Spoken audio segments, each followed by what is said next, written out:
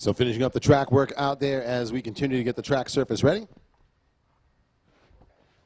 We are currently live streaming, so if you have folks that could not make it here today, you can tell them to go ahead and go into rpmsportsonline.com for the link. Or you can simply go on the YouTube app and search for rpmsports.streaming. That is where the link will be for it. We also have the link up on the Instagram and Twitter pages for RPM Sports, so make sure you check that out. Send that off to the folks who could not make it here.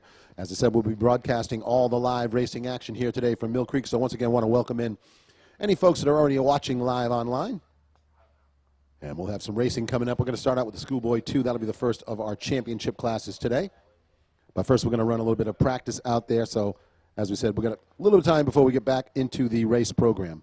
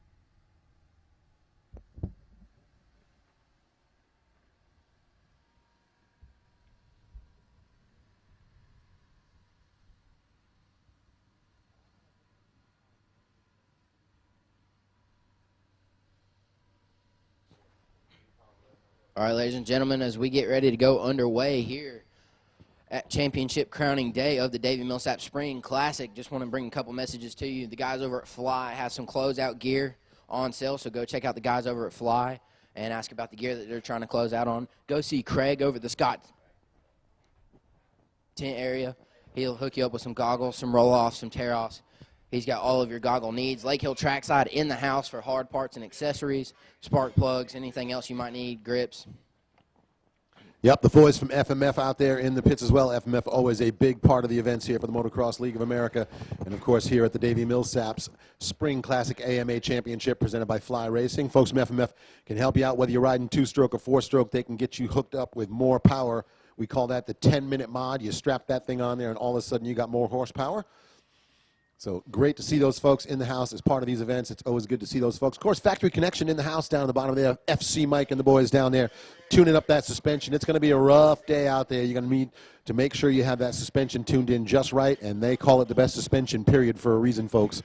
So make sure you stop down and see Mike down at the Factory Connection rig. Of course, Doug from Team Green in the house. Make sure you stop down there. If you're a Kawasaki Team Green rider, stop down and say hi to Doug. They are here supporting the event as well as the folks from the KTM Orange Brigade. See the big old Orange Brigade tent down there.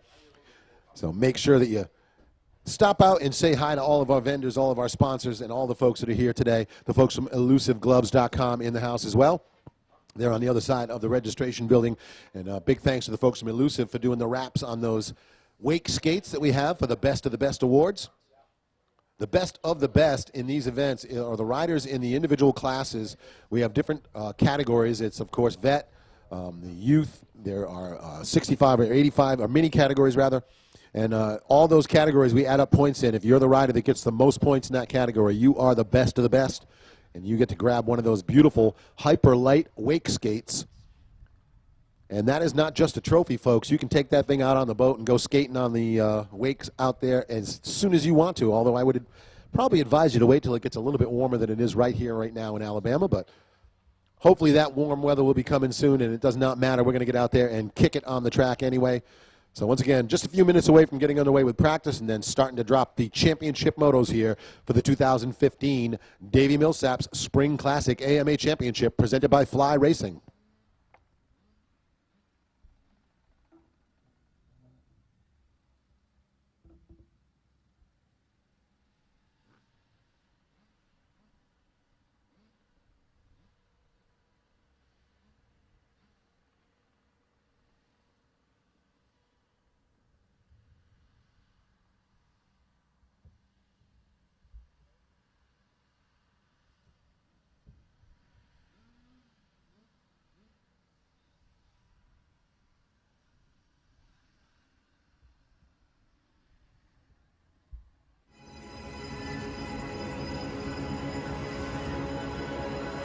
I ride because I love it. I ride because it's my passion. I ride because it's in my blood. I ride because I love the adrenaline rush. I ride because it's my life. I ride for fun. I ride because I love to win. I ride GMX tires.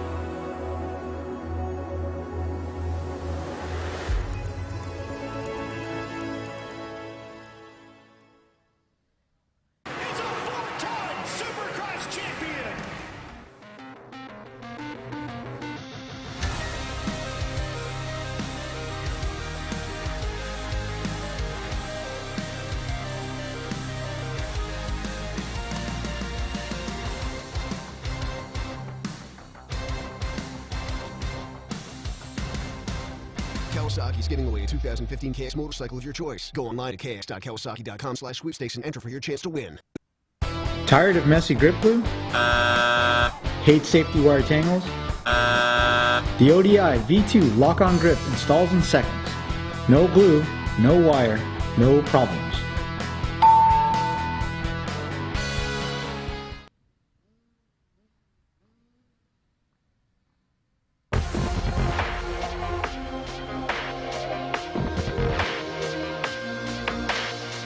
It's not just about design, it's about comfort. You try these gloves, you try the apparel, you're hooked. You're a part of the crew.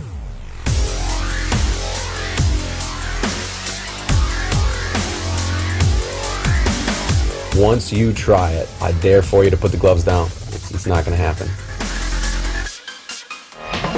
Elusive is way more than just a paycheck for me. This is something that I'm doing to influence the next generation and to be able to look up to a new breed of professional athletes. The future is Elusive. Join the Alliance.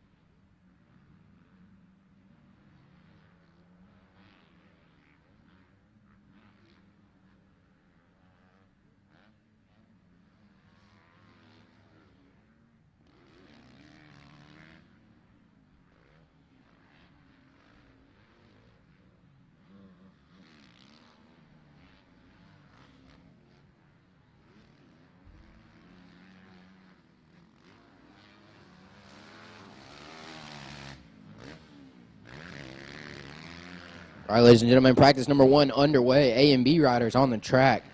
Practice number 2, 85, 105, and 150 coming up next.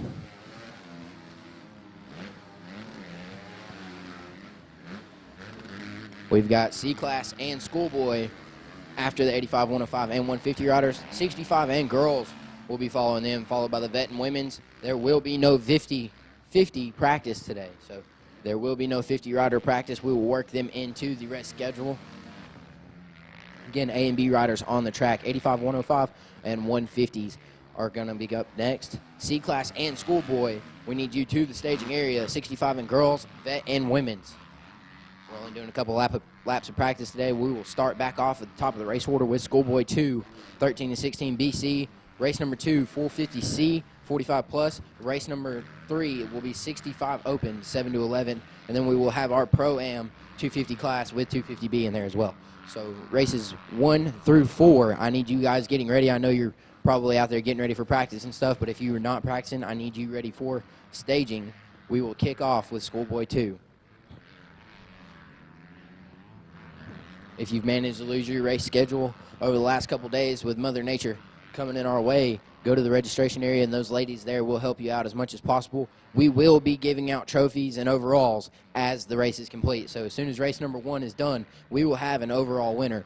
As soon as race number 2 is done, we will have our overall winner, and they will be giving trophies as soon as the motos are done and they can score them. So, probably 10, 15 minutes after you finish your moto, you can go ahead and head up and start trophying. I believe they're trophying back to at least 8th place today. So you guys do your best, finish top 10, and top 8 gets trophies. Event T-shirts and hoodies are on sale for the event. Event T-shirts and hoodies are on sale. $15 for a shirt, $25 for a hoodie. You can't beat it. Concession stands are open. Again, practice number 1 coming off the track. A and B riders, 85, 105, and 150s getting ready to go. C and Schoolboy will be after them.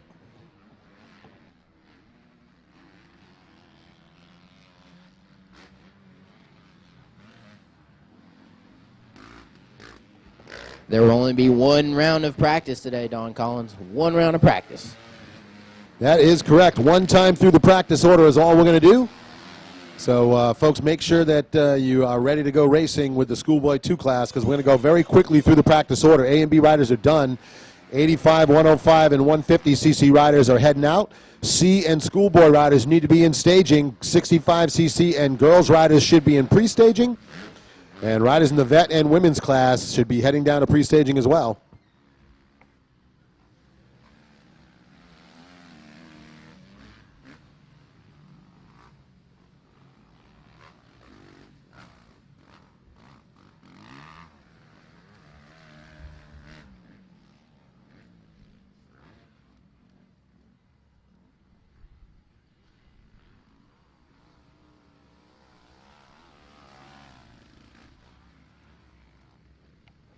Hey, and don't forget, folks, if you are the overall champion in your class, we're going to be handing you that #1 plate down on the podium today.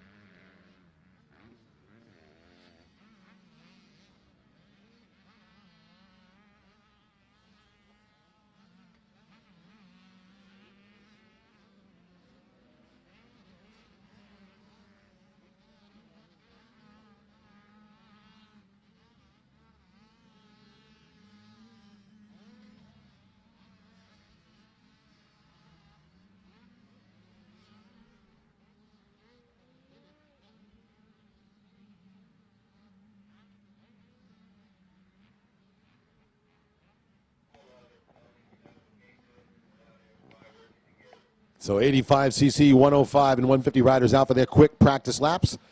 Riders in the C-Class and Schoolboy are next off the gate. 65cc riders and girls riders, you should be in staging. Vet and women riders need to be in pre-staging. We are not doing a 50cc practice this morning. We're going to keep you informed on when we'll be trying to slide the 50s into the order.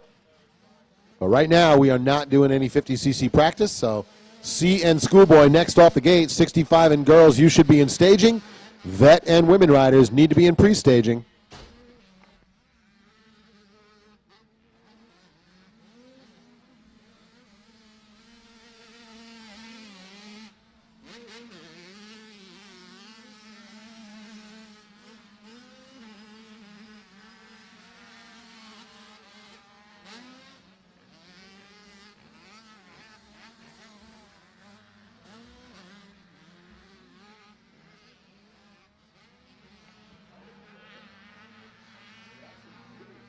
So working through the practice laps here as we're going to get ready to go racing with championship motos today.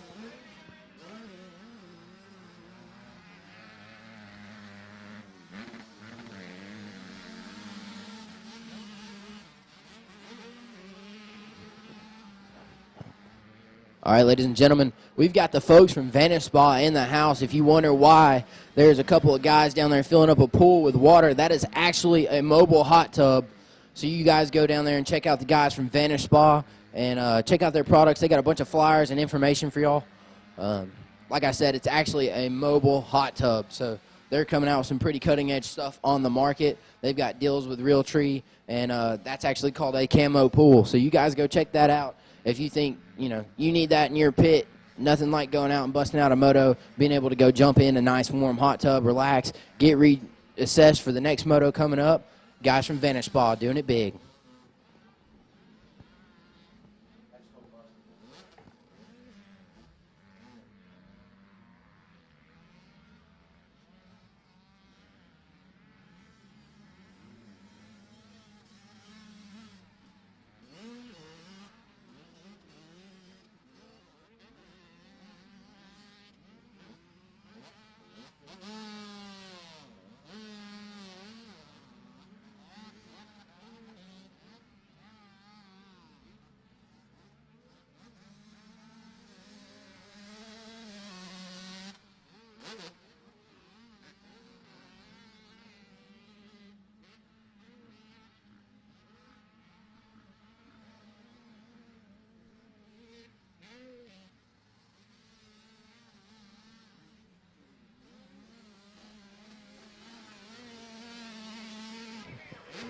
All right, riders in the Schoolboy 2, 13 to 16 BC, first moto of the day, need to be lining up down in the staging area.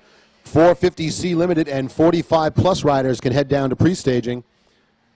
And we are just minutes away from getting underway with opening ceremonies.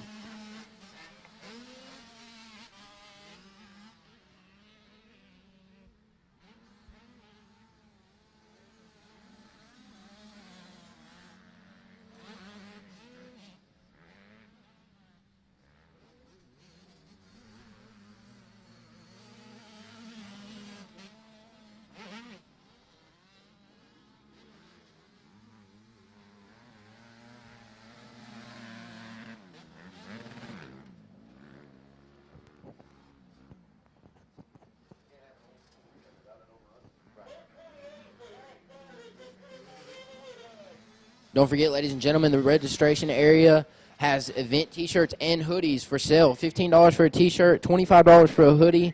It's nice and chilly out there, so if you guys want to look official in your event wear, Davi MIllsaps Spring Classic is posted on the front with our logo. On the back, it's got an awesome display with all the promoting sponsors.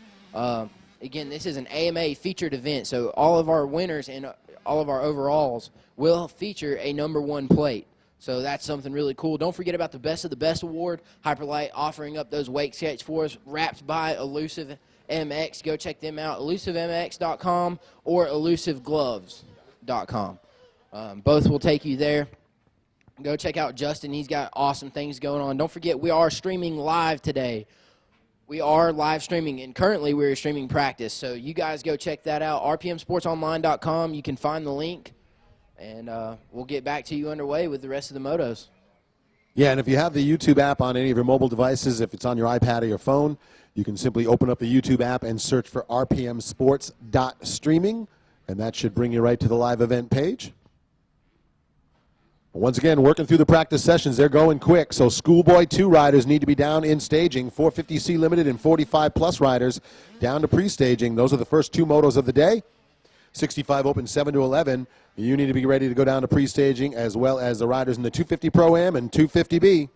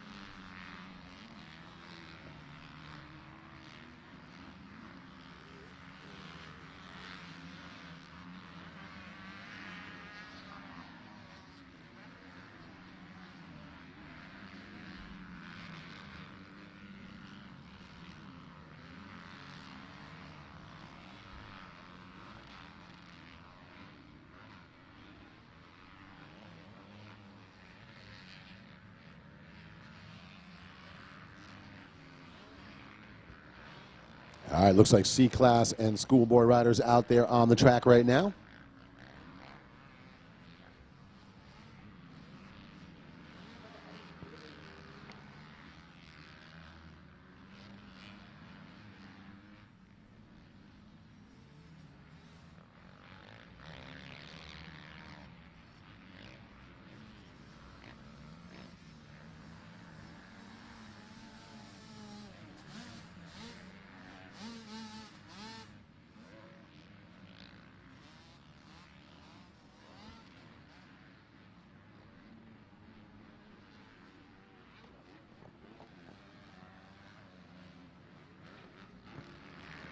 So once again, just want to welcome everyone in who is watching the live stream here to the 2015 Davi MIllsaps Spring Classic AMA Championship presented by Fly Racing. We are crowning champions here today.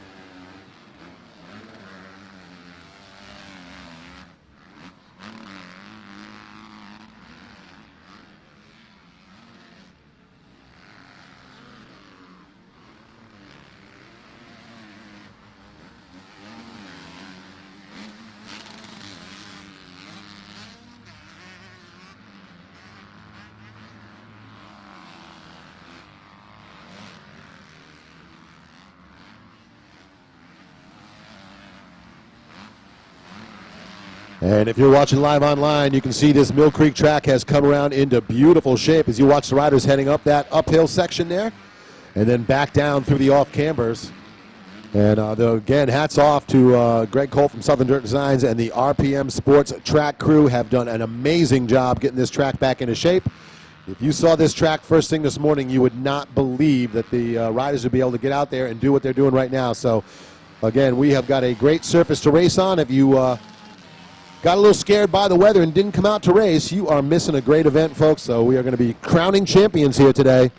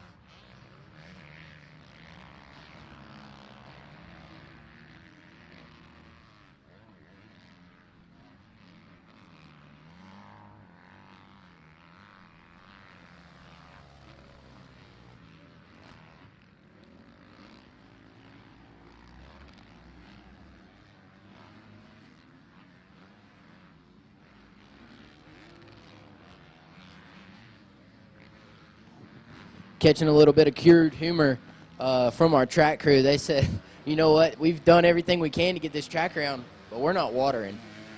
No, we're not rolling the water trucks out today at all, so hopefully nobody's going to complain about the dust. You can see some of the sections where they laid down sawdust to soak up some of that softer stuff there. It's got a little bit of a dusty quality to it, but hard to believe. That's right, folks. There's a little dust coming off that corner right there, but it is going to work in great. Checkered flag is out on this practice session, so we have got the 65 and girls next, and then the vet and women riders, the final practice session. You should be in the staging area getting set to go. Riders in the Schoolboy 2, 13 to 16 BC. You're the first moto of the day. Get down to staging right now. 450C limited and 45 plus riders. You're the second moto of the day. You should be in pre-staging.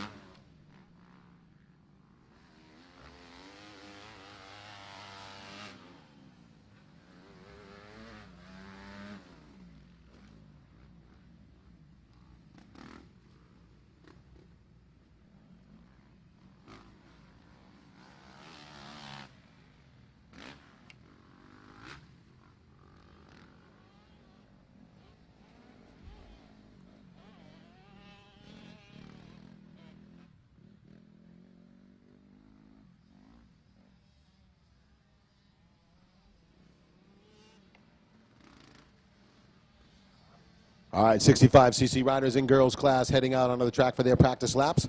Vet and women, final practice session of the morning. You should be lined up on the start gate. And we need riders in the Schoolboy 2, 13 to 16 BC, race number 1. You should be down in the staging area getting set to line up. 450C limited, 45 plus riders down to pre-staging. That's race number 2. And first call for the 65 Open 7-11. I know those riders are out on the track practicing right now, so once they're all done with that, they can head on back down into the staging area. That's moto number 3 on the day.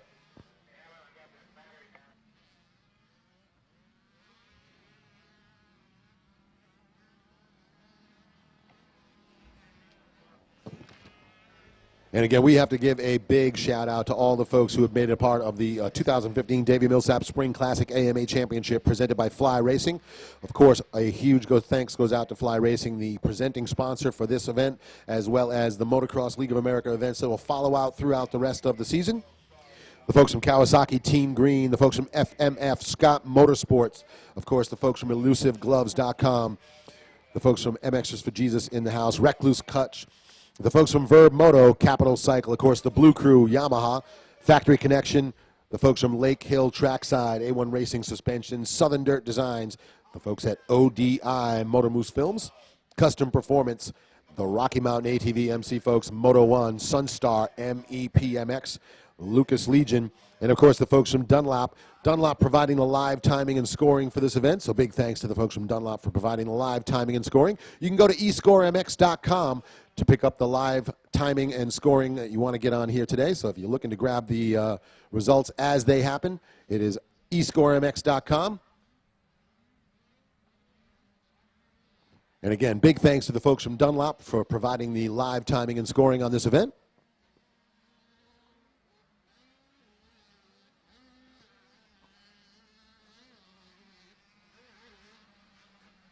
So working through the practice sessions here, 65cc and girls riders out on the track.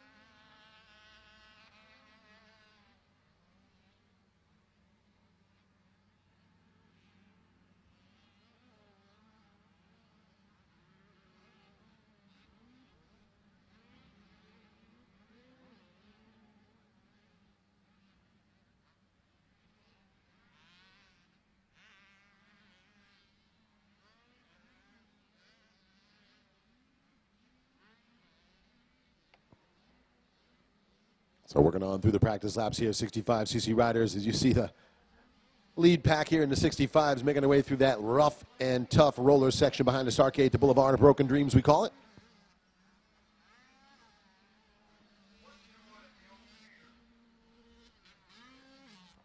And it looks like that's going to be the checkered flag coming out on this practice session.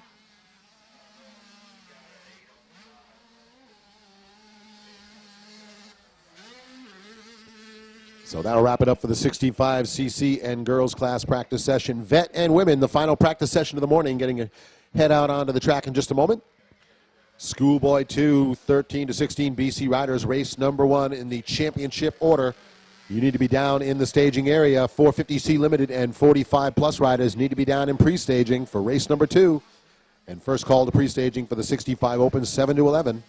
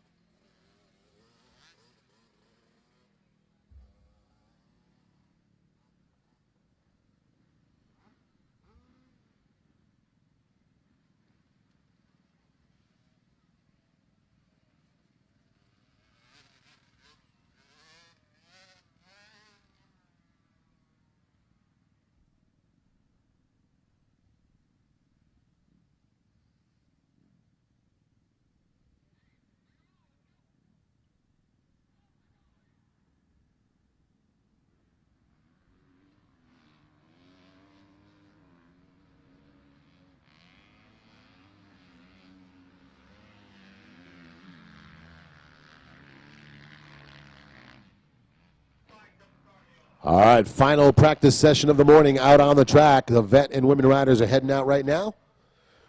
So racers into Schoolboy 2, 13 to 16 BC. You should be lined up in the staging area for the first moto of the day. 450C limited and 45 plus riders down to pre-staging. And first call for the 65 Open, 7 to 11 down to pre-staging. That's race number 3. Races in the 250 Pro-Am and 250B. You need to be getting ready to go as well, as that's race number 4 this morning.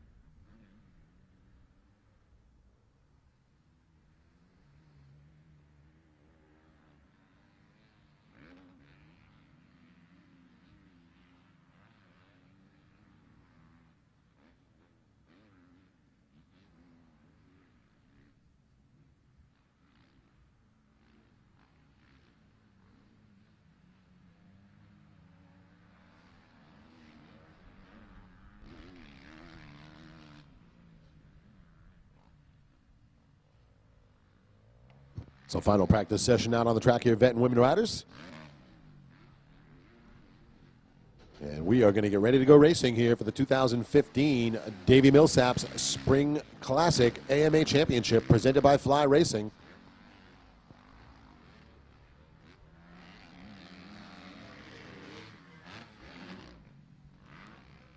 And coming into today, Cameron Cannon, the rider on the number 17 Monster Energy Pro Circuit, Team Green Kawasaki, took the win yesterday, so he's in the best spot right now to be the overall champion. 29 is Zane Merritt, finished it up in second yesterday on his Horton Racing Blue Crew Yamaha. The Rock River Cycle Trader GYTR Yamalube rider in position to be able to take advantage. If he can get a win today, a 2-1 will give him the championship.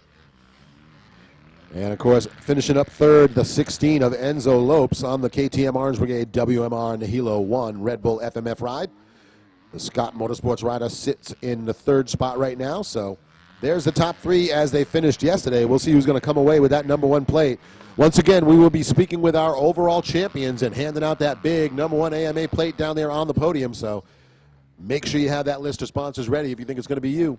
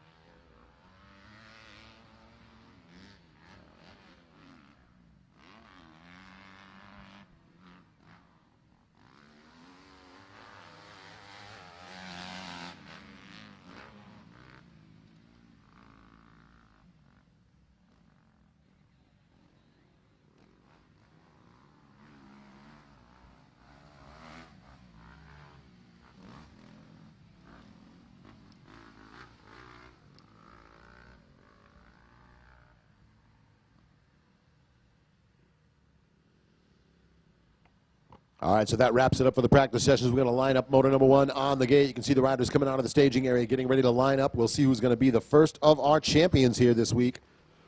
Schoolboy 2, 13 to 16 BC, getting ready to go.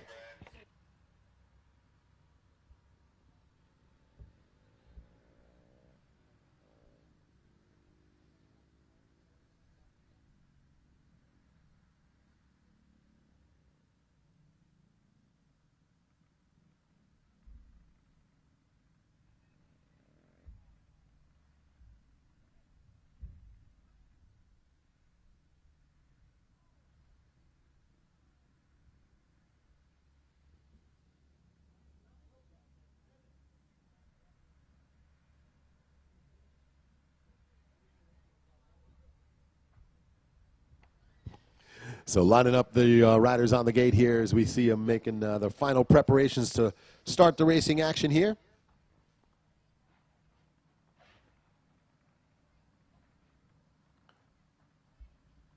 So you can see the riders there trying to pick that right gate down there. You can see some of the preparations going on as we get ready to load them in.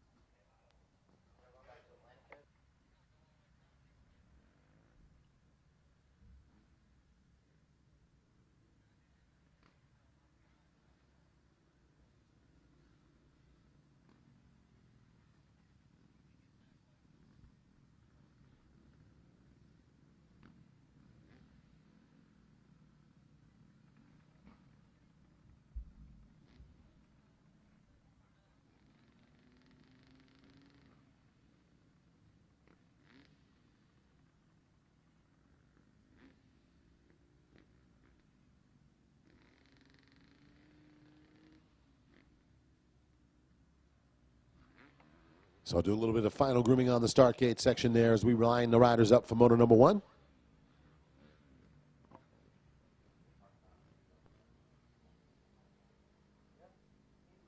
And once again, just remember, if you are the rider with the overall win here, we're going to be giving those number 1 plates out to you down there on the podium. So we will be interviewing our overall champion in each class today.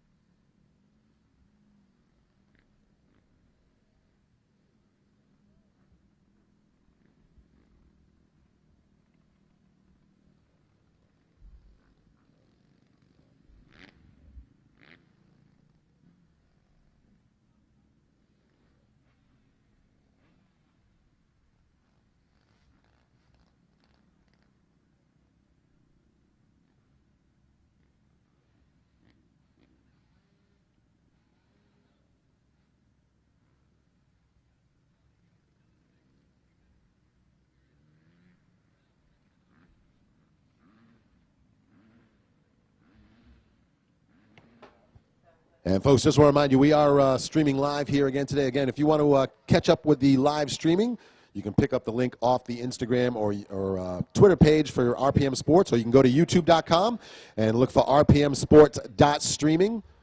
And it'll be the video listed in the Live Now section right there, so go ahead and click on that. And if you have the YouTube app on your mobile device, you can simply search for rpmsports.streaming on the YouTube app, and it will bring up the live stream.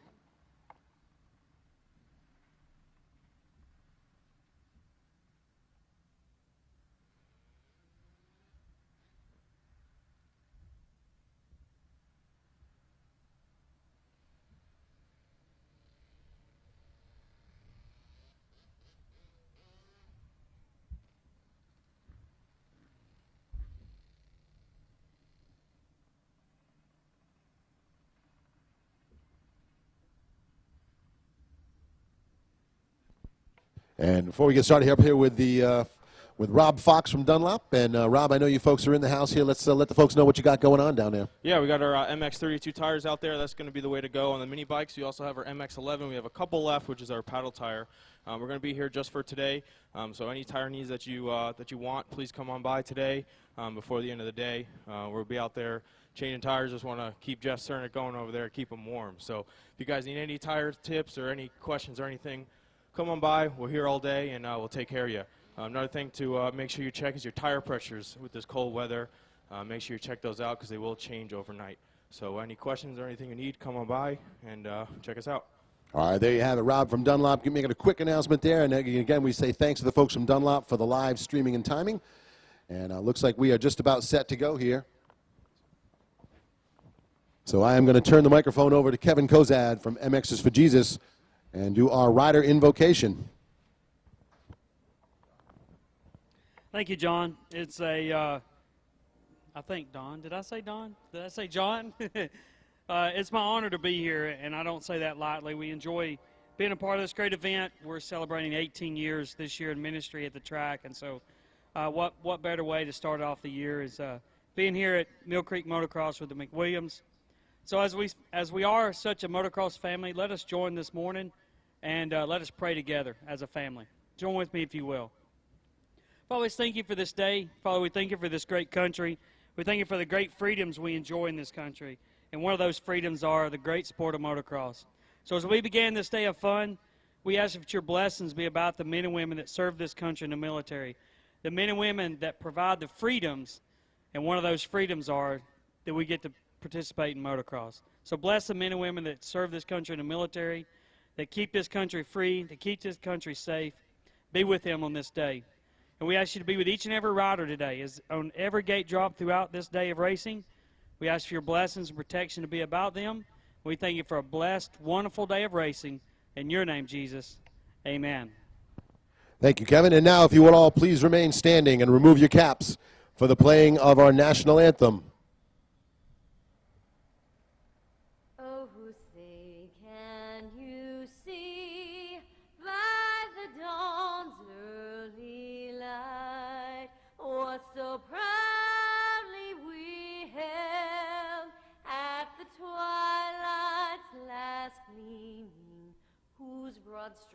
Send bright stars through the perilous fight. Oh, the ramparts we watched were so gallantly streaming, and the rockets' red glare, the bombs bursting in air, gave proof through the night that our flag was still there. Oh, say does that star-spangled banner yet wave? Oh, the land of the free and the home of the brave.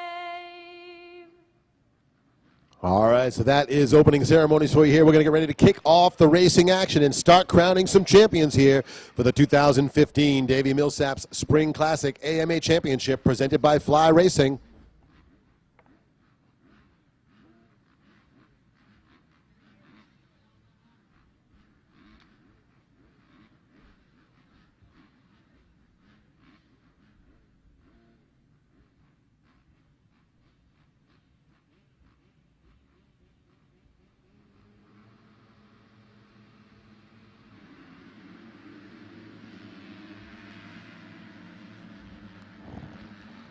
All right, ladies and gentlemen, here they come. That looks like it's going to be the 17 machine of Cameron Cannon out front.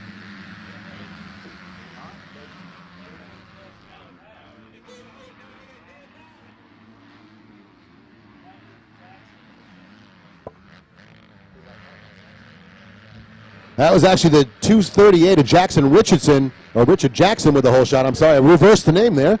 But it did end up being pretty much as you had called it there, because he did get past right away, and it is Cannon who's taken the advantage. So we'll see if Cameron Cannon can put down another win here. He won the moto yesterday. He's looking to make a perfect 1-1 and be the champion in this class. So we'll see if Richard Jackson can do something to dethrone him.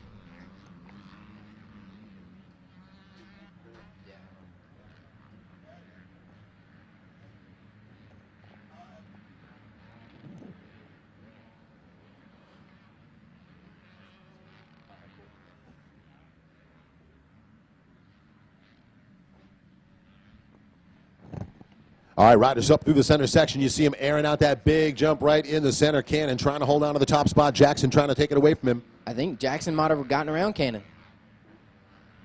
Nope, Cameron Cannon still out front.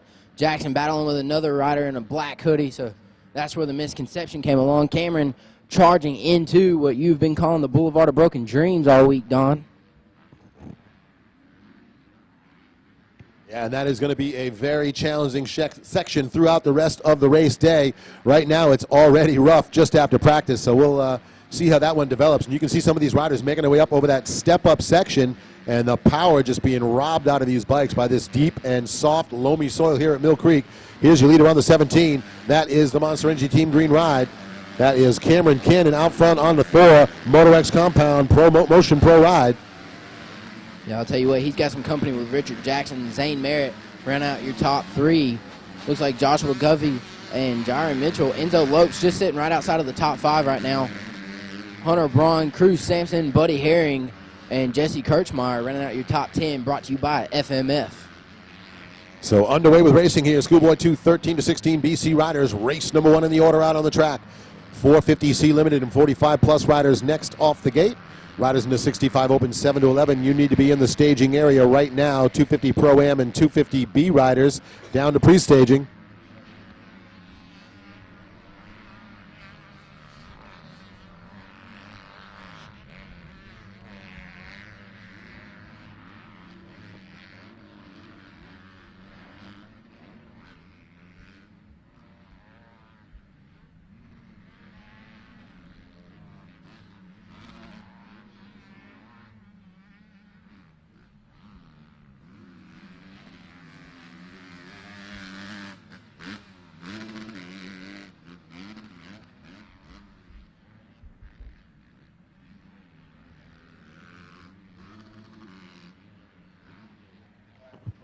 All right, looking for your leaders on the far side of the track. So far, Cameron Cannon looking strong out front. He's going to air out that big ski jump down the hill.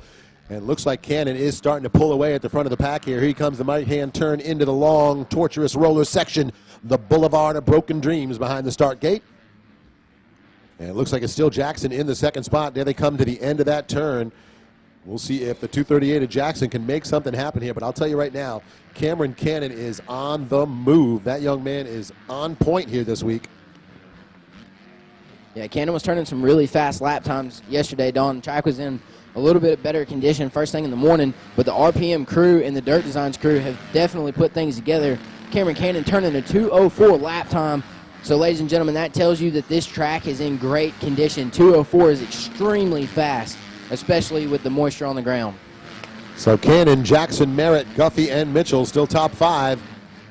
Enzo Lopes on the 16, sitting in the 6th spot. Hunter Braun on the number 12, running in 7th. On the number 21, there's Cruz Sampson still running 8th. Buddy Herring in the 9th spot, and it is still DJ Christie rounding out the top 10 as we crank through the laps here in the Schoolboy 2 13 to 16 BC class.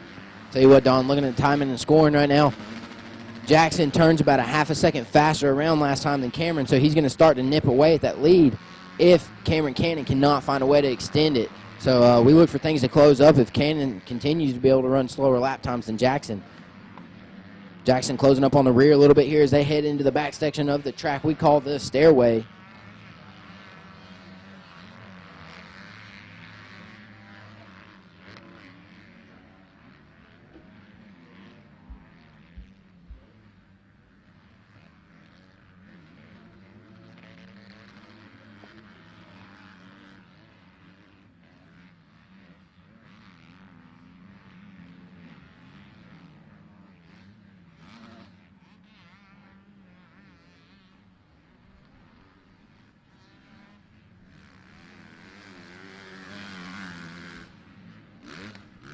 There's our leader headed down into the roller section. Looks like Jackson has closed the gap up a little bit. Jackson on the inside. He's got a strong run. Cannon makes a little bit of a mistake. Jackson around the outside. He's going to carry a little bit more momentum. Eats a mouthful of roost, but he is still right there on the back of Cannon. Carries a little bit more momentum. He's staying around the outside. Cannon's going to lose a little bit of time going inside, but he pushes wide to close off the line. Oh, man, and Jackson almost goes off the side of the track. Pushing, he goes around the outside, and he makes the pass. Will it stick as they come across the finish line side by side? And you know what? This is out of a high-risk move for Cameron Cannon. He doesn't need to win this moto. Jackson is not in position for the overall, and Jackson goes down in the outside of that turn there. I don't know if he had a little bit of help on that one, but he got into some of that softer stuff and just kind of lost his momentum. The front end tucked a little bit, and unfortunately, that's going to take him off of the charge for the lead in this particular race. But Cameron Cannon still in the driver's seat for the overall. Zane Merritt would be second in the overall picture right now with Josh Guffey third. Yeah, I'll tell you what, Jackson turned the fastest lap around last time with a 2:04.7. So if he's still able to click off a couple seconds a lap, Don, he'll be able to pull this thing back in. He's got a little over 3 laps left, so that's going to be a combined distance of 6 seconds, which is about the gap between him and Cameron Cannon right now.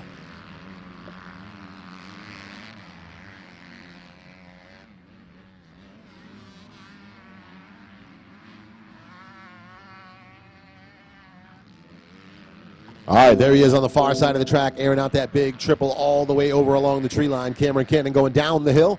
He's going to make a right-hand hard 180 and then right back up to the top again. Elevation changes are unbelievable here at this Mill Creek track.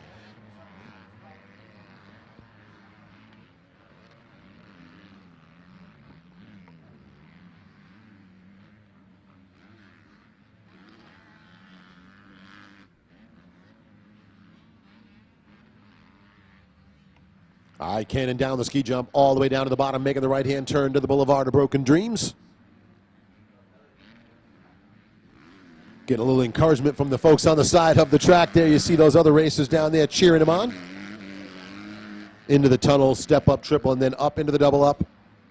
Yeah, I'll tell you what, Don, with Jackson going down, battling for the lead, Cannon's kind of got this one in the bag. He just needs to ride his own race, ride smart, and pick good lines, but at the same time, he has to run consistent times because he has got a slew of fast riders behind him closing up this gap.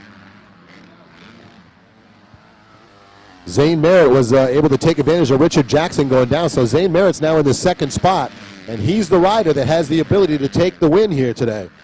Zane Merritt finished up in second yesterday. If he can make a pass on Cameron Cannon, he is going to be the overall winner, but he's got to get around Cannon. There's no other way to the overall championship for Merritt than to pass Cameron Cannon.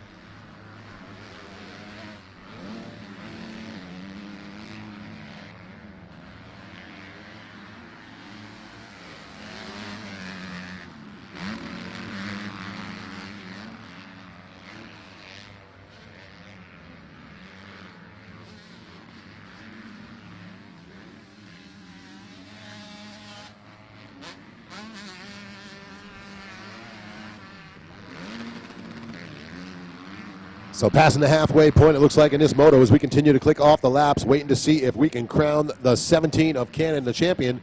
But right now, Zane Merritt is going to be doing everything he can to close the gap. There you see Cannon through the center section.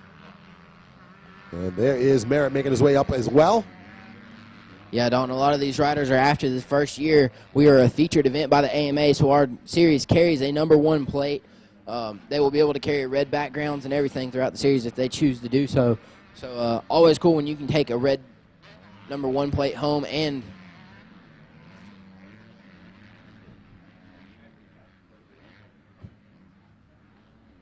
but it's always cool when you can set that #1 plate up on the shelf. Oh, there's nothing like a big old #1 plate chance. You can put that on your wall, have that baby forever.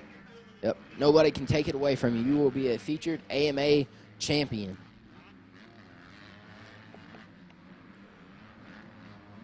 All right, so Cannon making his way down to the finish line turn here. Looks like this is going to be the white flag coming out. So one more time around to see if we can crown our first champion of the event. Cameron Cannon is on the way on the number 17 Monster Energy Team Green Kawasaki.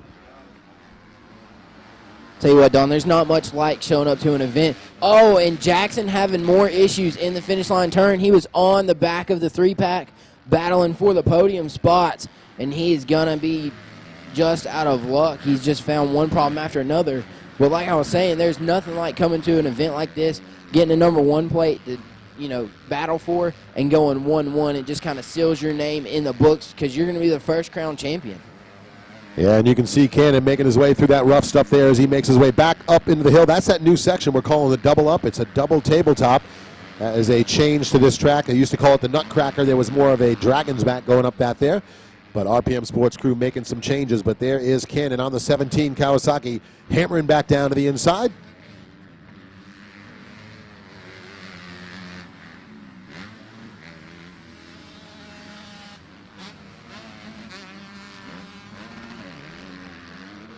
Cameron Cannon consistently turning fast laps. He's still the fastest rider on the track last time around with a 2:07. Looks like Josh Guffey trying to press that. He's a little bit closer to the 2:06 mark.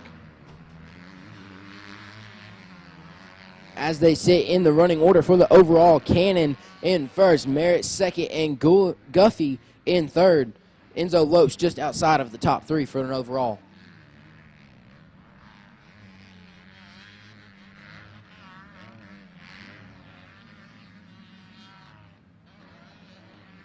You see Cannon airing it out massively down that ski slope jump. We used to call it the old finish line.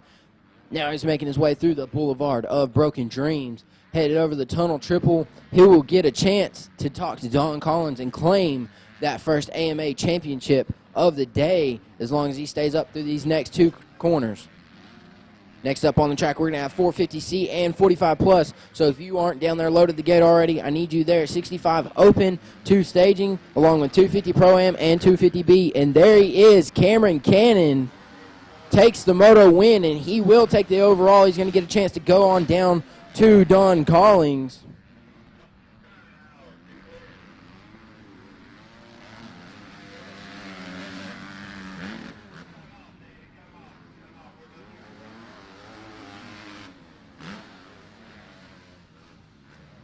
Cameron getting all set up on the podium, getting taken care of. He's going to have a chance to get them goggles off and pop the helmet off. He's going to get an opportunity to talk to Don.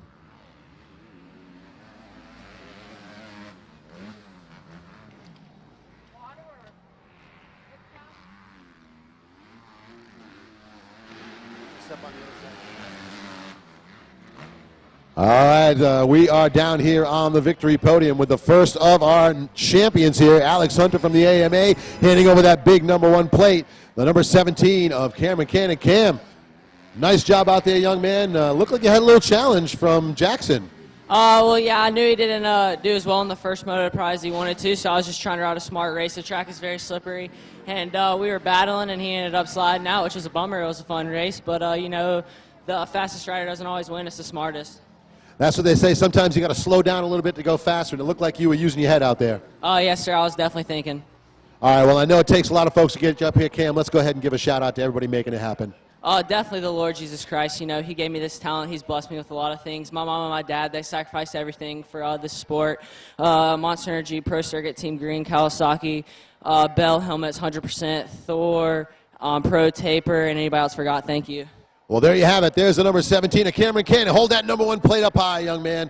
The first of our champions here for the 2015 Davi MIllsaps Spring Classic AMA Championship presented by Fly Racing. And we're going to send it back up to the booth. And Chance with the next moto. What do you got, Chance? Yeah, thanks, Don.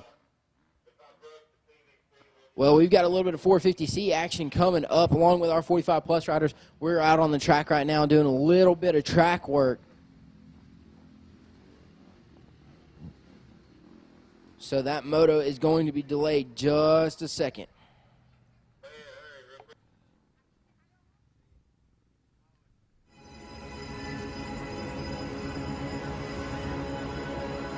I ride because I love it. I ride because it's my passion. I ride because it's in my blood. I ride because I love the adrenaline rush. I ride because it's my life. I ride for fun. So the first of our #1 I plates ride going out because there I love very to win. happily, Cameron Cannon. And as you I said, ride GMX definitely a tires. tricky course out there at this point in time. You got to use your head. Got to go a little slower sometimes to go faster. But doing a great job.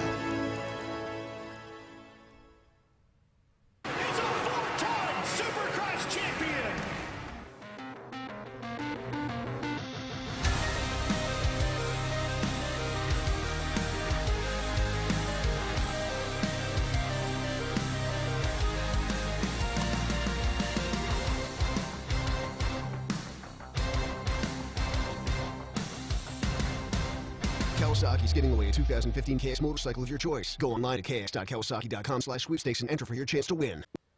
Tired of messy grip glue? Hate safety wire tangles? The ODI V2 lock-on grip installs in seconds. No glue, no wire, no problems.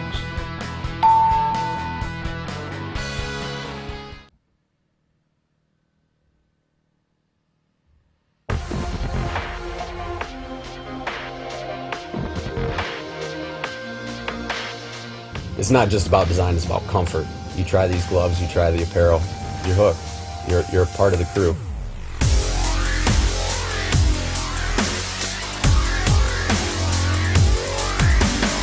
Once you try it, I dare for you to put the gloves down. It's not going to happen. Elusive is way more than just a paycheck for me. This is something that I'm doing to influence the next generation and to be able to look up to a new breed of professional athletes. The future is elusive. Join the alliance.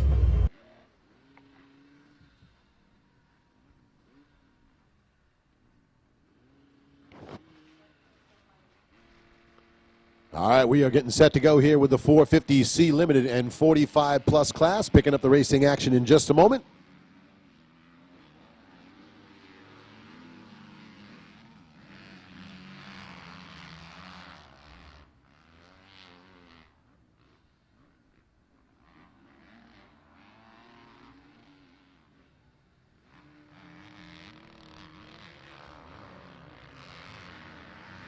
And almost a dead heat there up the hill. The 376 of Dan Collins finally able to get the advantage. Out front with the whole shot for the 45-plus gate drop. Looks like it's going to be the 45 of John Davidson.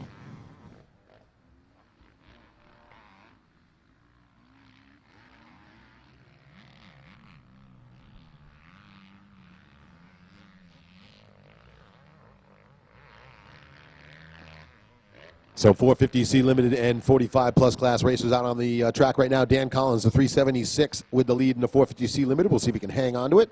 He was the winner yesterday, so looking like he's in a good spot right now for the overall championship here.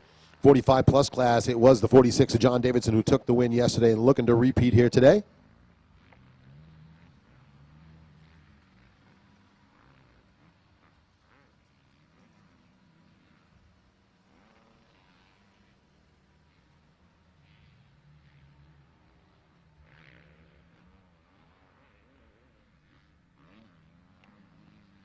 All right, looking for you to lead us through the center section. The right-hand turn now into that big, long, torturous roller section behind the start. And it looks like it is Collins holding down the top spot still as he comes to the end of the section.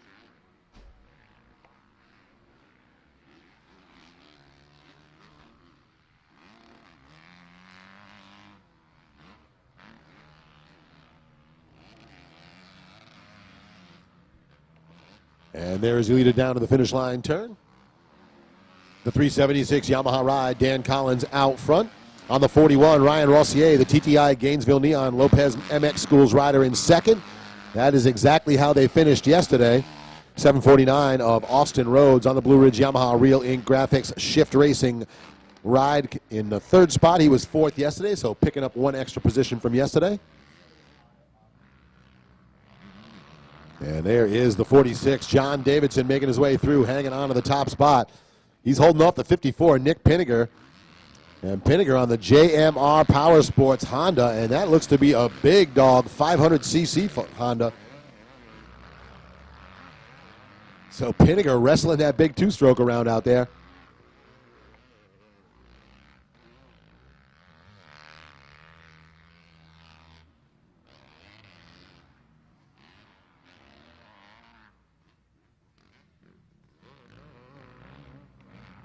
Pinniger going after Davidson as they go up the hill, but Pinniger gets to the inside and it robs the momentum. And now that is going to drop him off the back tire of Davidson, so Pinniger going to have to go back to work.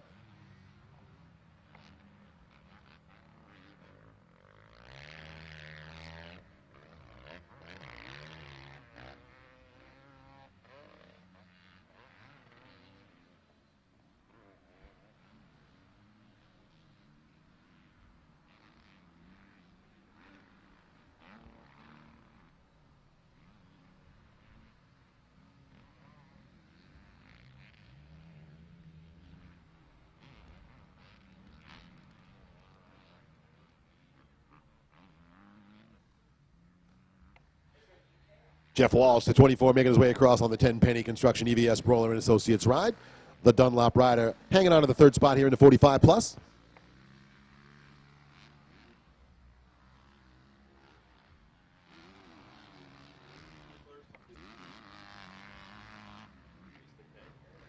All right, can I just please, Mr. Hunkler, please go over to the Dunlop rig. Mr. Hunkler, please go over to the Dunlop rig.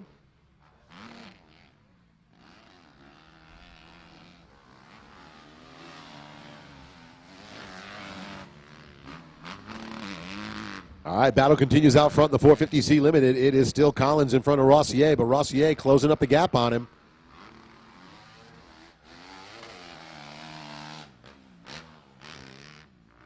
Coming down the hill on that off-camber section, the 41 Kawasaki trying to make a move. That's going to be the battle for the championship in the 450C Limited right there.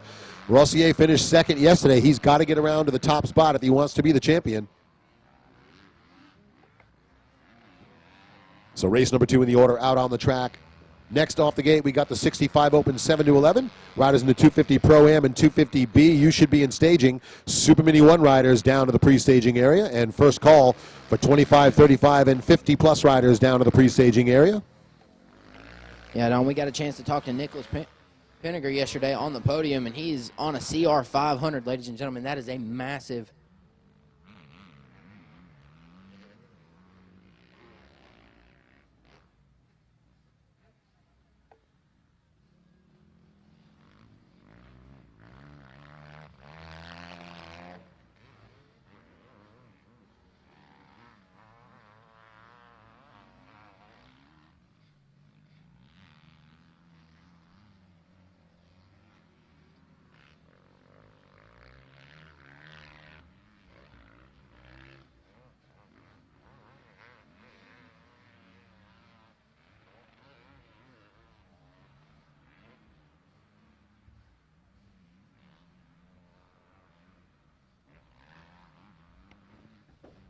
All right, waiting for your leaders to make their way down into that right-hand turn at the bottom of the hill. There he is into the Boulevard of Broken Dreams. And let's see if Dan Collins can bring home the championship here. Still holding off the 41 of Rossier, and it looks like he's got a little more breathing room this time around. Airs out the tunnel triple into that step-up double. And smooth sailing so far for the Yamaha rider.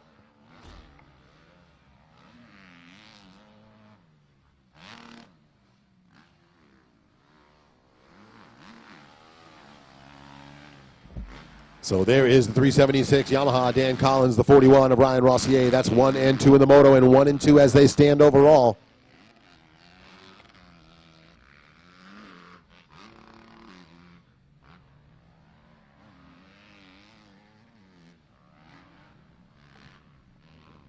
Yeah, Don, right now on the track we got moto number 2, moto number 3 loading the gate, 65 open, 7 to 11. We need 250 Pro-Am and 250B to the staging area, followed by Super Mini 2, 25, 35, and 50-plus riders. So, again, 65 open, loading the gate, motos 4, 5, and 6. I need you to the staging area if you're not already there. And a pre-staging call for moto number 7, College BC. Still got Collins out front in the 450C class, leading the way with the championship right now. Ryan Rossier and Austin Rhodes in second and third. Rossier trying to struggle with a fourth-place finish yesterday, and he is in a third-place finish today, giving him the third spot overall. Rossier going 2-2, and Daniel Collins going 1-1. Looks like John Davidson is sitting in the overall position for the 45-plus class. Pinniger in second and Walsh in third. Yeah, Pinniger was charging after Davidson earlier in the moto, and it looks like he's kind of falling back off the pace just a tiny bit. Still close enough to take advantage if there's a mistake out of the 46 of Davidson, but Pinniger definitely not close enough to try to take that spot away.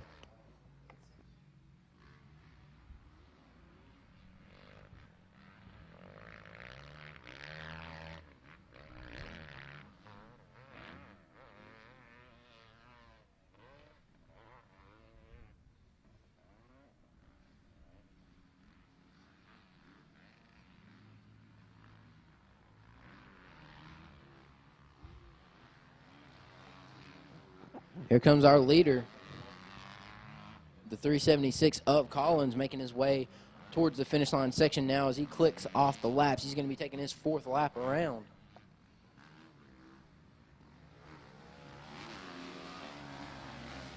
Things might close up between him and Rossier. Rossier turns 2 seconds faster last time around, so the gap is going to close up a little bit. If he's continually able to do so, he will be battling, and if he can pass Collins, he will put himself on the first spot overall. And I'll tell you what, that off-camera section, as they come down the hill, you can see both riders struggling a little bit as they got to the bottom, trying to find some traction back up to the top of the hill, and it is still Collins holding the advantage, and Rossier chasing after him.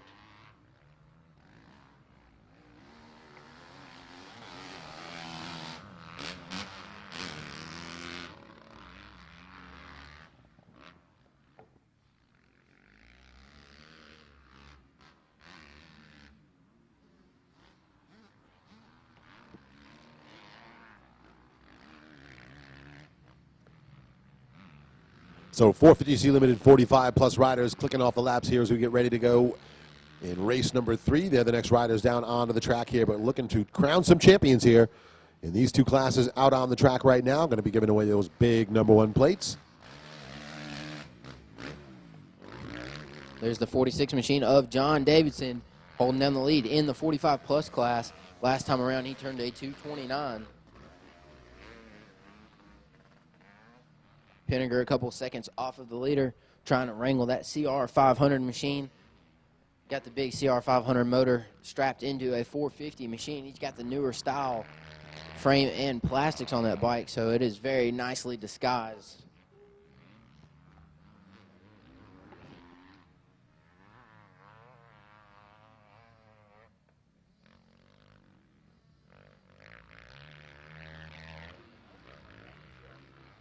And once again, watching the end of that roller section there as we look at the battle in the 450C Limited. And no problems with Dan Collins. It seems he's handling Rossier right now. And there is your leader on the 376 down into the finish line turn. The white flag is going to come out. So it's going to be one more time around for the 376 of Dan Collins to hang on for the championship.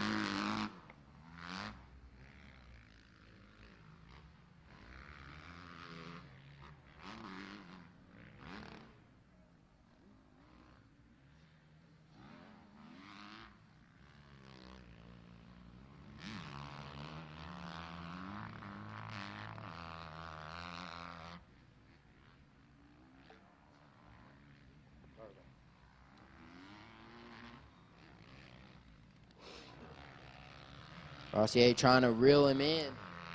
About a 2.5 second gap between him and Collins. Last time around, they were pretty much the same with 2:16s. So he's going to have to make some stuff happen or hope for a mistake if he hopes to take this overall from Collins.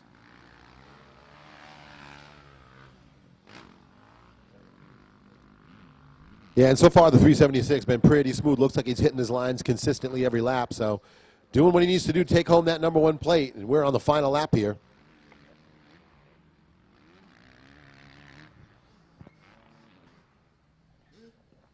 And here comes Davidson heading into the finish line corner.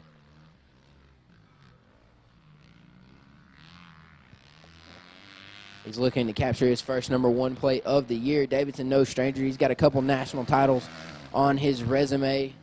He's been on a motorcycle for a long time.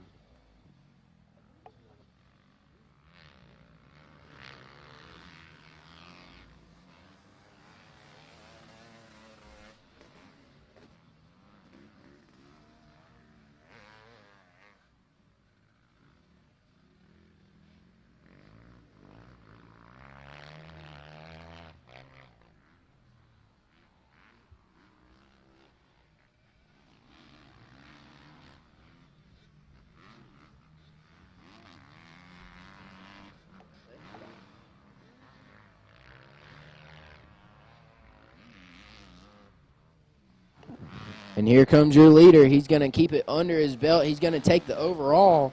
That's the 376 machine of Daniel Collins. There's the 41 of Rossier. Next round, we'll see Austin Rhodes. He's going to round out the top 3 in this 450C class.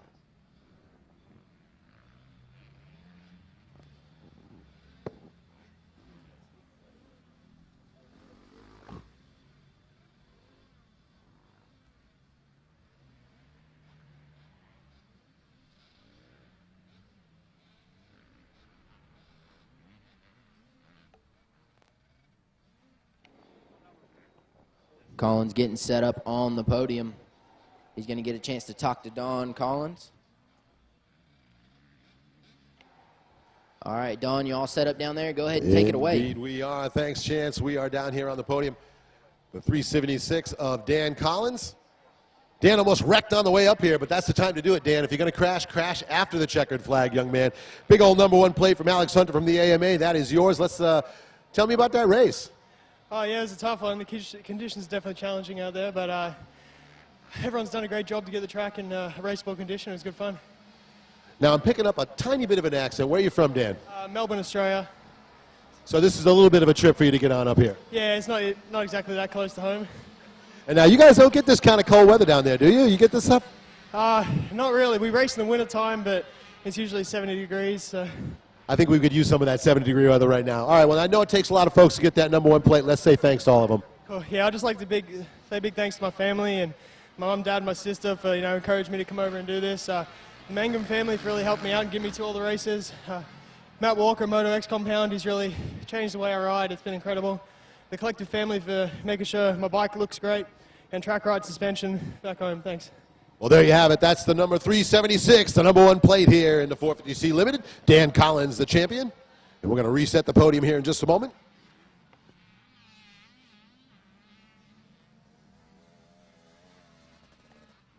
Next up, Don Collins is going to get a chance to talk to the 45-plus winner of John Davidson. Davidson taking the overall in the 45-plus class. Out on the track right now, we got a little bit of 65cc open, 7-11. With Matt LeBlanc with the early lead. He's joined by Kenan Jones, Ivan Aldama, Braden Calderon, Hayden Cavana, Andrew Rodbell, Peyton Crisp, Gavin Batson, Nicholas Laurie, Crockett Myers, Nick Romano, Aiden Beckage, Burgess Stevens, Dakota Aldridge, and Cale Badby. Davidson getting all squared away down there on the podium. I'm going to send it back on down to Don. Don, take it away. All right, thanks, Chance. We're down here with your winner in the 45+, your champion, getting that #1 plate from Alex Hunter from the AMA here as we pop the helmet off. John Davidson, the number 46 Suzuki rider, going to be giving a little shout out here. He's got to get himself all set up, though. It's a little bit chilly out there. We're peeling off the layers up here.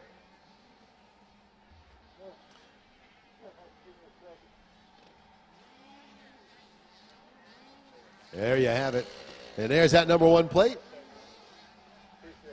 All right, John, I heard you talking a little bit of work out there this time around. Yeah, I didn't get as good a start as I hoped, and Nick was on me, and I'm my own worst enemy out there. I kind of fold to the pressure sometimes, and fortunately myself, I calmed down, and it was pretty slick out there, and I knew I'd throw it away, and if I would try too hard, and then I was scared that he would catch me if I didn't. So there's kind of a battle going on mentally the whole race long.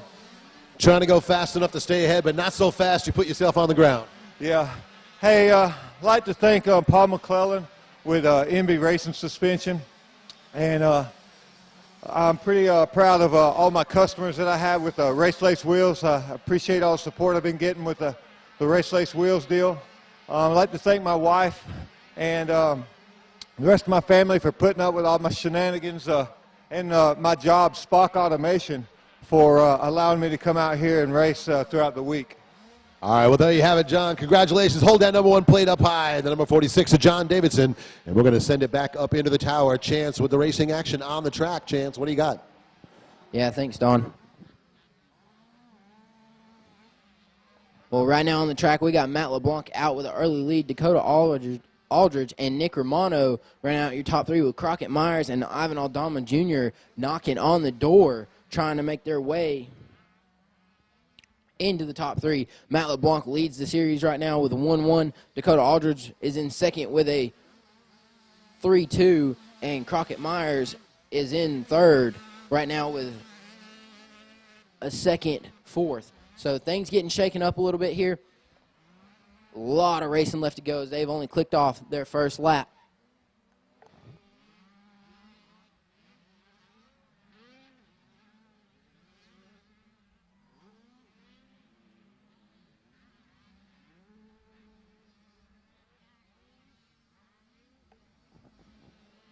Here comes your leader, Matt LeBlanc, over the tunnel triple right here in the middle below the finish line. He's going to make his way to yet another flawless lap, running a fast time. We've got a little bit of a battle shaping up right here in second. Nick Romano all over the back of Dakota Aldridge.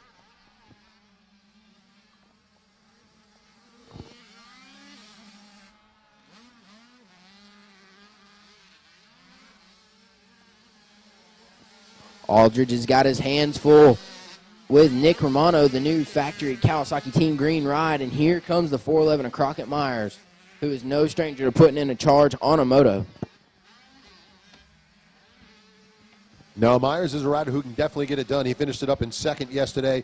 LeBlanc with the win yesterday. So those are the 2 riders to watch in this battle for the overall. Romano getting in the middle of it there on the 411 / the Team Green Kawasaki rider.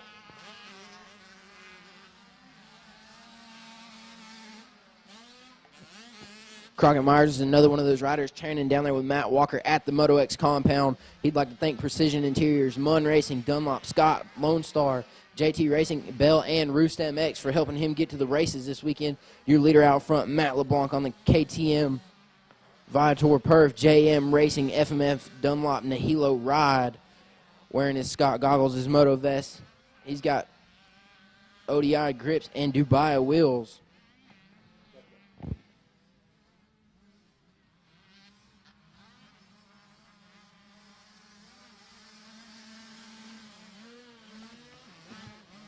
We've got a little bit of a battle shaping up between the 901 and the 54 of Peyton Crisp. These two have come together and closed the gap on each other, trying to make their way into the top 10.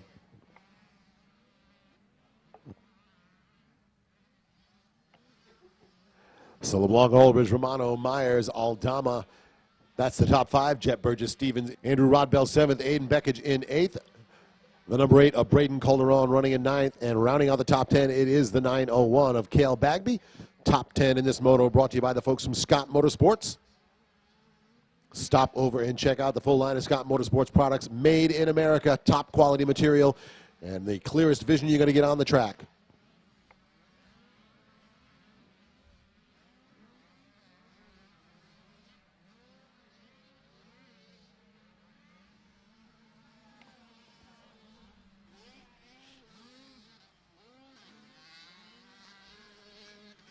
And LeBlanc, it looks like, going to make his way through a little bit of lap traffic there, gets his way through cleanly. He is just on the move. Rider out of Bow Bridge, Louisiana, getting it done out front. He's got a big gap over the 411 of Romano now, and the 809 of Aldridge sitting in third now. A 10-second gap between first and second. Matt LeBlanc absolutely on fire.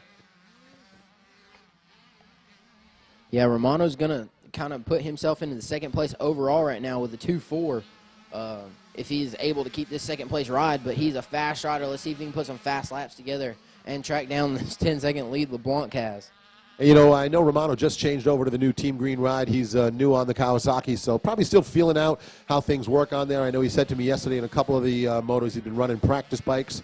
So still sorting out all the things with the brand new ride, the brand new team, but definitely doing a great job getting himself into a second place position in the overall here. But right now, Matt LeBlanc is just firing on all cylinders. That young man getting it done.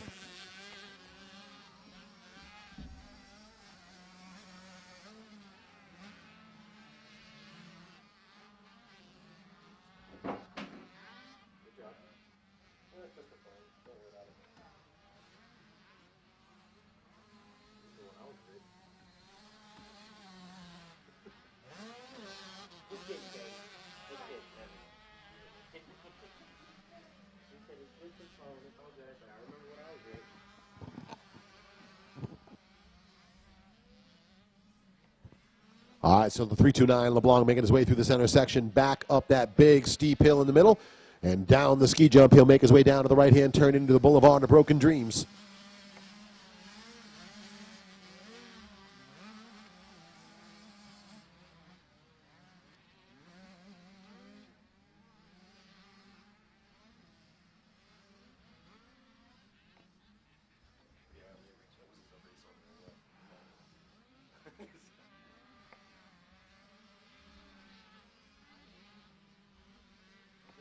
All right, LeBlanc making his way through the big sweeping left-hander. He's going to drop down to the finish line turn, and it's going to be the white flag for the young man on the 329 KTM.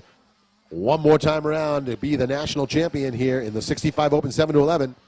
Crockett Myers is all over. Oh, and he comes up the inside trying to take the position away from Aldridge. Crockett Myers on the gas. Wow, he is going everywhere he can, just muscling that little KTM around, trying to find a way around Aldridge. Myers does not want to be in fourth, very clearly.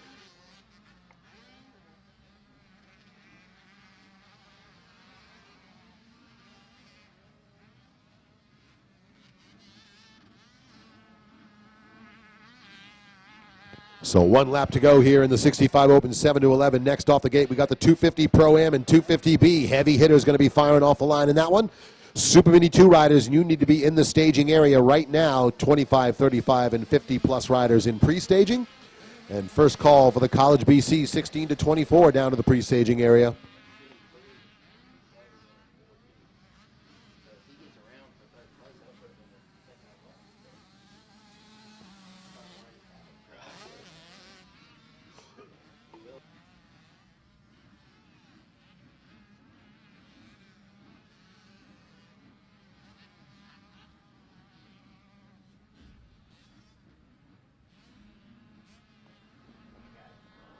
All right, as Matt LeBlanc is on the move to seal his moto win, we've got an awesome battle going on. Crockett Myers trying to take over the third place spot of Aldridge. If Aldridge falls to Myers, Myers will move into the second overall, as right now he is in fourth. There's a three-way tie for second overall, but of course the tiebreaker goes to the best finish on the day. So if Myers can make his way around and claim that third place spot, it will put him into second overall.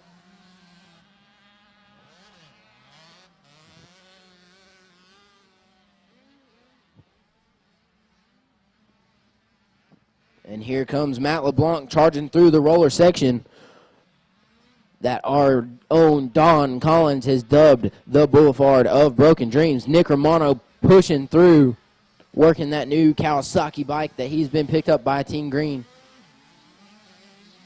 A couple corners left. Matt LeBlanc just has to stay on two wheels, and he will become our overall. Crockett, Myers, and Aldridge side by side as they come over the tunnel triple.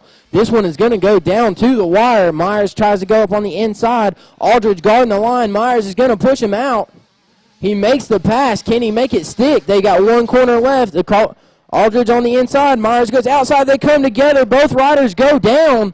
Who will get up quicker? Myers back on the bike. Aldridge is stays started, and Myers is going to fall to a fourth place spot. This one goes down to the wire, ladies and gentlemen. Matt LeBlanc getting squared away on the podium. He's going to get a chance to talk to Don Collins here in just a second. Up on the track next, we have race number 4 is going to be our 250 Pro-Am riders.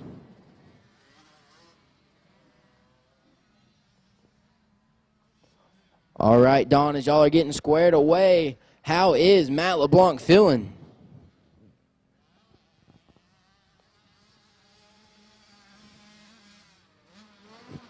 Well, we are down here on the podium. Now, I've lifted up more mini bikes in the past few days than I have in the last 5 years.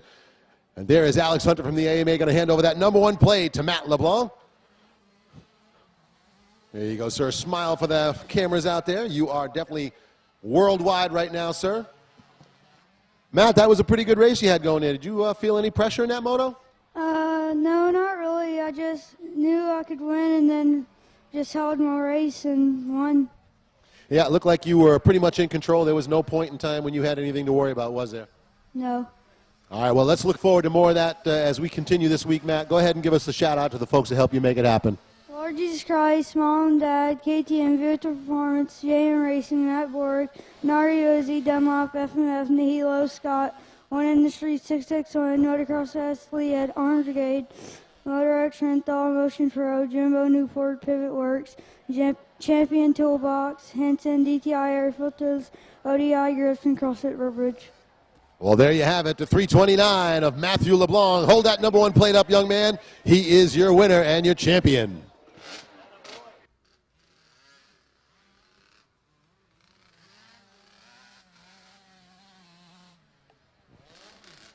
All right, Don, down on the gate, we have got 250 Pro-Am and 250B getting ready to take way.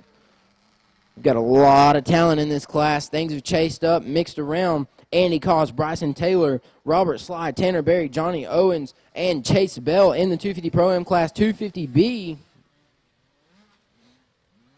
is going to be Egan Maston, Felix Lopez, Enzo Lopes, Cameron Cannon, Kyle Bush, Nick Hess, Trey Green, Brandon Hartenrath, Jesse Kirchmeyer, Egan Maston, Dylan Walsh, Frederick Masali, Josh Guffey, Mason McCoon, Tucker Maxwell, Richard Jackson, Price Martin, Gavin Wilkins, Sam Wise, Ashton Hayes, Chad Saltz, DJ Christie, Wilson Fleming, Dylan Greer, and Cole Barbier.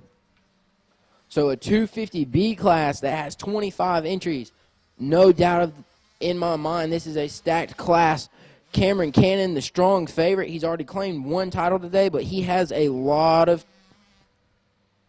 competition. Felix Lopez claimed the title yesterday with an undefeated race day. Enzo Lopes right there in the top 3. Trey Green, Brandon Hartenrath, Jesse Kirchmeyer, all strong favorites in this 250B class. 250 Pro-Am, Chase Bell took the moto win yesterday.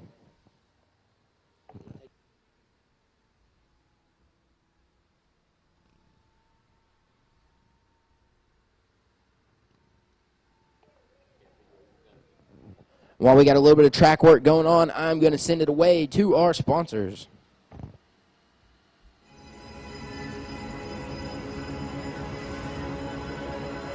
I ride because I love it. I ride because it's my passion. I ride because it's in my blood. I ride because I love the adrenaline rush. I ride because it's my life. I ride for fun. I ride because I love to win. I ride GMX tires.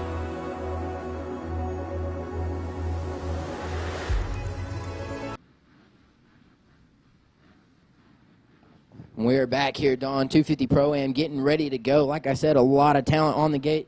Chase Bell took the first-time moto win in this 250 Pro-Am class. He's been strong all weekend. He has got to be a strong favorite, but he has got a lot of competition between Tanner Berry, Bryson Taylor, and Andy Cost, all have been competing right there for that top 3 area. Yeah, absolutely. Berry finishing second yesterday and Cost third. And I got to say, I want to say Andy Cost did not get off the gate as well as he would have liked to yesterday because that was a lot of work for him to get up to that third spot. So we'll keep our eyes on the battle that's going to go on here.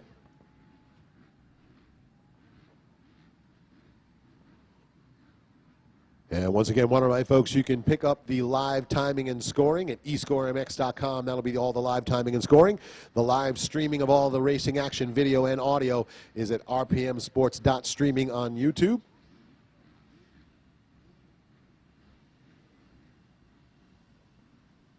Yeah, it looks like final preparations down there on the gate as the riders fire the bikes up. Just waiting for that 2-minute card to go up.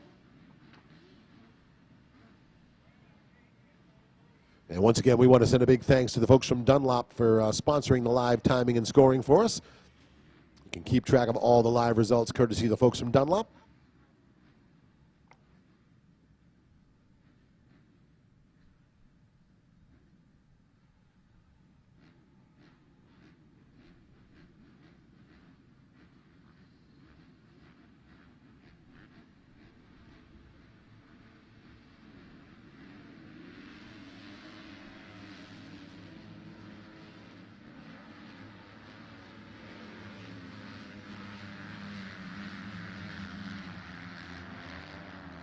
The 65, Tanner Berry, Kawasaki rider out of Washougal, Washington, the Fly Racing, Club MX, Power Kawasaki, Posey Engines ride, gets the whole shot.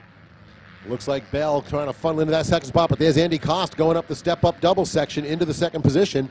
And here we go now with the 250B gate drop.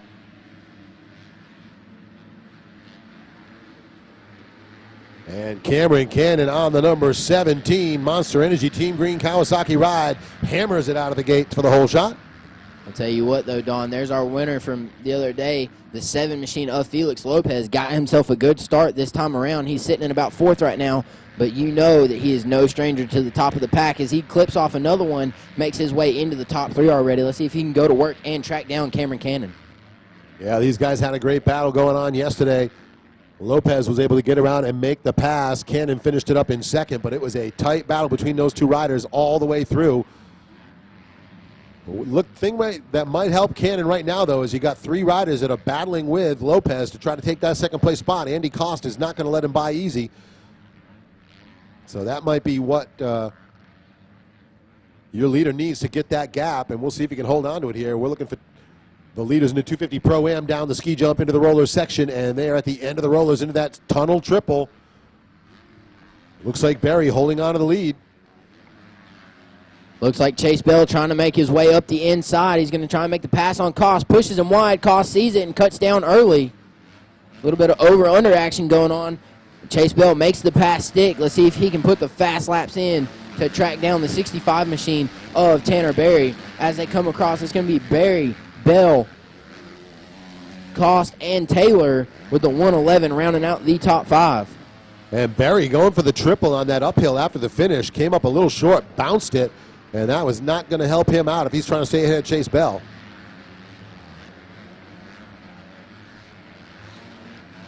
Like we said, Chase Bell was able to navigate this track and turn the fastest lap times that we have seen in a while. But Berry right there with him turning those fast times. So let's see if he can continue to do so.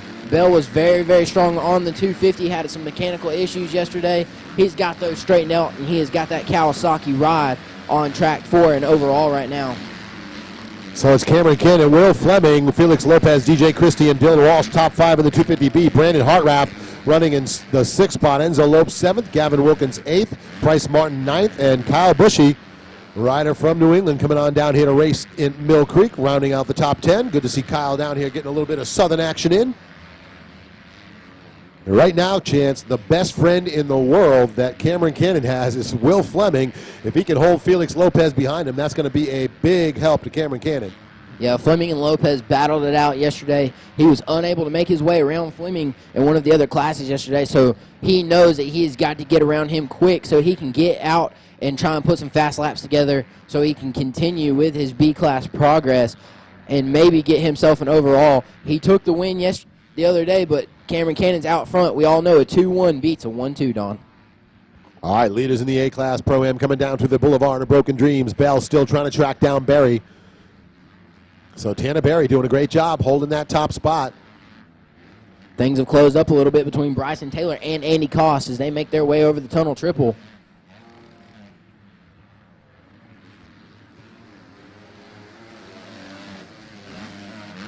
This gap has closed up significantly between Bell and Berry. Last time around, Chase Bell turns a 2:02. Berry with a 2:03.9.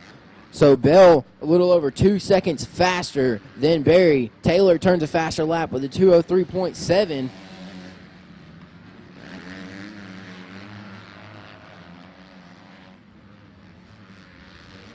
All right, leaders in the B class. Still the number 17, Cameron Cannon, coming to the finish line turn. Will Fleming holding on to that second spot. Lopez in third, and it looks like Lopez not closing the gap on second place. DJ Christie on the 47 is starting to close up on Felix Lopez, so Lopez may be having a battle to hang on to that third spot. There's the number 40 of Hartraft. He's going to move up as well. Andy Koss having a little bit of issues. He is stopped in the middle of the track right here after the step-up section past the tunnel triple, sitting in a little bit of traffic, and he is going to fall to the bottom of the pack, having some issues. He's in a very bad situation right now. He's in an off-camber turn. Can't get his leg back over the bike to help him get started. Chad Salt's off the side of the track right here at the finish line. You got to wonder if there's a little bit of rubbing going on, Don. Well, you know, you got to trade a little bit of plastic if you got to make a pass. That's the way it goes sometimes, and that's why you can go out and buy more of those shrouds. I'll tell you what, today they might be trading a little bit of mud. We have another rider having issues. Kawasaki rider down here below the finish line. Andy Koss off the side of the track. Looks like he's got a little bit of mechanical attention going on.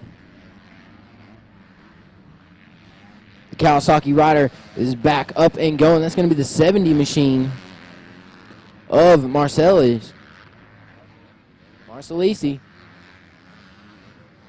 Barry still out front leading Chase Bell.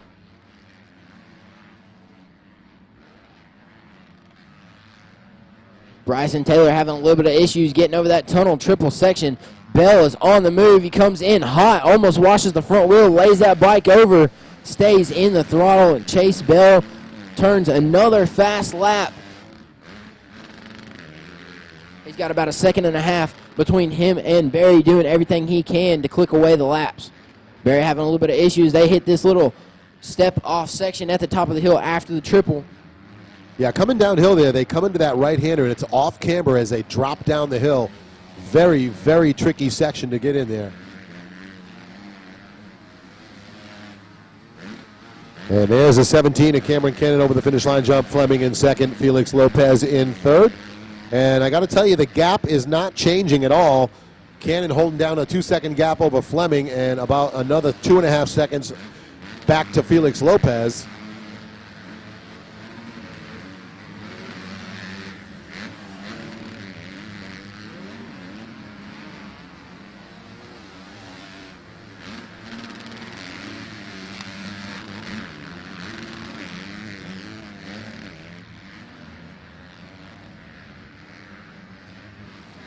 And tough break for the number 3 of Andy Koss as we see him on the center there, unfortunately out of this moto, so not sure exactly what happened, but that is not where Andy wants to be, I'm quite sure. Bell still fighting to get the overall in this one. Don, he won the last moto, and he's sitting in second place right now, so Barry in this situation will take the overall.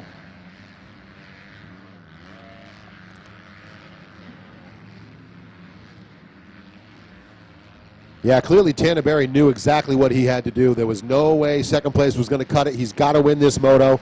All he can do is just hammer the throttle and try to keep Chase Bell behind him. And I got to tell you right now, it is going to be a tall order as they make their way down to the finish line turn, because Chase Bell is creeping up on him lap by lap. He continues to get closer, halfway point in this moto as we put the crosses out. So you see the flags crossed over each other as the riders go over the finish line. That means we're at the halfway point in the moto. Chase Bell knocks off a half a second this lap around. Both riders turning extremely fast lap times with just under the 2:03 mark, 2:02.2 and a 2:02.9. So Bell having a little bit of issues as they charge up that horsepower hill, gets in the throttle, starts swapping that thing around. I've never seen Huckenbuck go up a hill, but Chase Bell proving me wrong today. And it looks like a little trouble for the 21 of Bryson Taylor as he tips it over at the bottom of the hill, but right back underway. He's not going to lose any spots. Cameron Cannon holds the lead in the B. Fleming in second.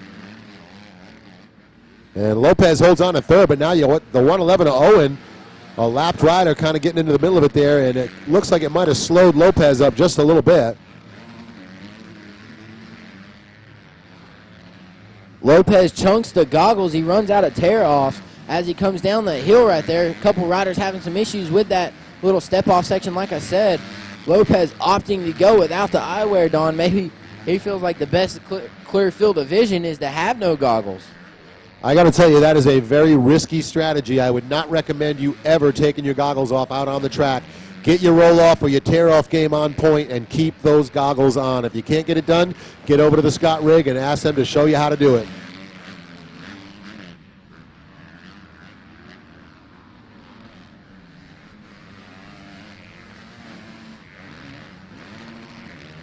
We got a rider down hard at the bottom of the hill. Right before the roller section, looks like he might have cross-rutted, and I think that might have been Chase Bell as he was about to go to the inside for the lead.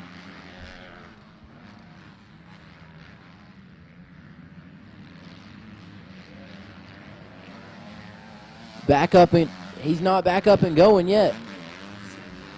Oh, Cruz Sampson, I'm sorry.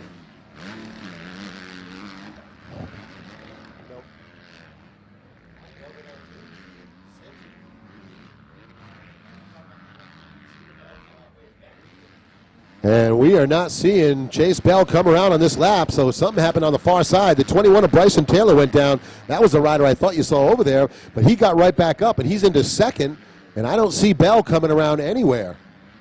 So Chase Bell dropping down.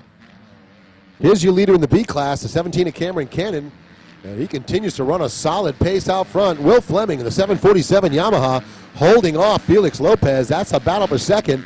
And the 7MX Yamaha rider, Fleming, holding him off. Lopez just doesn't seem to be able to move forward here today. You got to wonder if Bell might have caught up to the back of Barry, and Barry gave him a little bit of a message, said, back off, man, this is my title. And here is the 235 machine of Bell coming around, so whatever his issue may have been. Yeah, and he's definitely looks like he's got some mud on himself there, so something happened to Chase Bell out of our line of sight, because that gray sweatshirt is now roughly reddish-brown, so not much of a fashion change there. So Tanner Berry, Bryson Taylor, Johnny Owens, Chase Bell, and Rob Sly now the top five in the Pro-Am. Cameron Cannon, Will Fleming, Felix Lopez, Brandon Hartraft, and Enzo Lopes, the top five in the 250B. Top five in those motos brought to you by the folks from FMF. Feel the power from FMF. Whether you're riding a two-stroke or a four-stroke, the boys from FMF can help you get more performance out of your machine.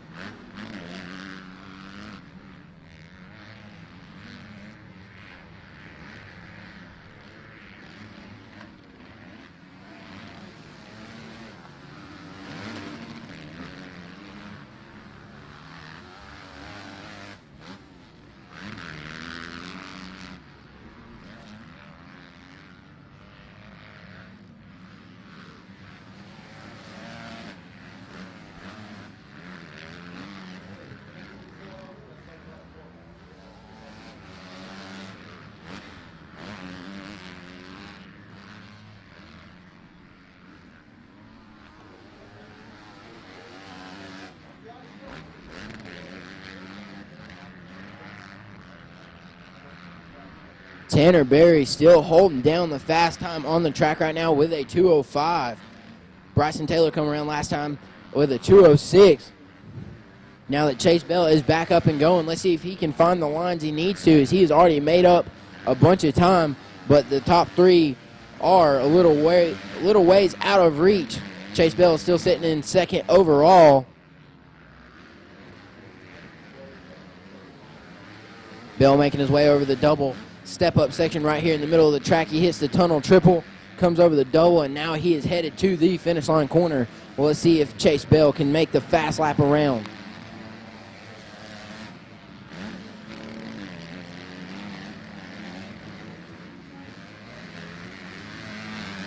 Looks like Bell's still struggling to turn a fast lap. As he come around, I noticed he opted to pull the goggles off also, so he might need to make his way down to the Scott rig and go talk with Craig with Scott and get the little hookup going on there, find out the whole tear-off, roll-off section.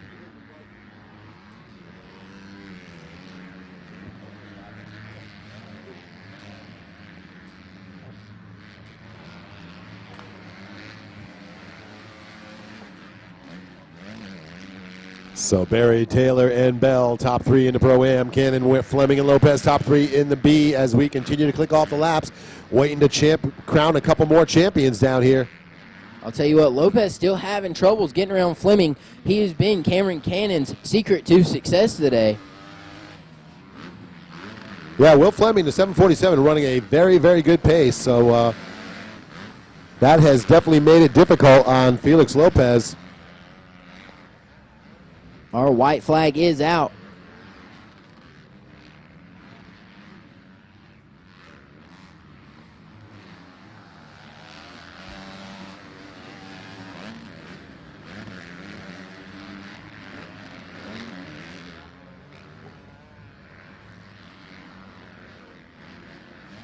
There's a 17 machine of Cameron Cannon, your current leader in the 250B class. As we said, his secret to success today is the 747 machine of Wilson Fleming. Looks like the 100 bike having a little bit of issues, pulls off the side of the track. That is the 100 of Mason McCoon. Felix Lopez all over the backside of Wilson Fleming.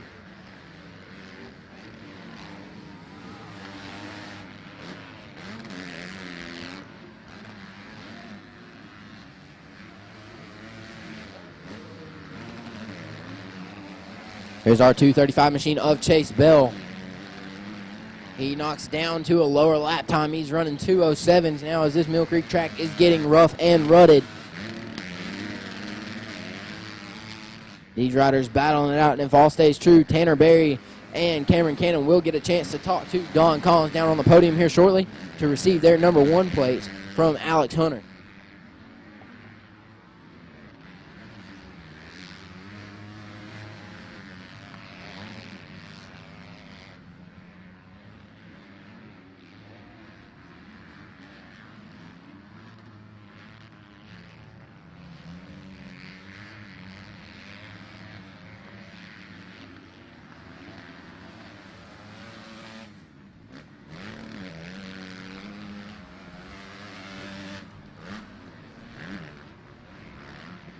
And it's almost all but finished for the 65 machine of Tanner Berry. And there it is. Tanner Berry is going to take your first overall in the 250 Pro-Am class. The 266 coming across the finish line behind him. And we've got a slew of riders to go. There's the 416 machine of Chad Saltz. There's the 255 of Price Martin, both of which are battling for a spot in the B class. The 17 machine of Cameron Cannon will be your B-class winner.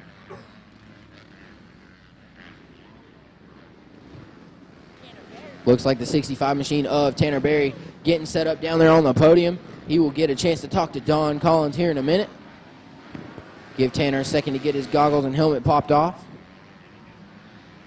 All right, thanks, Chance. We're down here on the podium with our champion in the 250 Pro-Am, the rider on the number 65. So Tanner Berry, Tanner, hold that #1 plate up, man. You earned that one.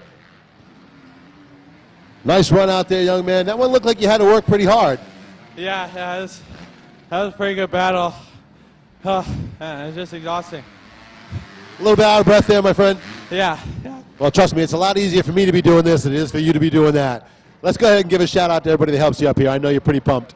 Yeah, I'd like to just thank Fly Racing, Power Motorsports, Posey Motors, Power Cars Hockey, that's everyone, my mom, dad, Jesus Christ, everyone, thank you. There you go. Hold that up one more time. The number 65, the Pro-Am champion, Tanner Berry. And we're going to reshuffle the podium down here in just a moment. We'll bring our champion from the B class on up.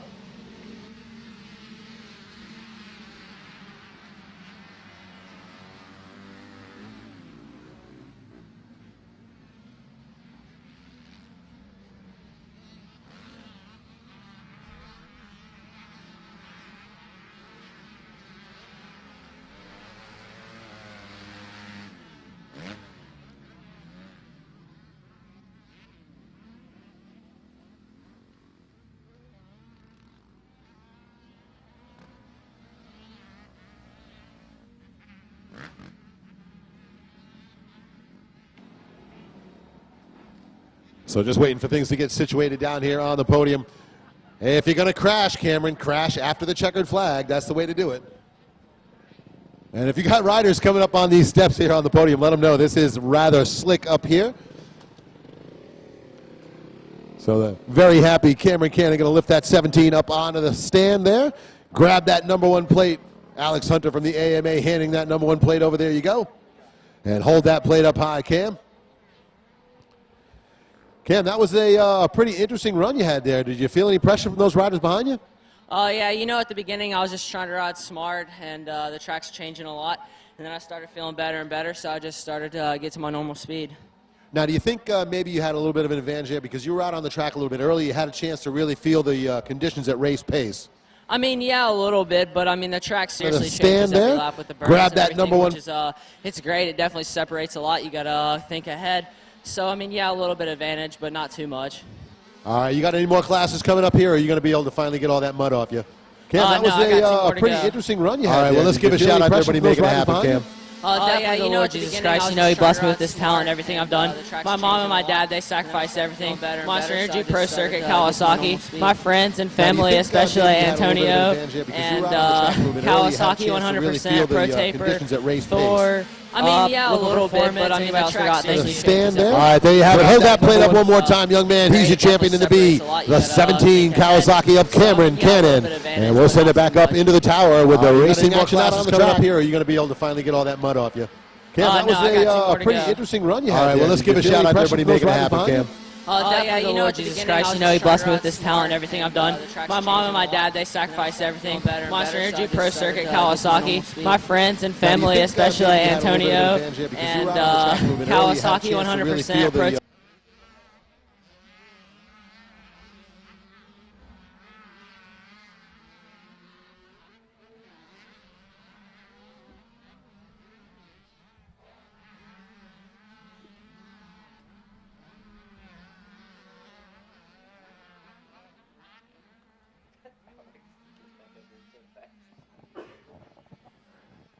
Yeah, thanks, Don. Out front right now in the Super Mini 2 class, we have Garrett Marchbanks being chased by Rod Bell and Neely Hefner and Rios on the outside of the top 3, rounding out your top 5 with Christopher Torres, Chase Gilley, Dalton Massey, and Calvin Rowe, with Marsalis on the bubble of the top 10, being brought to you right now by FMF.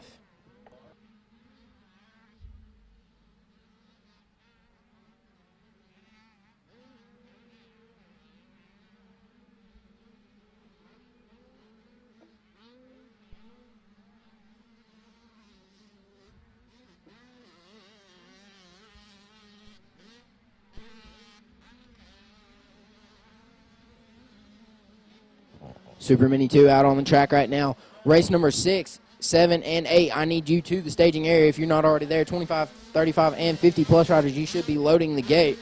College boys, 65, 7 to 9, 10 to 11, and our 50 riders. I need you to the staging area. And then we will have first call for women's open, 250C limited, and 450A and 450B.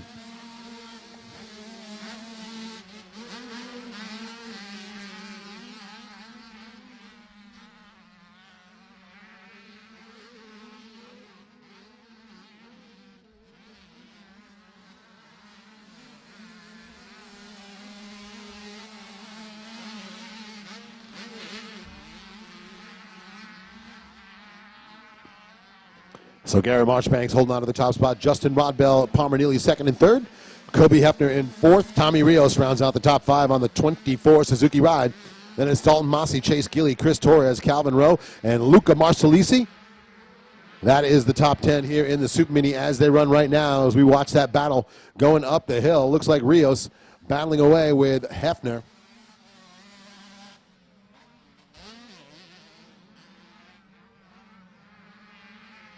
And back down into view there as they go into that left-hander and this down to the big sweeping Talladega turn. Out of sight they go.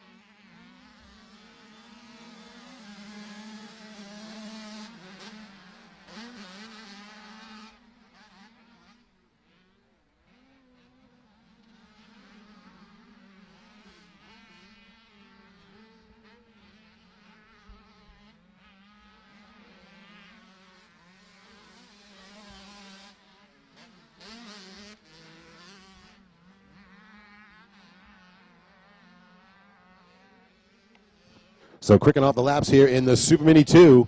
Garrett Marchbanks on his way to another championship. Justin Rodbell, Palmer Neely, Tommy Rios, and Kobe Hefner still top 5.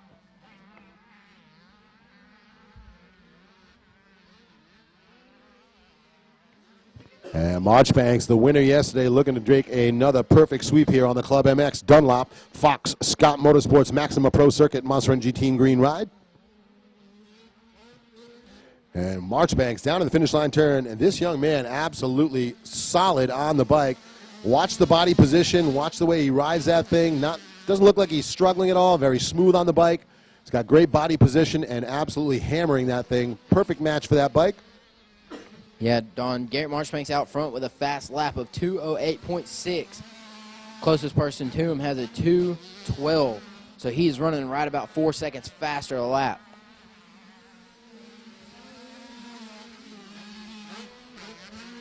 And it looks like we got a battle shaping up now. The 24 of Tommy Rios chasing down Palmer Neely on the 77. Rios is right on him at the top of the turn after the finish.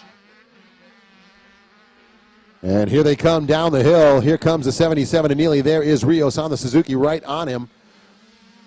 Both riders funneled to that inside line. It looks like Rios is going to try and get a little tighter to the inside, but can't make it happen there. And they're going to go back up the hill again. Wonderful elevation changes here on this Mill Creek MX Park track. I'll tell you right now, if you love elevation, you ought to come out here to Mill Creek because you're going to go up and down about 1,000 feet between you get around this track one time. Here we go. Rios on the outside, and he's going to make the pass into third. Watch him come back into view as they come sweeping out of that section there, and there is the 24 Suzuki ride of Rios has picked up that spot.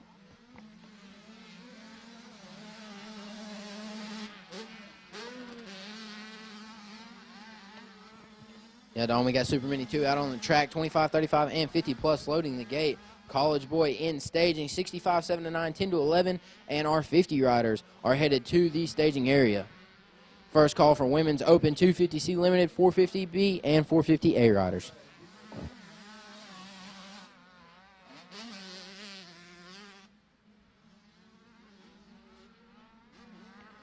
Marchbanks airing out the tunnel triple as he gets to the end of that roller section at speed. You watch him go up the double up.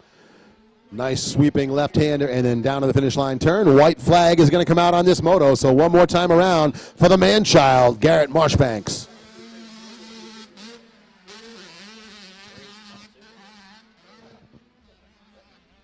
Garrett Marchbanks last time around, Don, 5th lap of the race, turns a 2:07.4. This kid has done nothing but increase his speed as the track goes on. And I'll tell you, that's got to be a heartbreaker for those riders out there on the big bikes that are turning about a 2:10 lap time. A kid on a Super Mini is waxing you. Don't feel bad, though. It would take me about 20 minutes to get around this track myself, so usually they have to measure my lap times on a calendar. Which one, the Mayan, Gregorian? To get an abacus out, and we can maybe add those bad boys up. All right, so it looks like at this point in time, it is going to be a Marchbanks, Rod Bell, Rios top 3. Neely continues in 4th, and Hefner rounding out the top 5. It looks like if everything stays the same, Marchbanks is going to take the overall with Rios in 2nd, Rod Bell in 3rd to close out your top 3.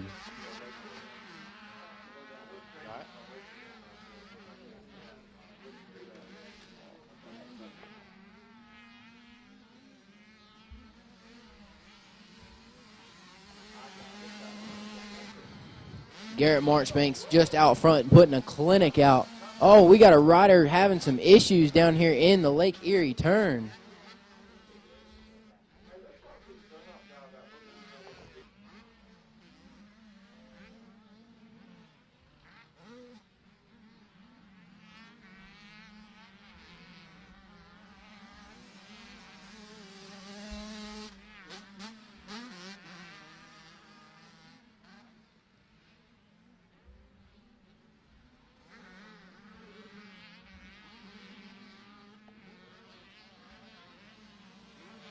Again, the white flag is out on this Super Mini 2 moto. Garrett Marchbanks getting ready to come around and claim his first overall of the day. Kid is on fire with a 2:07.4 lap time, running 5 seconds faster a lap than the closest person to him. And there it is, the 82 machine throws a hand pump. Garrett Marchbanks takes the moto win.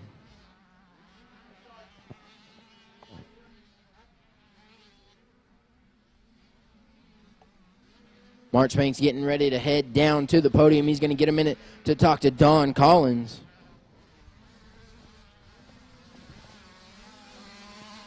Be interested to see what kind of questions Don throws at him. His program is obviously strong, so we're all squared away down there on the podium. Don, I'm going to go ahead and send it on down to you. All right, thanks, Chance. We are going to let Garrett get situated. Get that helmet popped off there, and he's going to get handed that big #1 plate from Alex Hunter from the AMA. And there you have it, Garrett. Hold that #1 plate up high, young man. Nice job. You're a winner here and your champion, the number 82 Team Green Ride. All right, Garrett, that one looked like it was a pretty smooth run for you. Did you have any pressure at all in that moto? No, not really. I got a really good start, got the whole shot, and just stayed steady for the whole moto, just pulled a good gap and just kind of relaxed for the whole moto. At one point in time, are you going to maybe give these other guys a chance, maybe start last, turn around backwards on the gate, something like that? Nah, probably not. You going to go for another? Do you got any more classes coming up here today? I don't know about today, but tomorrow probably. I've got Super Mini 1, Schoolboy 1. All right, well, let's stack up another #1 plate here. Let's go ahead and say thanks to everybody that makes you happen, Garrett. I'd like to thank the Lord for keeping me safe. Monster Energy, Kawasaki, Pro Circuit, JGR, Maximus, Fox, Scott, Colin Max. Everyone forgot, thank you so very much. All right, well, there you have it. That is the number 82, Garrett Marchbanks, your champion here, holding that #1 plate up high. And we'll go ahead and send it back on up to the tower. And Chance, with the action going on out on the track, what's happening out there, Chance? Yeah, Don, we're getting ready to go Checker flag is still out on the Super Mini 2 moto. Garrett Marchbanks making sure he got out, not even giving these guys a chance to finish before he gets off the podium. So 25, 50, and 35 plus on the gate.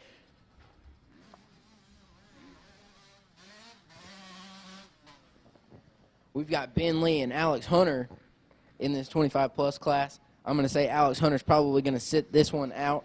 He said it was too cold for him to race this morning. 50 plus out there. Jeffrey Walsh, Mark Van Sciver. I'm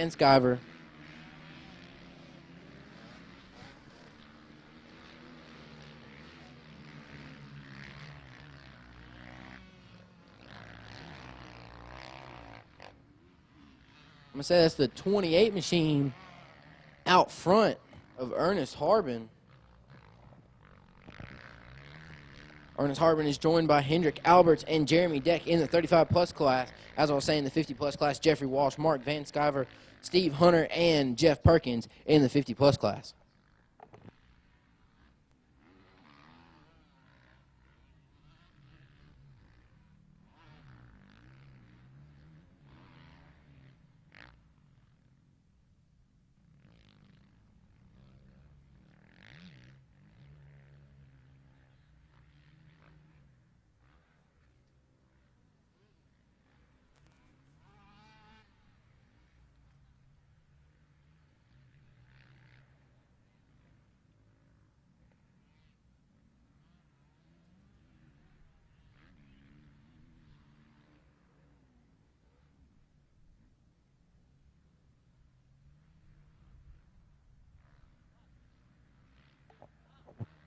Race number 6 out on the track right now. Race number 7, College Boy loading the gate. Race number 8, 65, 7 to 9, and 10 to 11.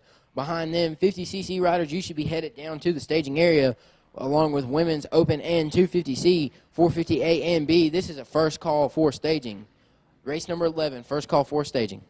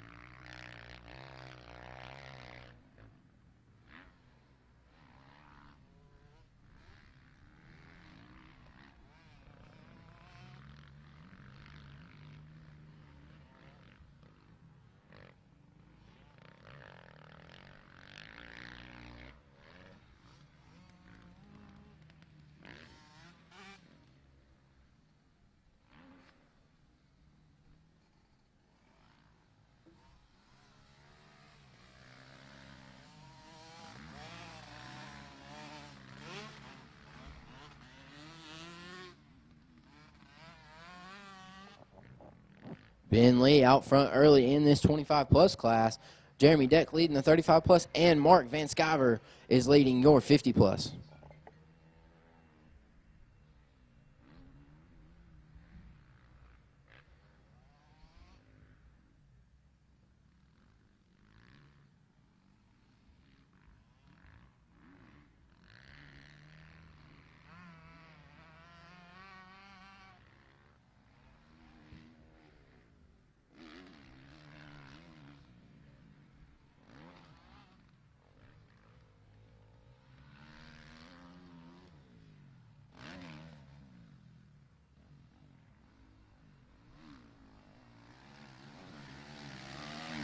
There's the 91 machine of Ben Lee. He's rocking some fresh fly gear. Like I said, the guys down there at the fly tent area have got some closeout gear on sale, so you guys go check it out. They've got some really, really, really low price sets of gear.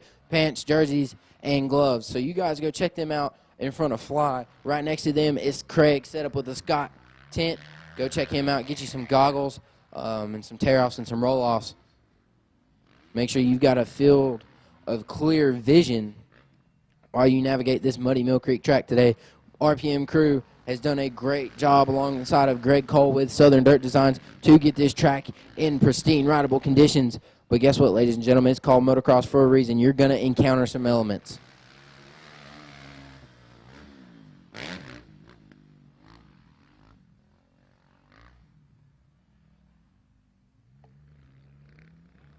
If you're fighting for traction out there, you might not have the right tire selection, so head over there with Dunlop and get Cernix to get you hooked up with the right tire that you might need. I know a couple riders have been talking about they're spinning everywhere. Well, guess what, ladies and gentlemen? You don't have the right tread and you don't have the right compound, it's going to happen.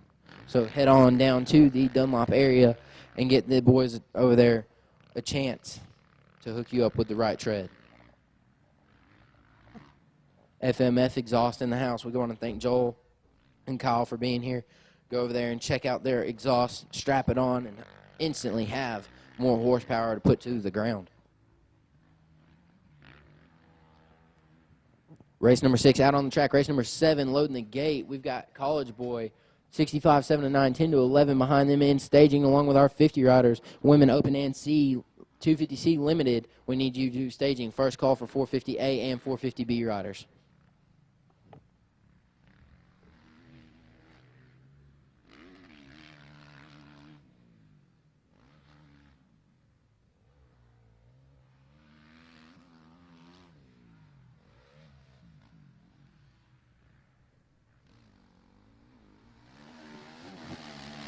And there's the 91 machine clicking off another lap, leading the way in this moto. That is Ben Lee. Riding that Flow Vision decals back. Litz Racing, FMF, No Toll, Purdy's Power Sports Spy Ride. Wants to thank EVS, Garnier, and Pit Posse. Ben Lee having a little bit of issues navigating that deep turn right there as he heads up Horsepower Hill. Got a little bit of battle going on right now between Steve Hunter and looks to be the 94 machine of Mark Van Sciver.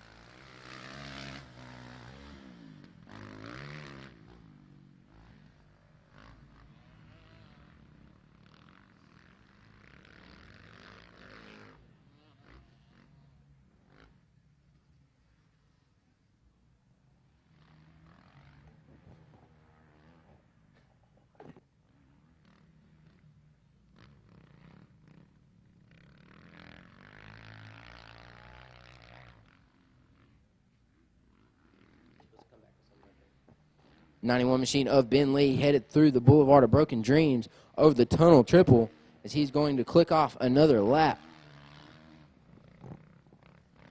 Don't forget about all the media we have in the house this weekend. We have the Verb Boys. We've got the Ledford Boys in the house with Moto Moose Films. We've got Miss Martha with MEP MX Photography. We've got James Gingrich. We've got Glory Hog Media in the house. Want to thank Kurt and the boys for coming down.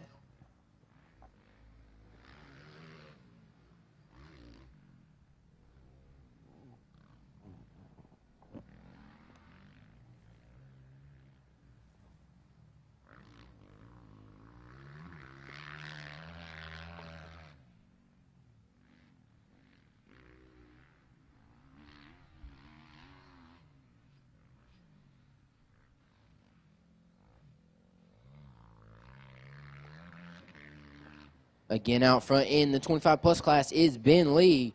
Jeremy Deck leading the 35-plus class. And we've got Mark Van Sciver out front with a battle for second between Jeffrey Walsh and Steve Hunter.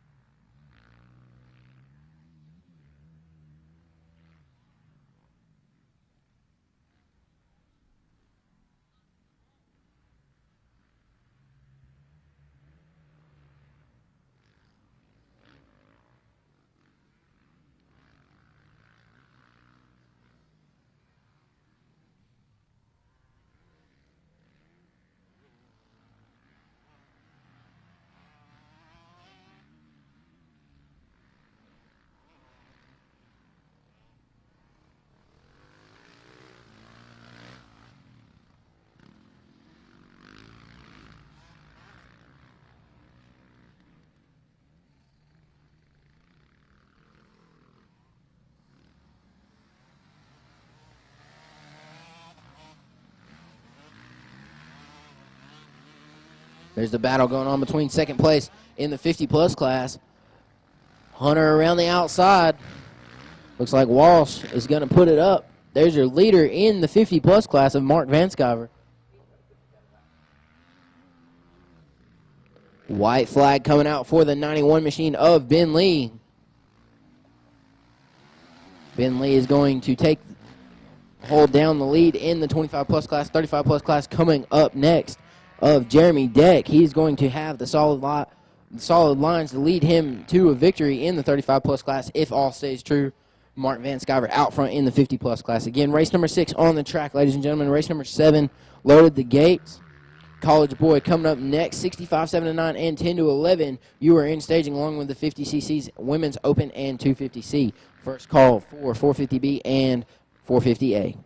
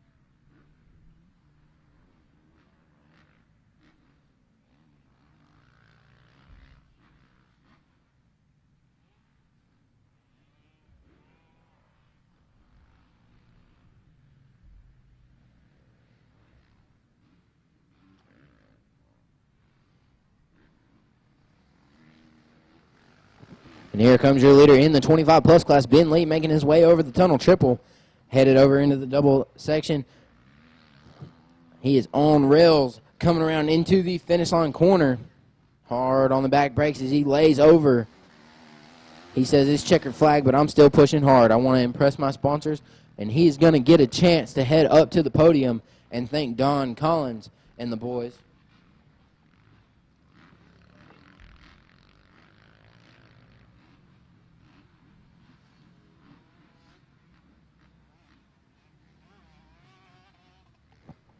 Ben Lee getting set up down there on the podium. Next up, we're going to have Jeremy Deck and Mark Van Sciver, who is going to round out our 50-plus class. Next up off the gate, we've got College Boy, followed by 65, 7 to 9, 10 to 11. Our 50cc riders, you should be in staging Women's Open 250C, 450A, and B. I need you to the staging area. Don Collins, I see you all set up down there. I'm going to go ahead and send it on down to you. How's Ben doing? All right, thanks, Chance. We are down here on the podium. Ben Lee, your champion of the 25-plus, going to grab that #1 plate from Alex Hunter from the AMA. Ben, looked like that was a pretty good run for you out there. You having fun? Hey, yeah, man, I had a blast. How's the track shaping up at this point? Track's awesome, man. It's rained so much this week, and they've just done an awesome job. RPM Sports Crew did a great job with the track. Had a lot of fun. Lines are great. All right, now I know there's a lot of folks to help you get it done, Ben, so let's go ahead and say thanks to everybody getting you up here. Yeah, man, huge thanks to Flow Vision Decals, Kyle at FMF, Joel at FMF, the guys that Fly helped me out this week, No Tool. Man, there's just a lot of people. Litz Racing Suspension, just thanks to everybody. Well, there you have it. Hold that number 1 plate up, Ben. And that is your champion here in the 25 plus, Ben Lee. And we're going to reshuffle the podium here in just a moment, get our champion in the 50 and 35 plus.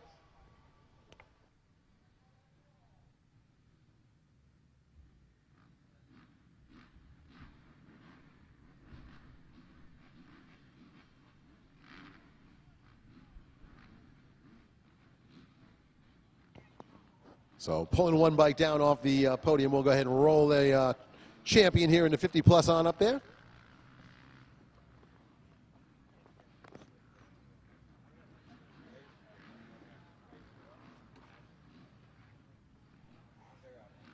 And we're up here now with Mark Van Skyver. Mark grabbing that number 1 plate from Alex Hunter. Mark, you're champion in the 50 plus. Mark, showing these young bucks how to get it done out there. I'm getting too old for this. It's cold. It is a little bit chilly out there. How you feeling on them hands? I feel great. All right, well, I know you guys look like you're having a blast out there, and we got a lot more coming up. Sounds like something just happened out there. Let's go ahead and say thanks to everybody helping you get it done. FMF, Anderson Motorsports, Fly Boots, 100% goggles, and Wild Hog Racing. Well, there you have it. Let's hold that number 1 plate up. He's your champion in the 50 plus. That is Mark Van Skyver. And we're going to reset the podium here with your champion in the 35 plus.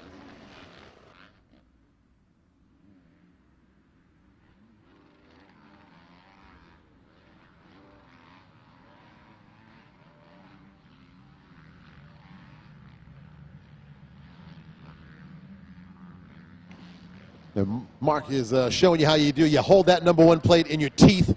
Never going to let that thing go. And we'll roll on up here with Jeremy Deck.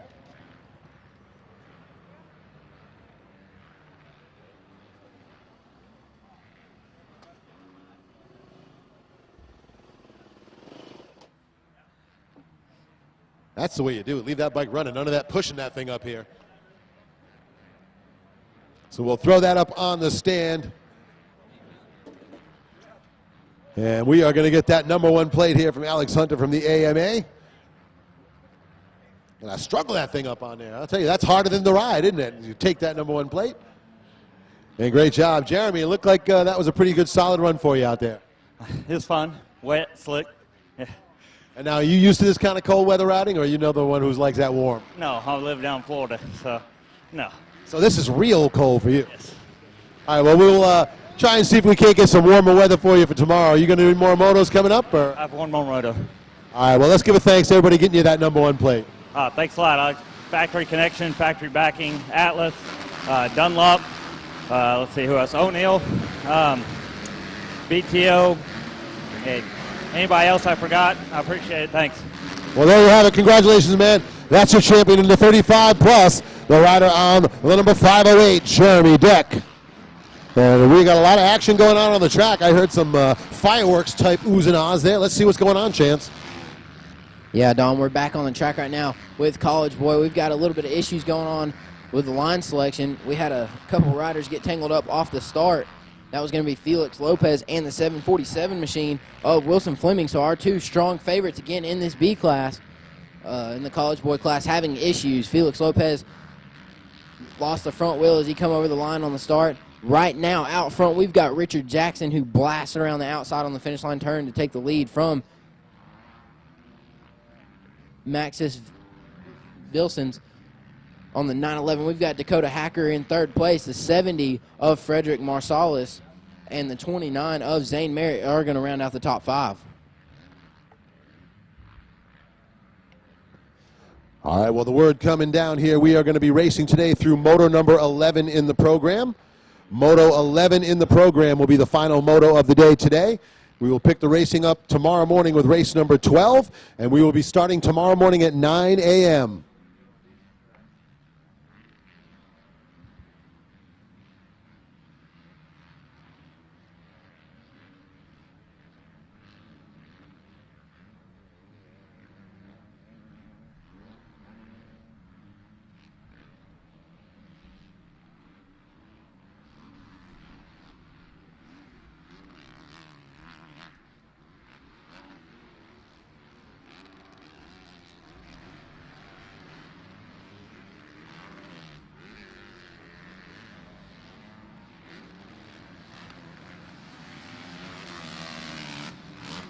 There's the 2:38 machine of Richard Jackson taking another fast lap. He turned a 2:07 last time around. Marcus Vilsons and Dakota Hacker second and third. We've got a fast lap out of Zane Merritt with the 2:09. He's going to run 2 seconds faster than the riders in second and third. Things are going to close up. We've got a three-way battle for second place right now. Richard Jackson with a nice, comfortable lead.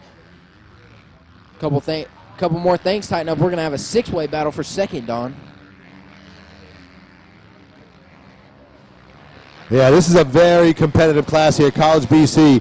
We saw Jackson out front earlier on in the day, and he had a little bit of trouble, so I'm pretty sure he wants a little redemption in this one. But the rider that's in position to hang on to the championship right now is Vilsons. All he's got to do is stay in second place. So Jackson right now, because he had a bad moto yesterday, he is way down in the order, all the way down to fourth.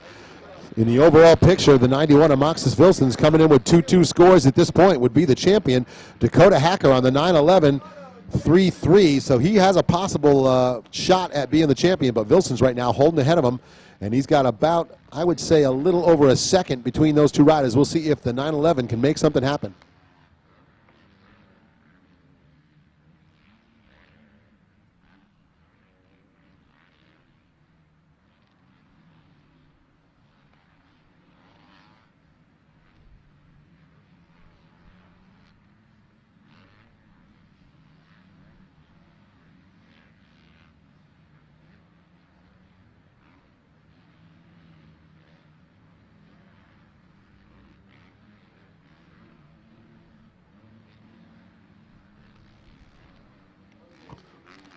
All right, leaders coming up into the tunnel triple section. We work through the laps here. College boy out on the track. Race number 7 in the order. Once again, we are racing today through race number 11 in the order.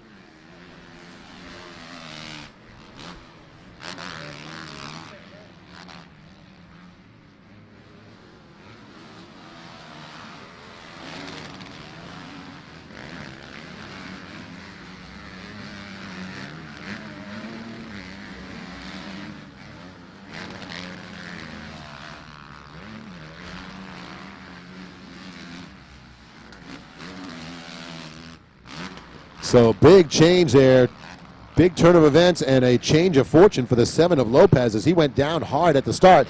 Really glad to see Felix walking off after that one. That was a very hard crash, but unfortunately he came in as the winner from yesterday, so that throws the championship up in the air, and that is why the 2-2 right now of Marcus Vilsons is in the lead and in the driver's seat for the championship. So Jackson leads the moto, but Vilsons leads the overall.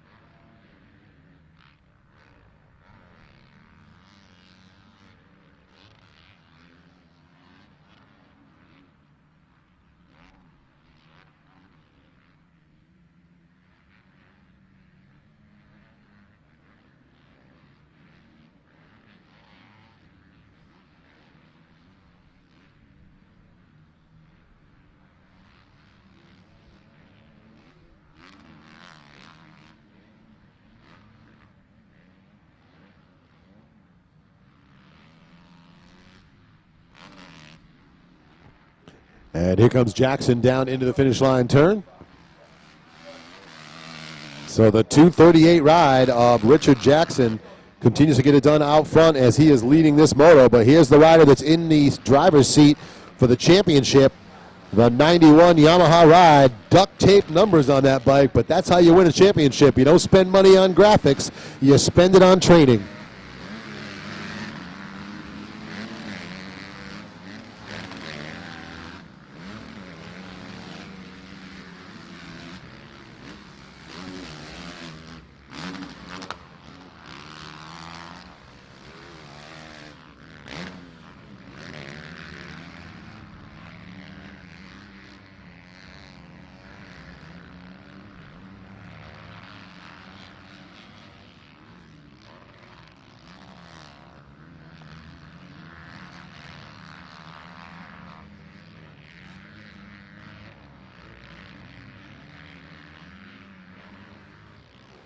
So race number 7 in the order out on the track. College BC riders clicking off their laps past the halfway point.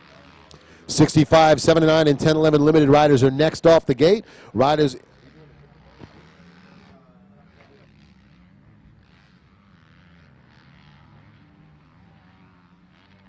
So once again, 65, 79, and 10-11 limited riders need to be on the start gate for the next moto.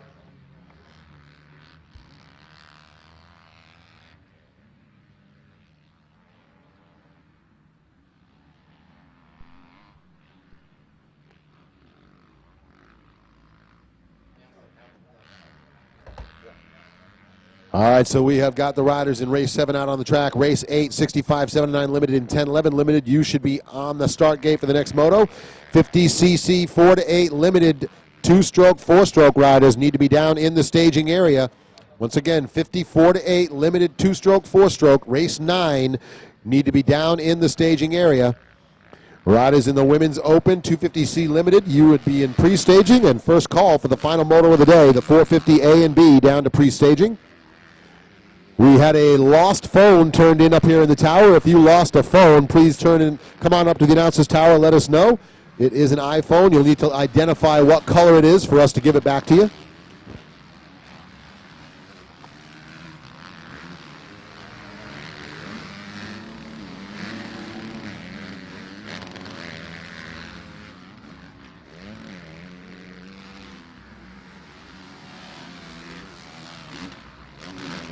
So Richard Jackson still out front here, Don, in the college boy class. Marcus Villason's in second. Frederick Marsalis has made his way into a third-place ride. Zane Merritt having some issues this moto. Hunter Braun's in fourth. DJ Christie fifth. Jordan Orr sixth. Zane Merritt seventh. Kyle Bushy and Christian Torres eighth and ninth, with Reg Mager bringing up the rear. That top 10 order brought to you by Break King.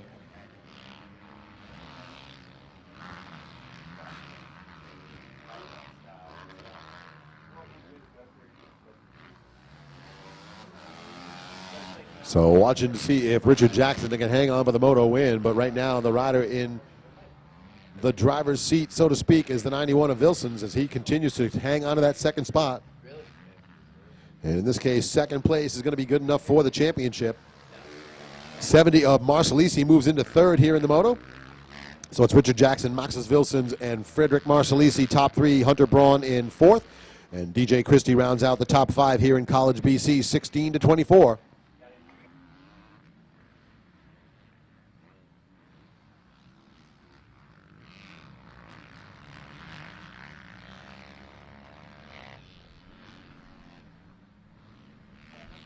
Checker flag coming out for our leader.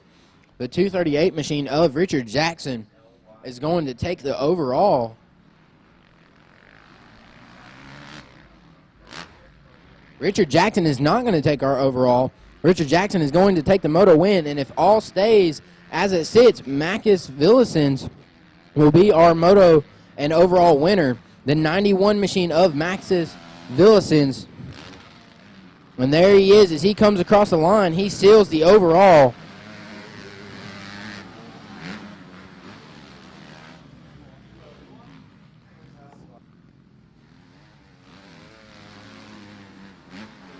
So Maxis Vilsons is going to take your overall win in the college boy class. Congratulations to him as he wheels that Yamaha machine up onto the top step of the podium. He'll get a chance to talk to Don Collin and Alex Hunter.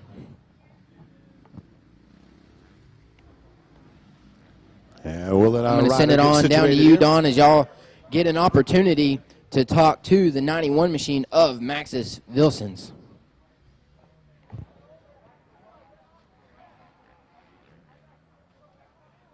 All right, thanks, Chance. We are down here on the podium. Going to pop that helmet off here. And grab that big number 1 plate, young man. Alex Hunter from the AMA handing that over. That is your champion in the College BC, Maxis Vilsons, the 91. Look at this. Electrical tape numbers. You don't care about that. You got to get a championship anyway, right? Yeah, that's right. My trainer, Taylor Futrell, put them on there for me. I mean, what can you say? Stick on to the best. Hey, it's better to be fast than to look good. That's the way I always say, because let's face it, I'm not fast. So, and Max, it's good to see you down here. I know we used to see you up north quite a bit. Did you make the move down south? Yeah, about 7 years ago we moved to North Carolina, and I've been living with Taylor Futrell in Tallahassee for the past 4 or 5 months, training with him every day. Now, did you know going into this that the second place was going to get you the overall, or was it just something you were going to just ride as hard as you could?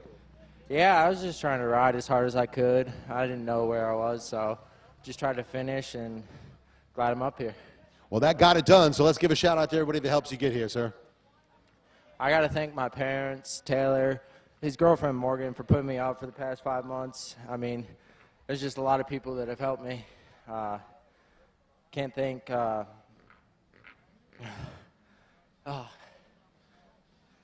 FMF, everybody I forgot. There you go. That's the only time the graphics help you. You can cheat by looking at the fender there. But nice job. Hold that number 1 plate up. That is your champion here in the college boy, the 91 of Motos Vilsons.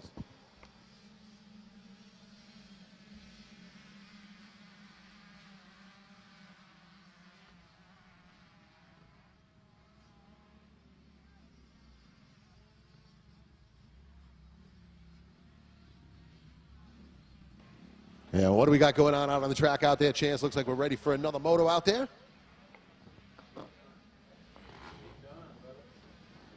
Looks like that might be the 411 machine of Crockett Myers out front early, Don, as he has got company. Matt LeBlanc gets a bad start, and he is on the move, though. And here comes our 7 and 9 riders.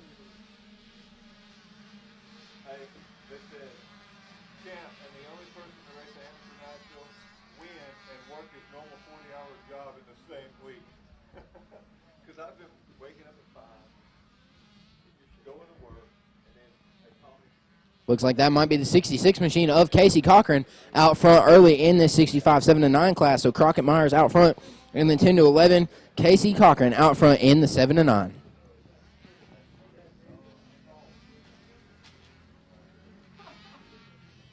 Here they go, airing it out over the middle, over that big jump in the middle we call the quad. Our leader will start to head down the ski slope jump towards the rollers.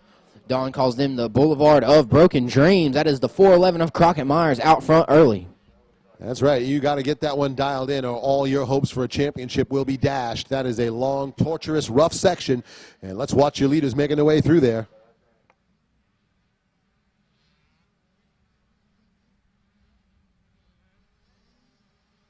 Side-by-side battle into the tunnel triple, and Matt LeBlanc is going to make the pass, and horsepower right on by. Here comes Myers on the inside. Oh, LeBlanc gets into the soft stuff and goes down on the outside line. That is definitely going to throw things into a little bit of a spin here, as the 411 of Crockett Myers now, he finished second yesterday.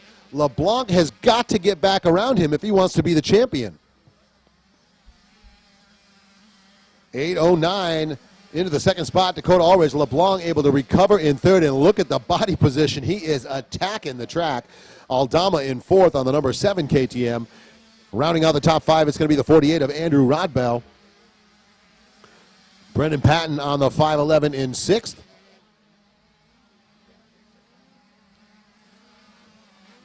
And it looks like the 226 Alori in seventh, and the 901 rounding it out in eighth. That's Cale Bagby. Here's your leader in the 7 and 9, the 411. That is the Team Green, Monster Energy Dunlop JT Racing. 100% ride of Nick Romano with the lead to 66.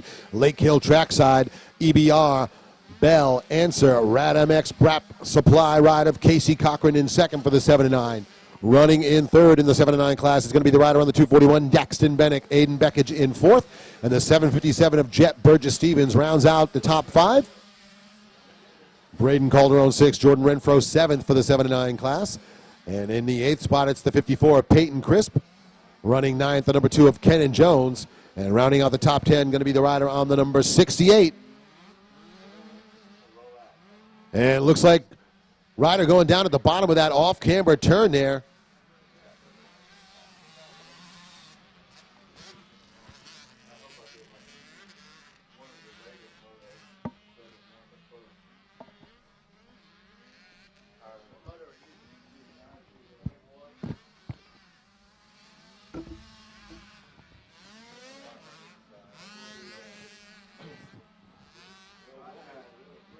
Again, race number 8 on the track right now. Race number 9 loading the gate. Or race number 9 on the track. Race number 10 loading the gate. Women's Open 250C. Don, I saw you peeking through the binoculars. What'd you find? It looks like that might have been a little bit of trouble for the 411 and Nick Romano. I think Romano was the rider that went down at the bottom of that off camera trying to get a look, but was not able to get a look at him before they got moving again. So it was Romano, apparently. That's the word we're getting from the spotters.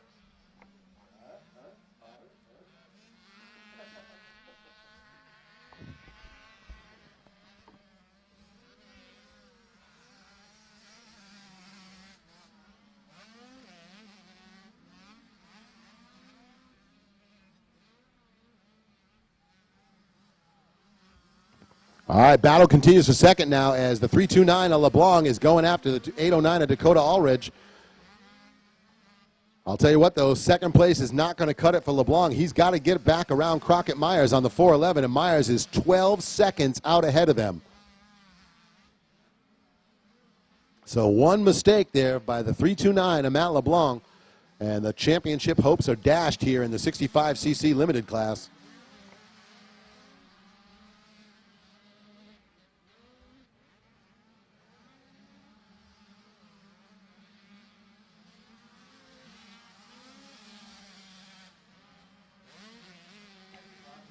And it looks like LeBlanc going to make the move around the outside on Allridge. That's going to put him back into second. But as I said, second place is not going to cut it. All right, let's see where Romano comes around here. So Daxton Bennett with the lead. Cochran in second for the 7-9. Romano recovers in third. Jet Burgess-Stevens fourth. And it looks like Beckett still rounding out the top 5.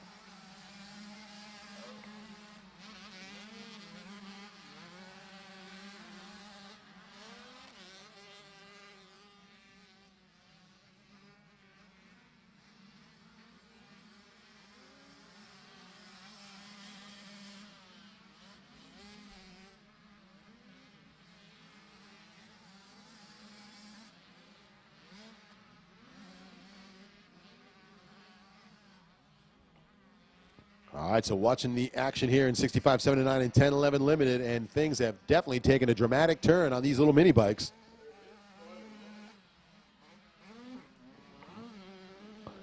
Tell you what, Don, I'm sitting here looking at lap times. Crockett Myers turned a 2:25 on lap 2. Nobody has been able to get near him. The fastest time Matt LeBlanc has been able to turn is a 2:25. So that was a while back. Now he's running about a 2:27 pace. Crockett Myers still running a 2:25. We've got a rider down on the triple after the finish line, crawling out from under his bike. He's back up. He's going to try and get that bike up and going. We've got the 179 machine coming across the finish line right now. And I got to tell you, Chance, that has got to be tough for these little guys to get that bike back up. That thing probably weighs about an extra 100 pounds with everything that's stuck to it right now. And he's in a sort of an off-camber section there, trying to lift that up the hill. So tough break for that rider. Yeah, like you said, Don, it's uphill from him right now, so that just makes it 5 times as bad. He doesn't have any leverage to get that bike up right now.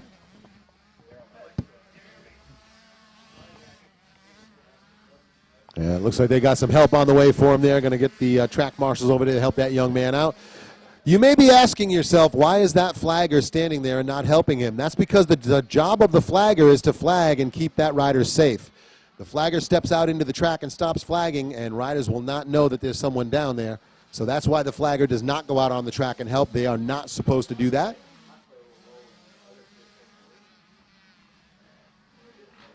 Matt LeBlanc on rails last time around. Looks like LeBlanc might have turned to 227. Crockett Myers still on that 225 range. Yeah, so Myers still holding a faster lap, and the gap is out to 14 seconds now. Myers did have to slow up a little bit for that rider that was down, but I don't think he lost more than a couple of seconds.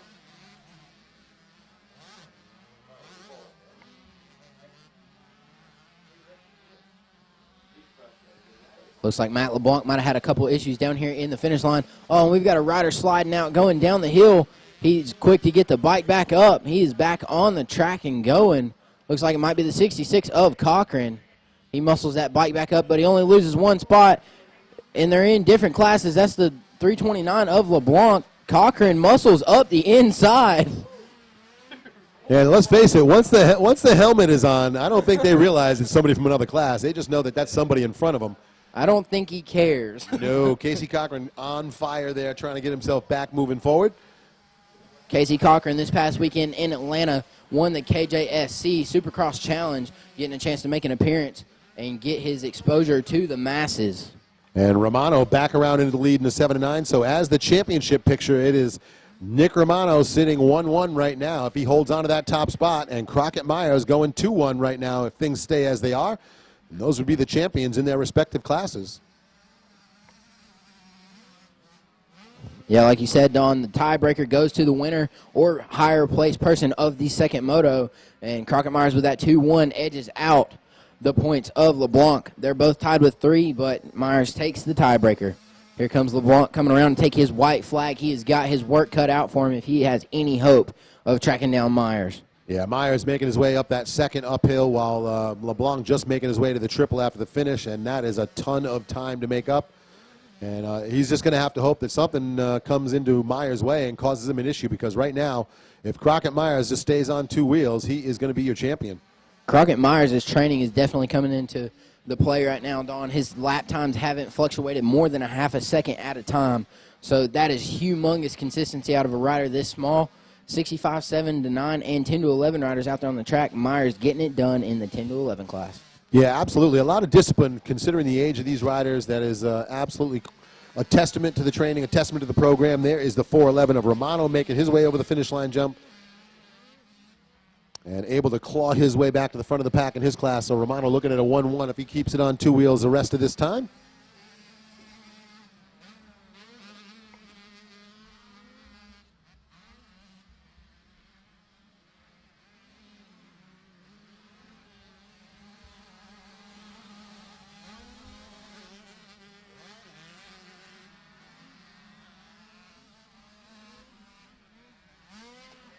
All right, ladies and gentlemen, all is going to stay true. They stay on 2 wheels. There is the winner, 411 of Crockett Myers, getting ready to seal things away and take the overall, the 411 of Romano. So we will have 2 411 machines on the podium this time around. Romano is going to go with a 1-1 today. Myers with a 2-1. He's going to edge out LeBlanc's 1-2 and win the tiebreaker, both of which having 3 points overall. Casey Cochran, a strong second-place ride, does everything he can. Right now he's running in 3rd place, but the 2-3 is not going to be enough to knock off Romano's 1-1.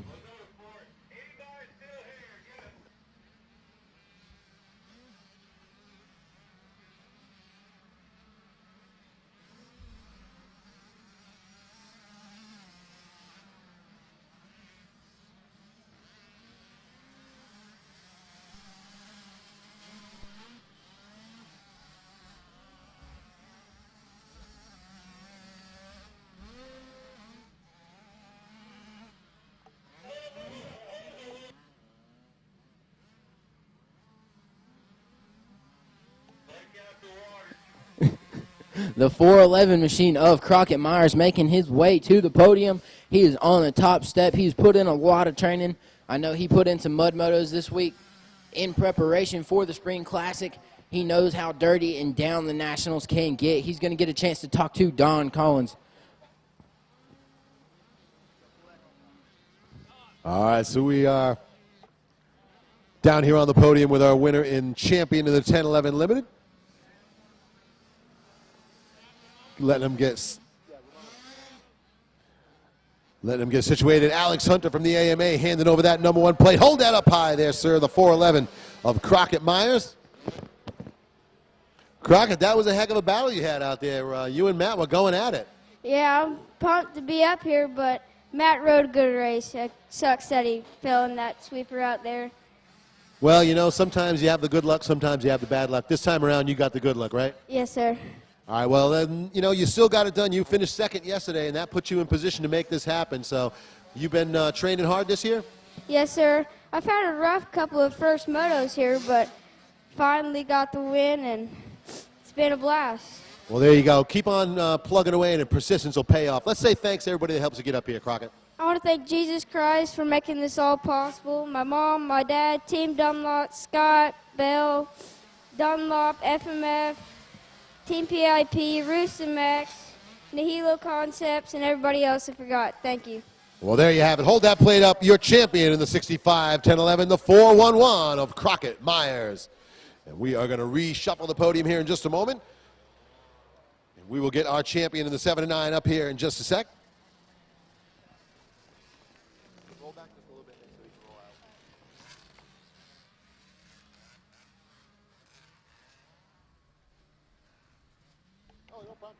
All right, Don, while we got a second, while the podium is getting reset, Samantha Mandalik, you've got a package at the front gate along with Lina Marchbank's KTM Factory Connection, and Chris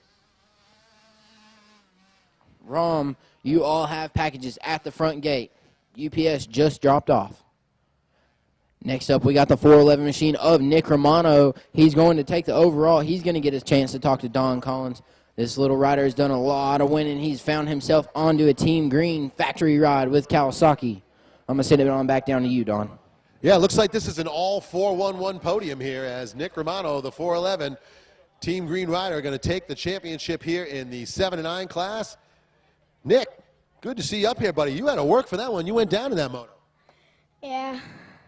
Looked like that was tough. Did you know you were going to be able to get back around, or was it just a question of you just pinned it and went for the best? Pinned it and went for the best. That's always the way to go. Is there ever an answer that doesn't end with pin it? I don't know. Well, I know you guys made a long trip down here, and you're used to the cold, so this ain't bothering you at all, is it? A little. Fingers are a little frozen, but deal with it. Well, that #1 plate will probably make you feel pretty warm. Let's say thanks to everybody that makes it happen, Nick. Team Green Kawasaki, my mom, dad, sister, Uni Filters, Rental, Maximum, Jared Carter for helping me, Rad Max, Kinetic Gas Kit, Motion Pro, Hinson, N-Style Graphics, 100% JT Racing, PR2 Suspension, and that's it. All right, well, there you go. Hold that #1 plate up high so they can see your face there. Big smile. That's your champion in the 7 and 9. The number 411 of Nick Romano. And it looks like we're going to be sending it back up to the tower here. Chance, what do we got going on out there on the track, sir?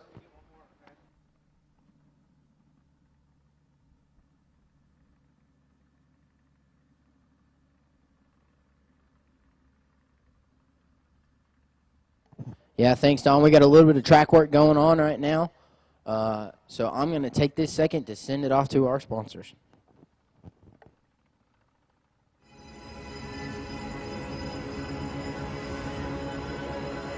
I ride because I love it. I ride because it's my passion. I ride because it's in my blood. I ride because I love the adrenaline rush. I ride because it's my life. I ride for fun. I ride because I love to win. I ride GMX tires.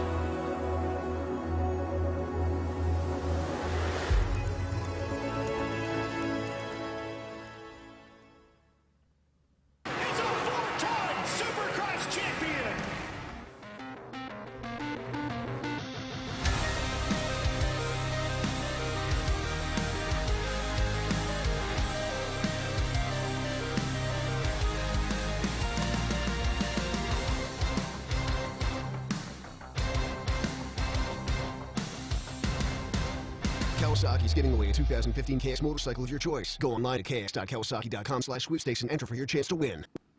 Tired of messy grip glue? Hate safety wire tangles?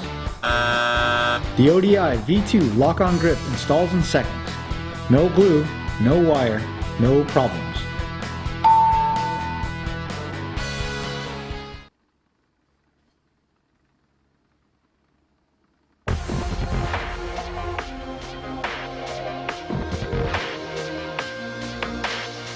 It's not just about design, it's about comfort. You try these gloves, you try the apparel, you're hooked.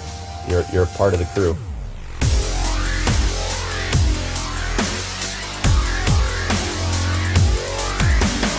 Once you try it, I dare for you to put the gloves down. It's not going to happen. Elusive is way more than just a paycheck for me. This is something that I'm doing to influence the next generation and to be able to look up to a new breed of professional athletes. The future is elusive. Join the alliance.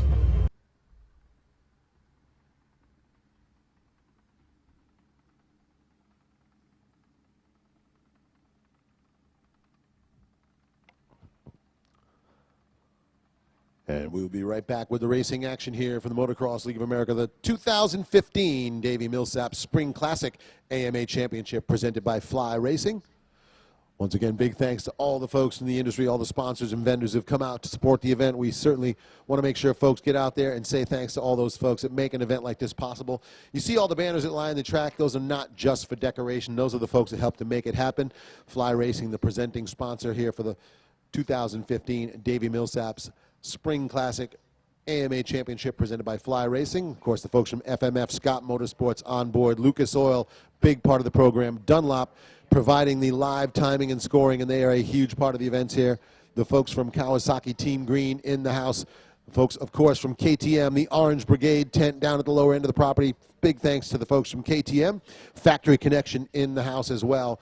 The boys from Factory Connection, they don't call it the best suspension period for nothing.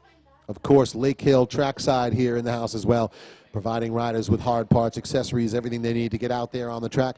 Big thanks to the folks from ElusiveGloves.com, ElusiveGloves.com, providing the wraps on those beautiful wake skates that we have, the Hyperlight wake skates that'll be going to the Best awards.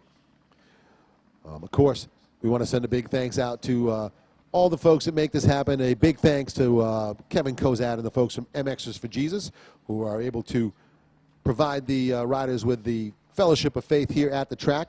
I know lots of times it's difficult. Families traveling, you can't always find a time or a place to worship. And Kevin Kozad and the folks at the MXers for Jesus ministry providing a very, very helpful service and a very well-needed service. At this time, we do have some folks that have packages out at the front gate. If you're waiting for a delivery, the packages are out at the front gate. Samantha Mandel, Lynna Marshbanks, KTM, Factory Connection, and Chris Rahm. You have packages out at the front gate. Please go up and pick those up. Once again, Samantha Mandel, Lynn Marshbanks, KTM, Factory Connection, and Chris Rahm. You have packages out at the front gate.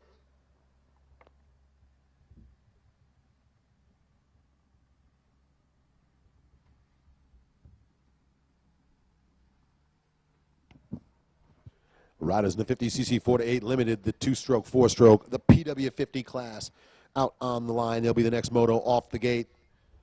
That is race number 9 in the order. Race number 10, the Women's Open and 250C Limited should be lined up in staging. And final moto of the day today, 450A and B, race number 11.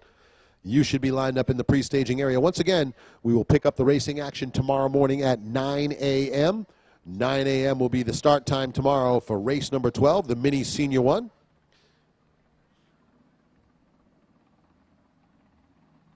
And we will, of course, continue the live streaming tomorrow. We will be posting up the link shortly for tomorrow's live streaming. It'll once again broadcast on YouTube. And we hope all the folks joining, watching online are enjoying the action from Mill Creek here today.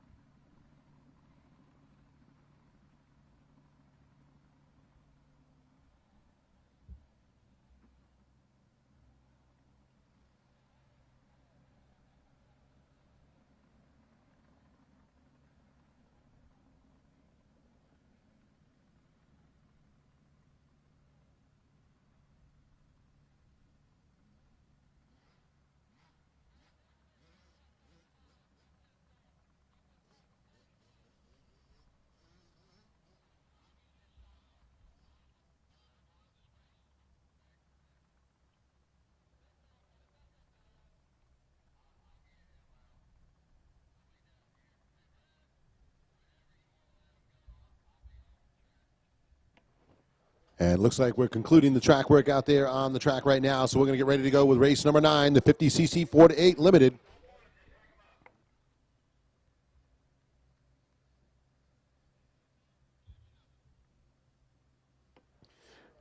(50cc 4-8 Limited riders on the line. The 22 is Braden Johnson, rider out of Orlando, Florida. The 211 is Wyatt Bass. He comes out of Cleveland, Georgia. And riding out of Louisville, Kentucky, it's the 5.56 of Alex Goatley. The 22 of Johnson took the win yesterday in Moto number 1. We'll see if he can hang on and sweep the class here for the championship.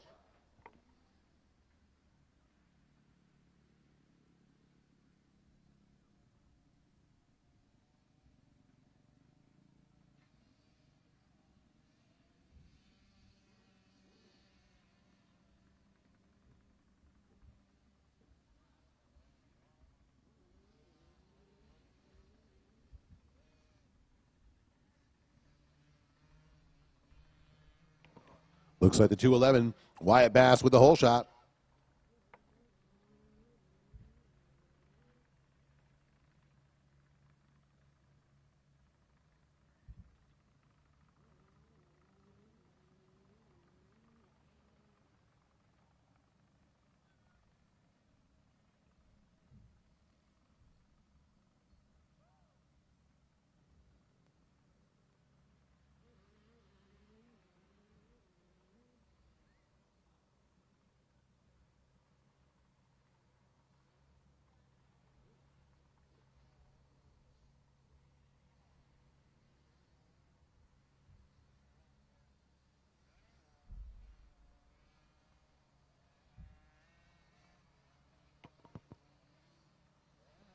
All right, up out of the roller section and into the big uphill step-up section. It looks like the 22 of Braden Johnson taking the advantage.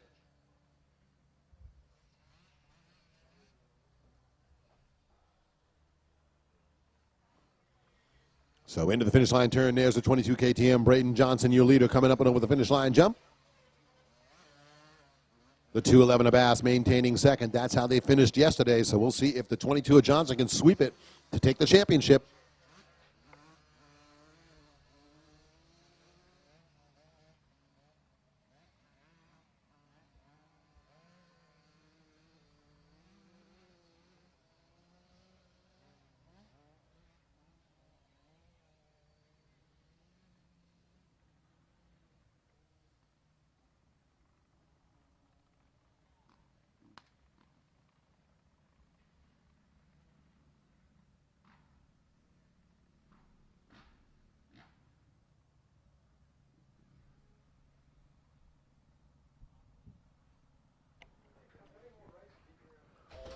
And there's the 22 Johnson down through the roller section as he makes his way through that downhill into the right-hand turn.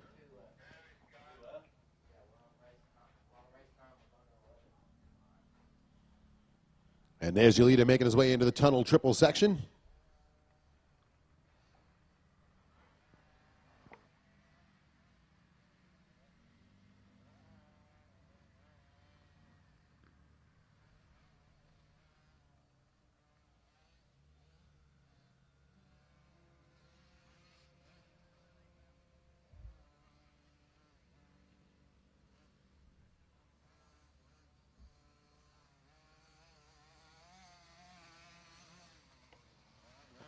So the 22 of Goatley, sorry, 22 of Johnson, my mistake there.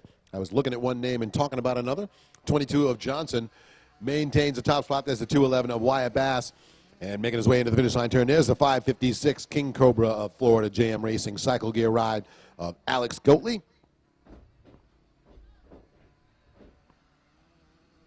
And make some noise for these little riders as they make their way around. This is a man's track to be trying to attempt on these little PW bikes.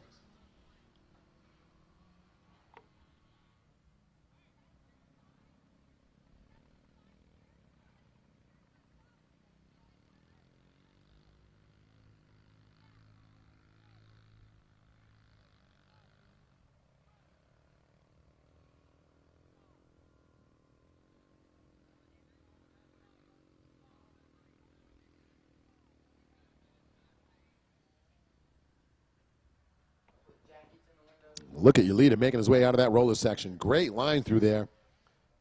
And the 22 of Johnson.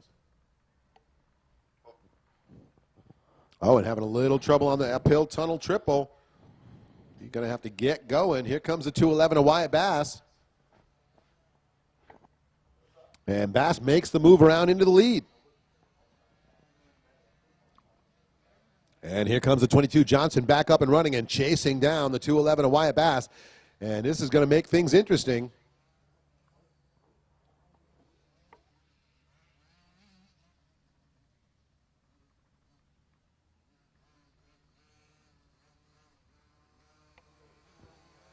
Wyatt Bass, the 211 trying to hold off the 22 of Johnson. They are going to go side by side past the finish line.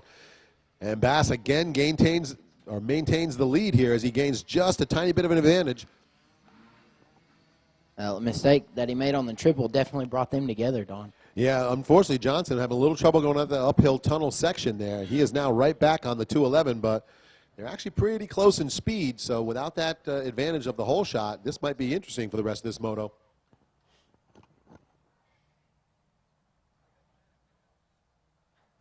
All right, lead us to the top of the hill in the center section, and they are going to go down the hill, and here we go. Here's the battle right now. Let's watch them make that right-hand turn into the rollers. Tell you what, Don, these little kids are not backing down. I remember you were on the podium earlier talking to Romano, and pretty much all he could say was pin it, and that's exactly what these two little 50 riders have done, and they have pinned it.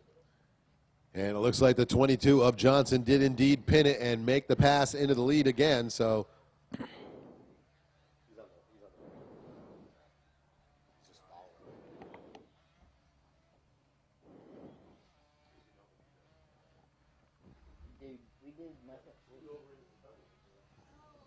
We did a PW class at one of our local races, and Lake Erie got so rutted, and for some reason they were letting them go through it. The ruts stopped them on their peg, and all 450 riders just stopped. All right, the white flag is out, so the 22 Braden Johnson got to get it done one more time around here to take the championship in the 50cc 4-8 limited. Solid run for the 211 of Wyatt Bass as he maintains that second position. The 5.56 of Goatley in the third spot there. A little bit of trouble before the finish for the 5.56 rider. It looks like they're going to get him back up on the bike.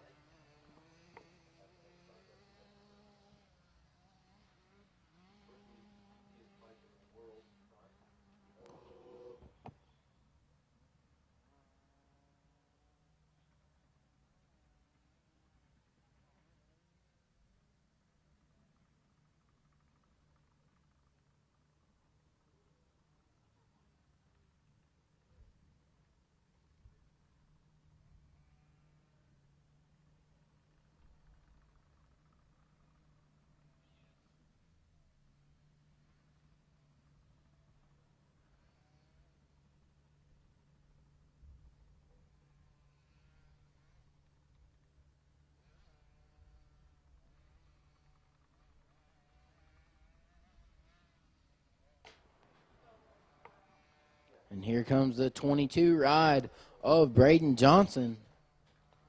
He's going to get a chance to go down there and talk to Don Collins. If all stays true, he's got one more corner left. This Mill Creek track can jump up and grab you at any moment, so he's definitely going to navigate it as smooth as possible. Make sure he goes a little bit outside into some more smooth stuff, and there it is, the official checkered flag. The 22 machine of Braden Johnson is going to claim the overall. He's going to get a chance to go down onto the podium and talk with Don Collins.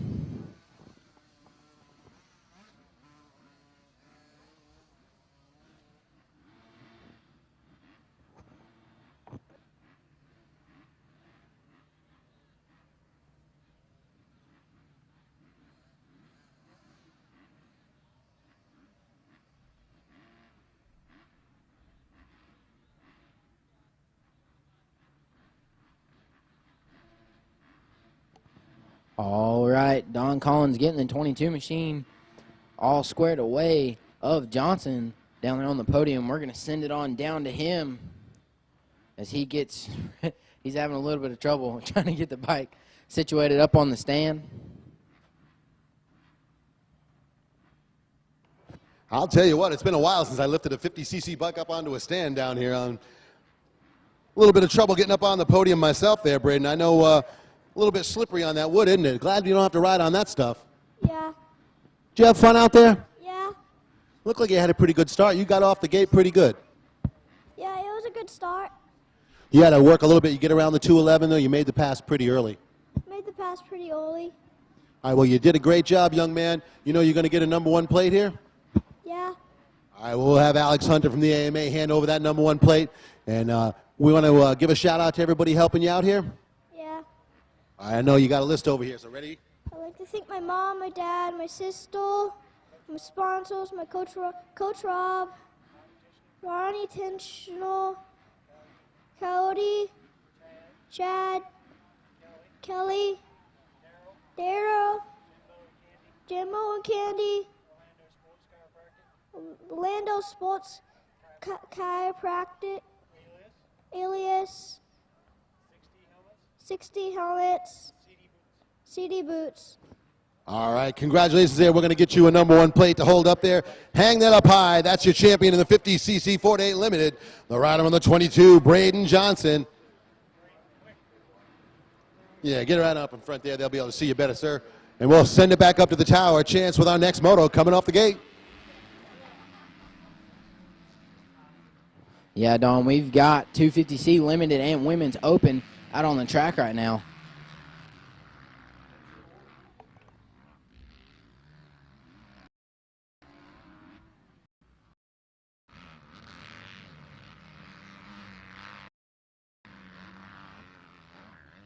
Looks like the 749 of Austin Rhodes out front early in the 250C class. And our Women's Open getting ready to go. Got a Kawasaki rider jumping out front early.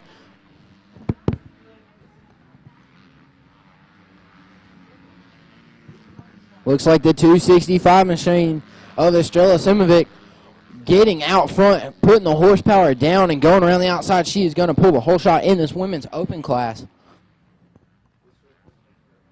So Austin Rhodes out front early in the 250C class, and then Miss Estrella Simovic out front in the Women's Open.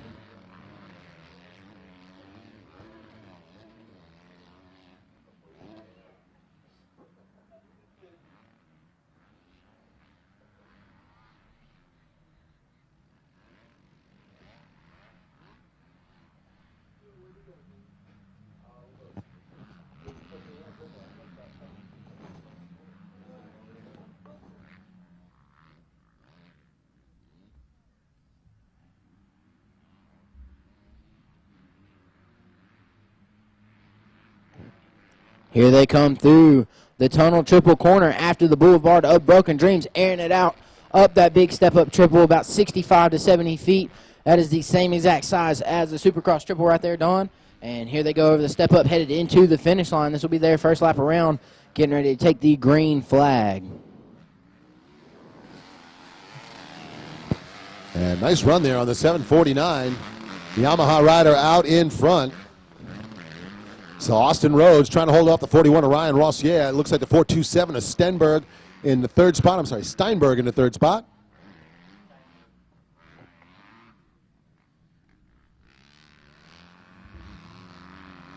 We've got about a 4-way battle for second right now in the Women's Open class. Estrella Simovic way out front with an early lead. She did not get a good start, but she was able to put the horsepower to the ground and end up with the whole shot.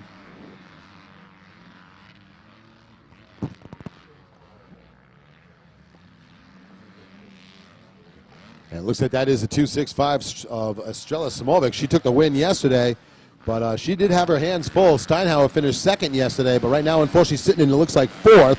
797 of Katie Anthony, the Team Sakai O'Neill Novik ride in the 2nd spot. So let's take a look at the running order and how they shape up here. It is Simovic, Anthony, Mandelk, Steinhauer, and Voorhees. That's the top 5 in the Women's Open. Rhodes, Rossier, and Steinberg continue to run top 3 in the 250C Limited.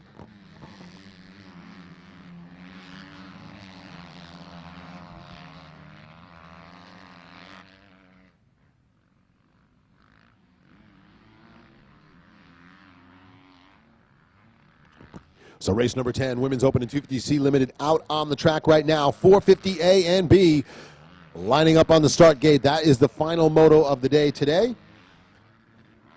We will pick up the racing tomorrow morning at 9 a.m. with race number 12 in the order, the Mini Senior 1.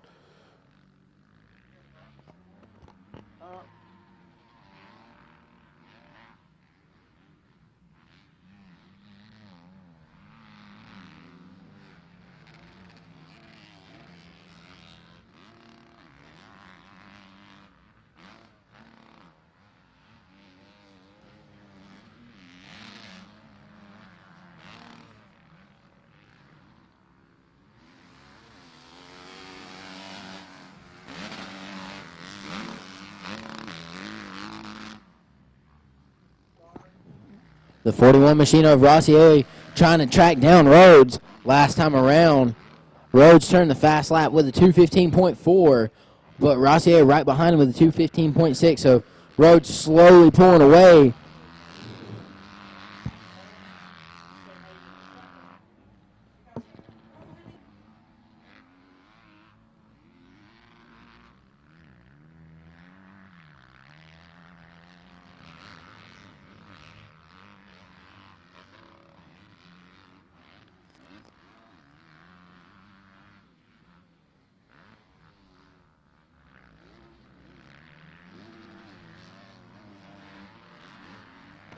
All right, here comes Samovic into the finish line turn. She maintains the top spot in the Women's Open.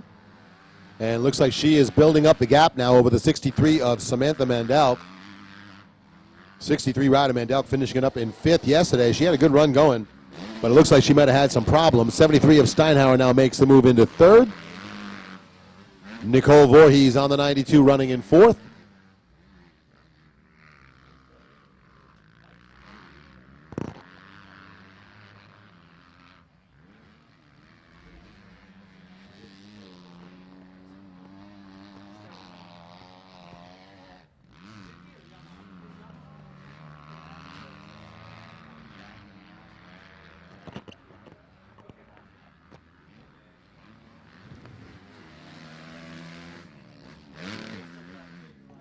All right, so the 797 of Rhodes making his way across the finish line.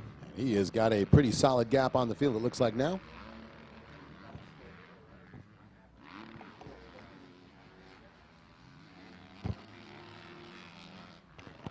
So let's take a look at the overall picture here. Right now, coming into this one, it is Estrella Samovic finishing with the win yesterday, and she is out front. So a 1-1 adds up to a championship every single time. 749 of Austin Rhodes goes 2-1 at this point. Rossier, the 41, finished with the win yesterday, but he's got to get around the 749 of Austin Rhodes if he wants to be the champ. So there's the battle as they go by the finish line. 749 of Rhodes and the 41 of Rossier. Yeah, this sport and the moto formats we run, Don, is definitely a form of consistency will get you to those championship battles. A lot of times, you know, some riders look at a big format of things as far as, you know, they're going after the series title, but I'll tell you what, getting to take home a #1 plate for a day of racing, you can't really beat that. Nope, not at all. That big #1 plate lasts a long, long time. There's your women's leader, Estrella Samovic, coming through the Boulevard of Broken Dreams right now, making her way to the tunnel triple turn. She's got quite a big gap on the rest of the field.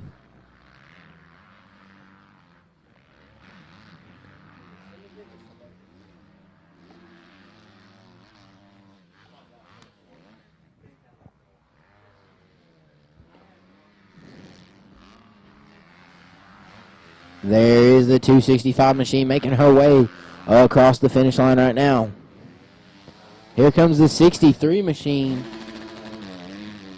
That is Samantha Mandelk running in 2nd place, trying to track down Estrella. And here comes our three-way battle for 3rd between Alexandria Stonheimer and Nicole Voorhees. Looks like the 797 of Katie Anthony might have had a mishap as she has fallen way off the pace. And here comes our leader in the 250C class. Looks like Austin Rhodes is still going to remain out front with the 41 of Rossier, trying to track him down as they make their way through that roller section.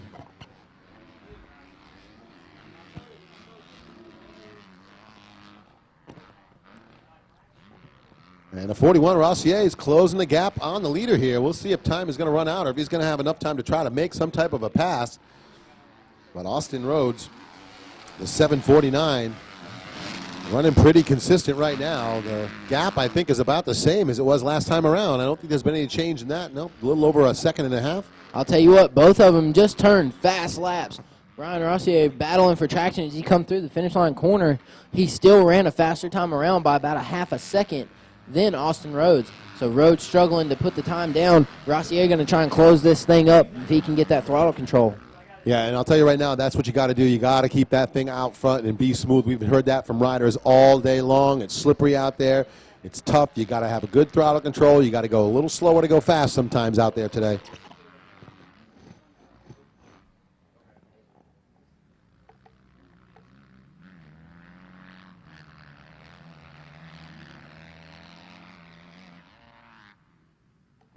Looks like our leader in the women's class has kind of put things on cruise control. She knows she's got a pretty impressive lead. She makes her way leisurely through that roller section as she heads over the tunnel triple right now.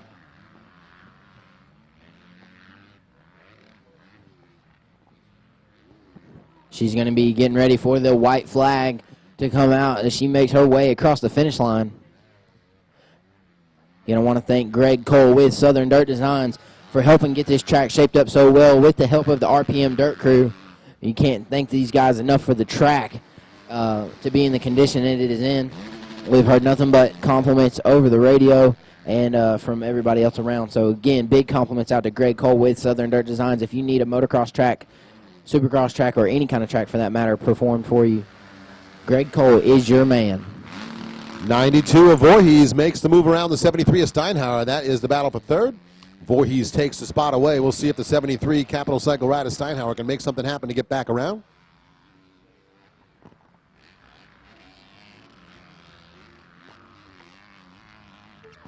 And white flag out here.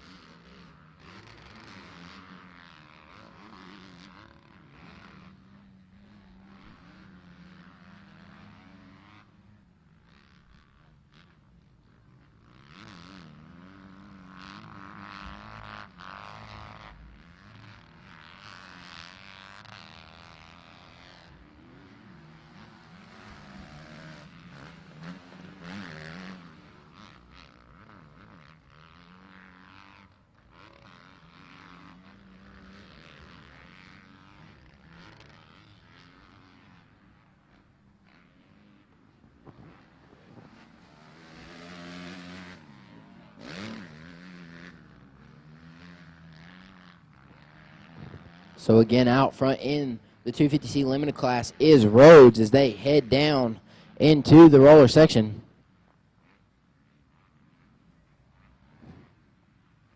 I'm sorry, that is the battle for the women's class. Looks like Estrella Simovic has fallen victim to Samantha Mandelk as she has put the Honda in first place. Here they come, getting ready to take the white flag.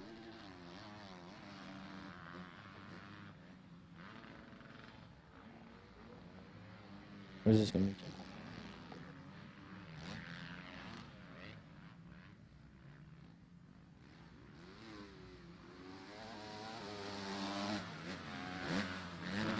There it is, the 63 machine of Mandelk making her way to the top step. She finds herself in a first place ride. That is going to put her still in second for the overall with a 5-1 so far. So Estrella Simovic doesn't even have to win this moto. There's a 92 machine and the 73 of Steinhauer. And here comes the battle. Looks like the 41 of Rossier has made his way around Rhodes.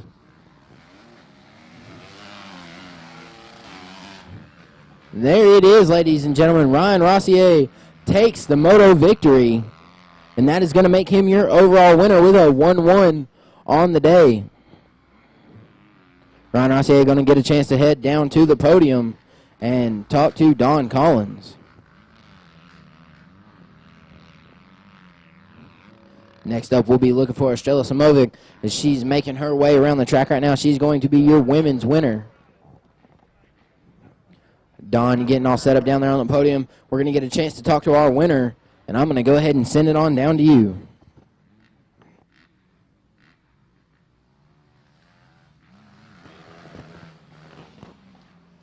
All right, thanks, Chance. We're going to let our champion get things situated down here on the podium.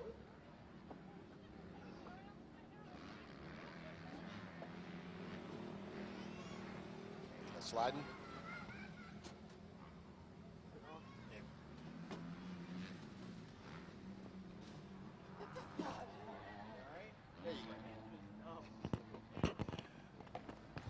All right, well, we are struggling getting these bikes up on the stand down here, Chance, but we got it on there. Number 1 plate from Alex Hunter from the AMA, and the number 41 Kawasaki of Ryan Rossier taking the win. Did you know you had to make that pass? Yeah, well, I won the first moto, and he finished second behind me. It was a hell of a race, and he made a little mistake, and I capitalized on it and got the win, so it's awesome. Now, I know you were just saying you could barely get that bike on the stand. Your hands are so cold. Were you worried you were going to be able to hang on there? That last lap, I could barely hang on at all. It was real tough. All right, well, the sun did come out and help us out a little bit too late to make you warm, huh? Yeah, the track ended up being a lot better than I thought it was, so props to the track crew. They did an awesome job. All right, well, I know it takes a lot of folks to get you up here. Let's go ahead and say thanks to him, Ryan. Yeah, I'd just like to thank my dad for everything he's done for me, my trainer, Alvin Lopez, my friends, my family back home, just everybody. Thank you. All right, well, there you have it. Hold that plate up again, young man. The 41 of Ryan Rossier. He's your champion in the 250C Limited.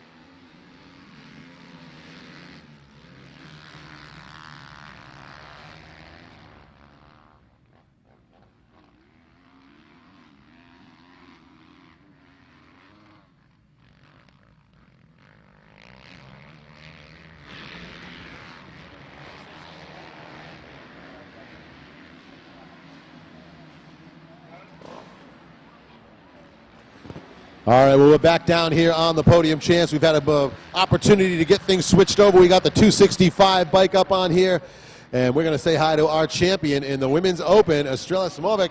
Estrella, great job. How'd you feel out there? Good. It was a little slippery. I fell in one spot. I just had to catch back up. Well, it looked like you were able to maintain. You didn't seem as though you lost your composure too much. Yeah. So did you feel good the whole time out there, or did you feel like you were ever in danger of giving up that number 1 plate? I thought I wasn't going to be able to catch her after I fell on the second last lap, but I just tried my hardest to catch back up. Well, that's all you got to do is just keep on pushing to the end there. Let's say thanks to everybody that helps you get up here, Estrella. My mom, my dad, Maximum Oils, GPF, Atlas, Southern Raceway, Two Wheel Motorsports, Graham Nelson, Ronnie Lusk, and Sherry Burkhart for helping me out in the gym. All right, well, there you go. Hold that number 1 plate up high so everyone can get those pictures. That's your champion in the Women's Open, the 265, Estrella Simovic. And we're going to send it back up to the tower and Chance.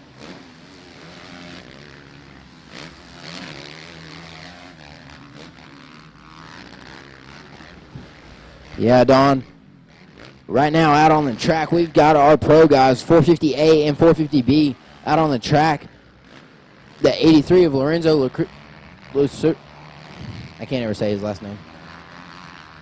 Lorenzo out front with the whole shot early, followed by Chase Bell. Lorenzo Lacrucio out front, followed by Chase Bell and Tanner Berry. 1, 2, and 3. Brandon Hartenrath and Cameron Cannon, 1 and 2 in the 450B class, followed by Richard Jackson, Jordan Orr, and Josh Guffey.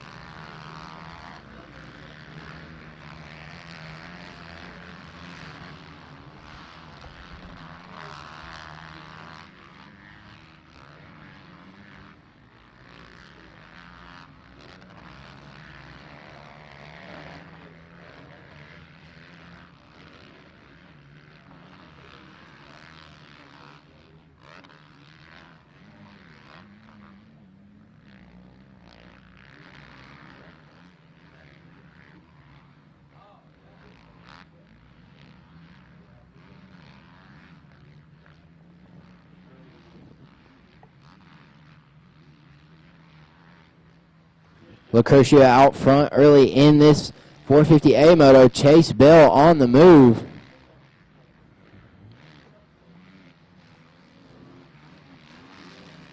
Bell trying to track down Lucretia. This time around, we will get an accurate time frame for how fast they're able to put these motos in. Lucretia with a 158. Bell this time around with a 158.2. So Lucretia and Bell running both 158 times. Bell just a little bit faster, 0.2 of a lap faster. Tanner Berry and Bryson Taylor coming around 203 and 201. There's Cody McCullough running in a close 5th place.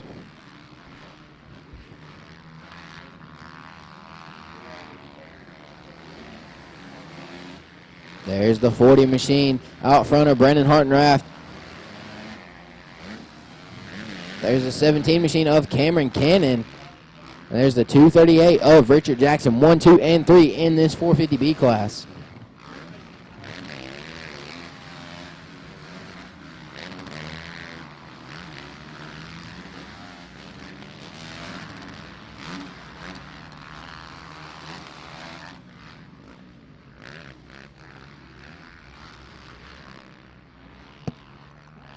Richard Jackson running a fast lap in the 450B class with a 202.3.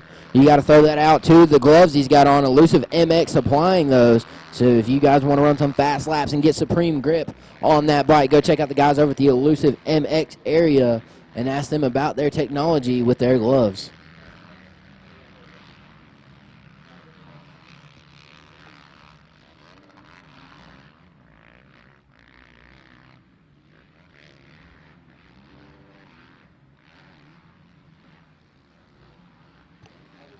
Looks like Lucretia still got a pretty good gap on Bell. Bell was able to close that up just a little bit last time around. Looks like he is within under a second now, as the lap before he was a 2.8. So almost 2 seconds back. That is not going to be the distance this time around. Lucretia with a 159.8. Bell with a 159.1. So Bell turning substantially faster lap times. He's going to be able to click this lead off. If Lucretia makes any kind of mistake, Bell is there to capitalize. There's Tanner Berry and Bryson Taylor running 3rd and 4th in this 450A class. Cody McCullough and Austin Anderson 5 and 6. 450B behind them. Brandon Hartenraft still holding down the lead. He's got the 17 of Cameron Cannon.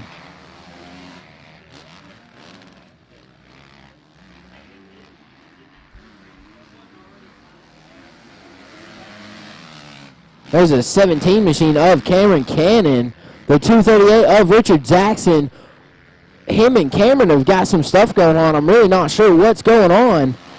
I think Jackson knows he's not in a battle for the overall, and he might be letting Cannon chase down Hartenraft as they are 1 and 2. Oh, and Jackson goes down in the corner, so maybe he was having some issues. Looks like he might be pinned under his bike. He's going to give up another position. That's going to be Joshua Guffey making his way around. Oh, and Jordan Orr grabs a little bit of a handful of throttle, and he's going to lose some traction and ground. Here comes your 5th and 6th place riders, as Jackson's just having no luck. Chase Bell and Lorenzo Lucretia out front in this 450A class as they launch back down the hill towards the roller section, the Boulevard of Broken Dreams.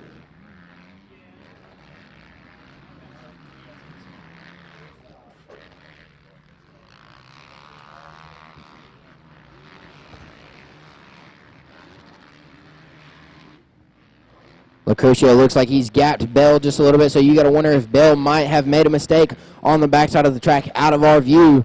Lucretia tucks into the finish line corner. Bell rails around the outside, and here they come this time around.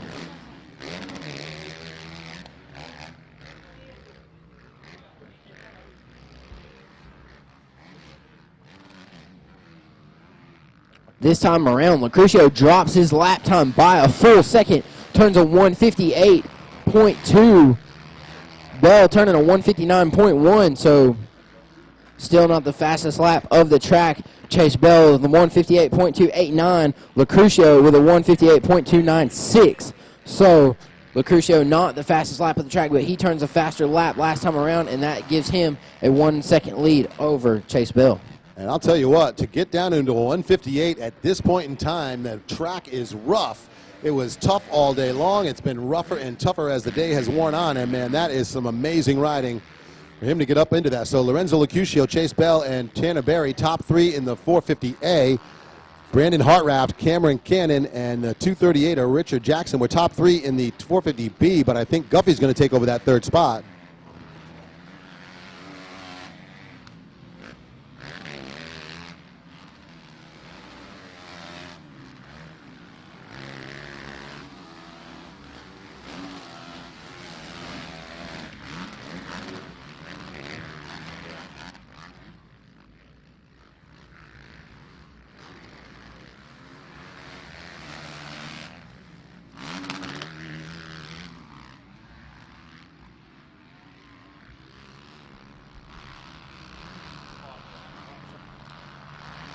All right, so Lorenzo Locuscio trying to find a way to the front of the pack, see if he can hang on for the championship. He was 3rd yesterday, in the lead right now. Chase Bell took the win yesterday. And as it sits in the overall, Bell would still have the overall for the 450. Bell has a little bit of an issue. He's come over the tunnel triple pretty slow. Locuscio way out front this time around. Consistently turns another 158 lap time. Bell is going to be substantially slower this time around. And, you know, you got to wonder at this point in time, did maybe Bell get the sign from his mechanic to say, hey, listen, you don't need to push this. You've got the championship. All you got to do is finish right where you are. There's no reason to put yourself on the ground trying to chase down Locuscio because you don't need to. I'll tell you what, though, he cannot let Tanner Berry catch him. No, and Tanner Berry is not too far off of him right now, a little over 7 seconds, but we've got time in this moto still, so you never know. The good news is Locuscio finished 3rd in the moto before, so the only person that can take it away from him would have a 2-1, and I'm not showing them on our list today. So Chase Bell, like you said, has pretty much got this one sewed up as long as he stays on 2 wheels. And Brandon Hartraft out in front there in the 450B. He sits in the top spot in the overall as well on the number 40.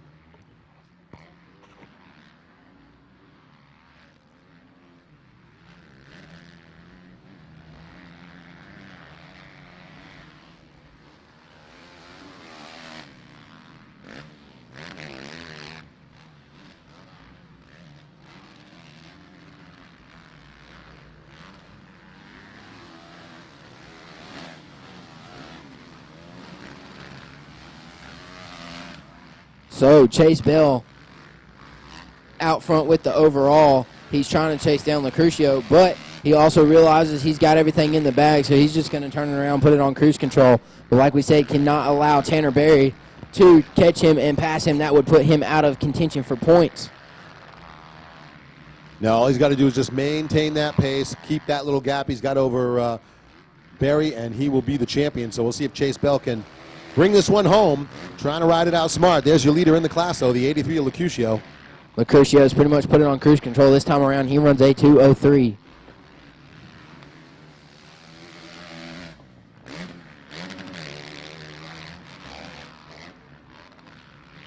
Chase Bell, Don, not settling down. Turns a 159 this time around, so Chase Bell has no interest in not putting down the fast laps. Knocks 4 seconds off of Locuscio's lead this time around. You got to wonder if he wants to just put the 1-1 down. Well, you know, this is the thing. These guys, once they kind of change up their pace, that can make them make more mistakes. We've heard riders in the past on the pro level say you can only back it down so far before you run into the problem where you might end up getting into a line that you're not using, and that can push you to go down. So might be that Chase Bell just figured might as well just wick it back up and try to bring this one home. Yeah, I've always been told that the fastest line is the smoothest line, but that also means you have to go fast. So the faster you are, the smoother you ride. When I go fast, no line is ever smooth. I always end up on the ground no matter what the line is. So I don't know if that actually applies for me or not, but for these riders out here, definitely can pick a smooth line out of this very, very rough track. Well, Don, last time we saw you going fast, you have to drop the 4 off of this 450. You're on that Red Bull 450 Honda machine out there in Ponca, Oklahoma, and you had a couple little issues with the fast line, but nonetheless, these 450 riders are getting it done.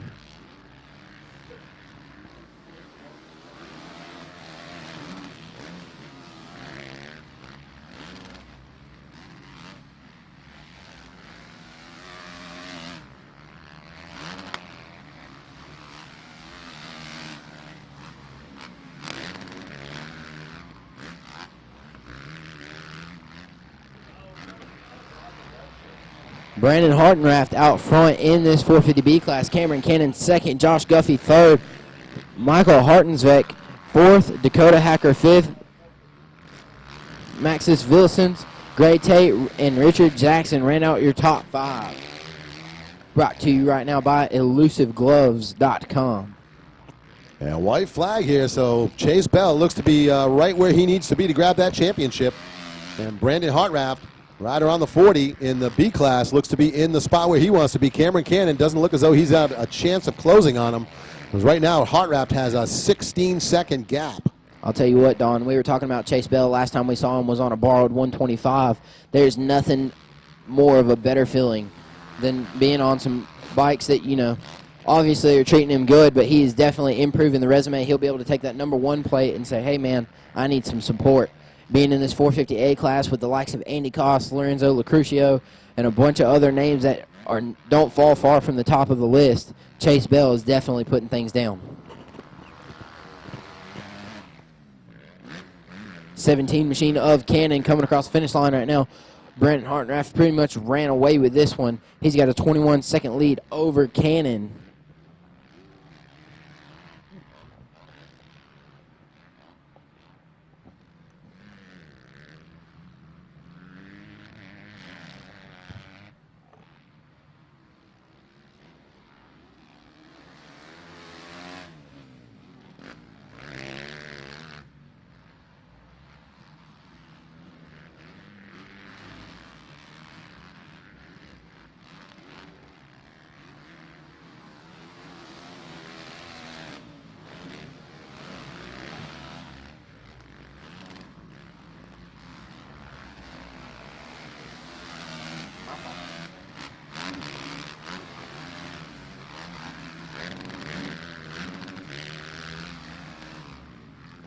There's the 83 machine of Lorenzo Lucrucio. He's going to take the moto win, but it does not matter. The 235 of Chase Bell takes the overall. He is going to end up with the number 1 plate. He's going to get the opportunity to head down to the podium and talk to Don Collins. As we get set, we've got some other news coming at you. Brendan Hartenraft still with the lead in the 450B class. Cameron Cannon's going to take a strong second place. Josh Guffey rounding out the top 3. 450A will be Lorenzo Lucrucio, Chase Bell, Tanner Berry with Chase Bell for the overall. I'm going to go ahead and send it on down to you, Don. All right, thanks, Chance. We're down here on the victory podium. We're going to let Chase Bell get that bike up on the stand. I'm staying right the heck away from that. This is a big, heavy bike. I don't want to drop that one down. Alex Hunter from the AMA going to hand over that number 1 plate. And we'll go ahead and let him switch up the hat here.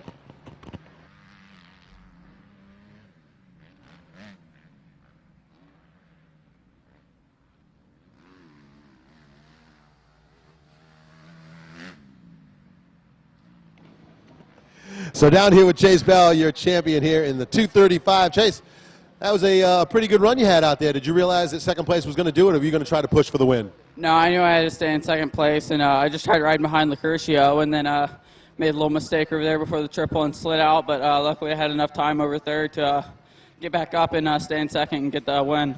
All right, well, that's definitely riding with your head on your shoulders there, young man. We had a chance to see you last year at the Verb Classic riding that borrowed 125. Looks like some solid bikes under you now. Yeah, you know, it feels good to have some good bikes, and just looking forward to the future.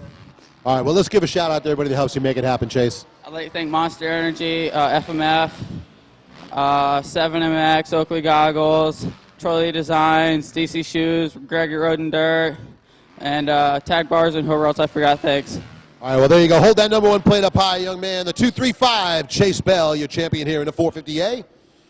And we will re-rack the podium here in just a moment and get our champion in the B class up here.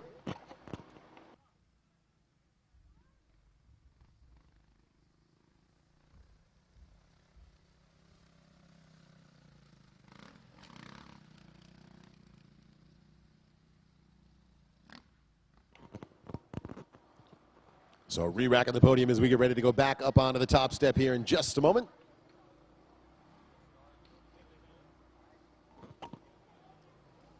And that does conclude the racing for the day today. Don't forget, tomorrow morning we're going to pick up the racing action at 9 a.m. We'll get underway with practice and then right on into the race order for the second half.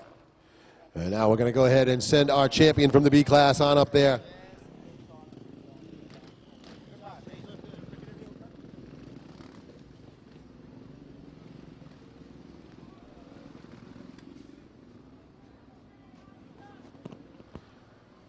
All right, we're down here on the podium with the 450B champion, going to grab that #1 plate from Alex Hunter from the AMA.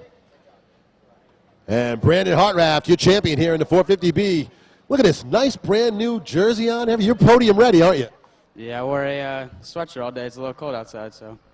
Well, there you go. That kept you covered up. The logos are all nice and available. Great run out there, young man. You look like you had to work to get to the front of the pack, though. I started like 3 gates from the inside, and I wheelied. And I got pinched off into the first turn, and then I maneuvered my way up to second, and then going up the start straight, the kid fell in front of me. And then I just got in the lead and just rode in my race and had fun. So just keeping it solid, consistent, not worried about anybody else? No, I was just looking ahead and trying to win, and I got it done. Well, it looks like you did indeed get it done. Let's say thanks to everybody that helps you out.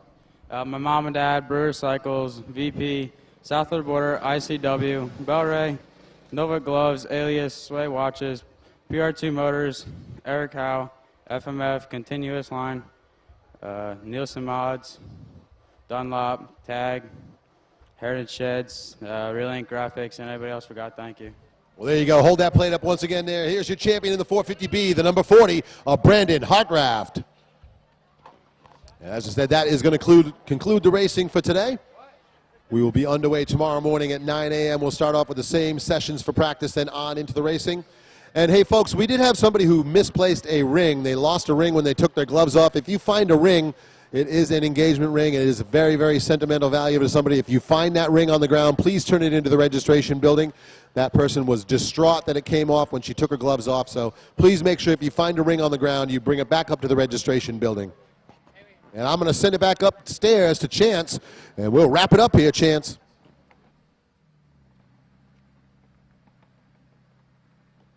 Yeah, thanks, Don. Like you said, race number 11 is going to conclude everything for the day. And I'm going to take a second to send it out to our sponsors one more time over the stream before we close things up for the day.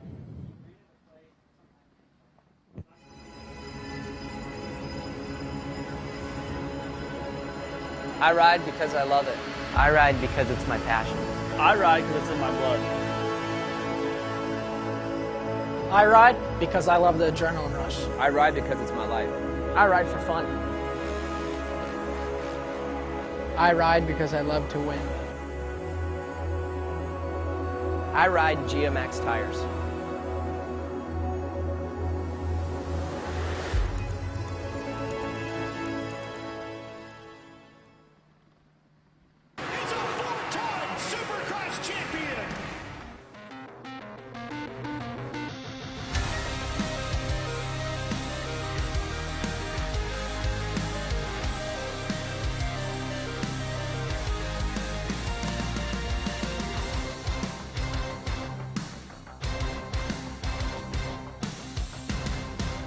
Kawasaki's giving away a 2015 KX motorcycle of your choice. Go online to kx.kawasaki.com/sweepstakes and enter for your chance to win. Tired of messy grip glue? Hate safety wire tangles? The ODI V2 lock-on grip installs in seconds. No glue, no wire, no problems.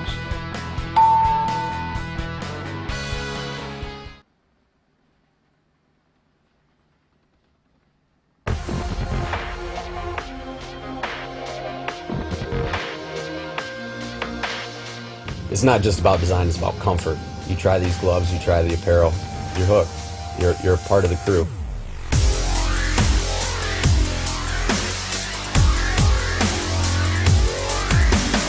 Once you try it, I dare for you to put the gloves down. It's not going to happen. Elusive is way more than just a paycheck for me. This is something that I'm doing to influence the next generation and to be able to look up to a new breed of professional athletes. The future is elusive. Join the alliance.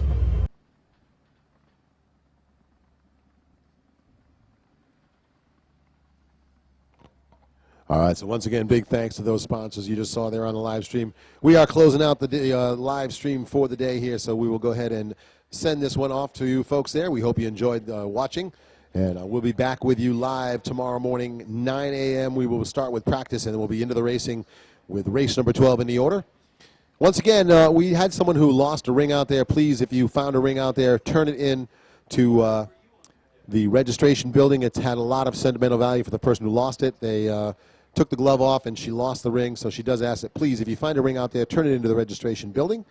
And we will be back with you bright and early tomorrow morning. So once again, big thanks to the title sponsor here for the Spring Classic, Davi MIllsaps, the 2015 Davi MIllsaps Spring Classic AMA Championship presented by Fly Racing. And as we said, big thanks to Fly, Kawasaki, FMF, Scott Motorsports, the folks at the AMA, radmx.com, elusivegloves.com, MXers for Jesus, the folks from Faith Racers, Honda, Recluse, Verb Moto, Southern Dirt Designs, A1 Racing, Lake Hill Trackside, the folks at Factory Connection, KTM, Yamaha, Capital Cycle, the Blue Crew folks, the folks from Custom Performance, Moto Moose Films, Cobra Moto, the folks at ODI, the folks at the Lucas Legion, MEPMX, Rocky Mountain ATVMC, Break King, Sunstar, Suzuki, Moto One, and of course, the folks from Dunlop providing the live timing and scoring for the event. Big thanks to all those sponsors. We're going to put the cap on it for today. We'll be back with you first thing tomorrow morning. So for Chance Canary and myself, Don Collins, we're going to sign off for today from Mill Creek, and we'll see you tomorrow. Good night and be safe, ladies and gentlemen.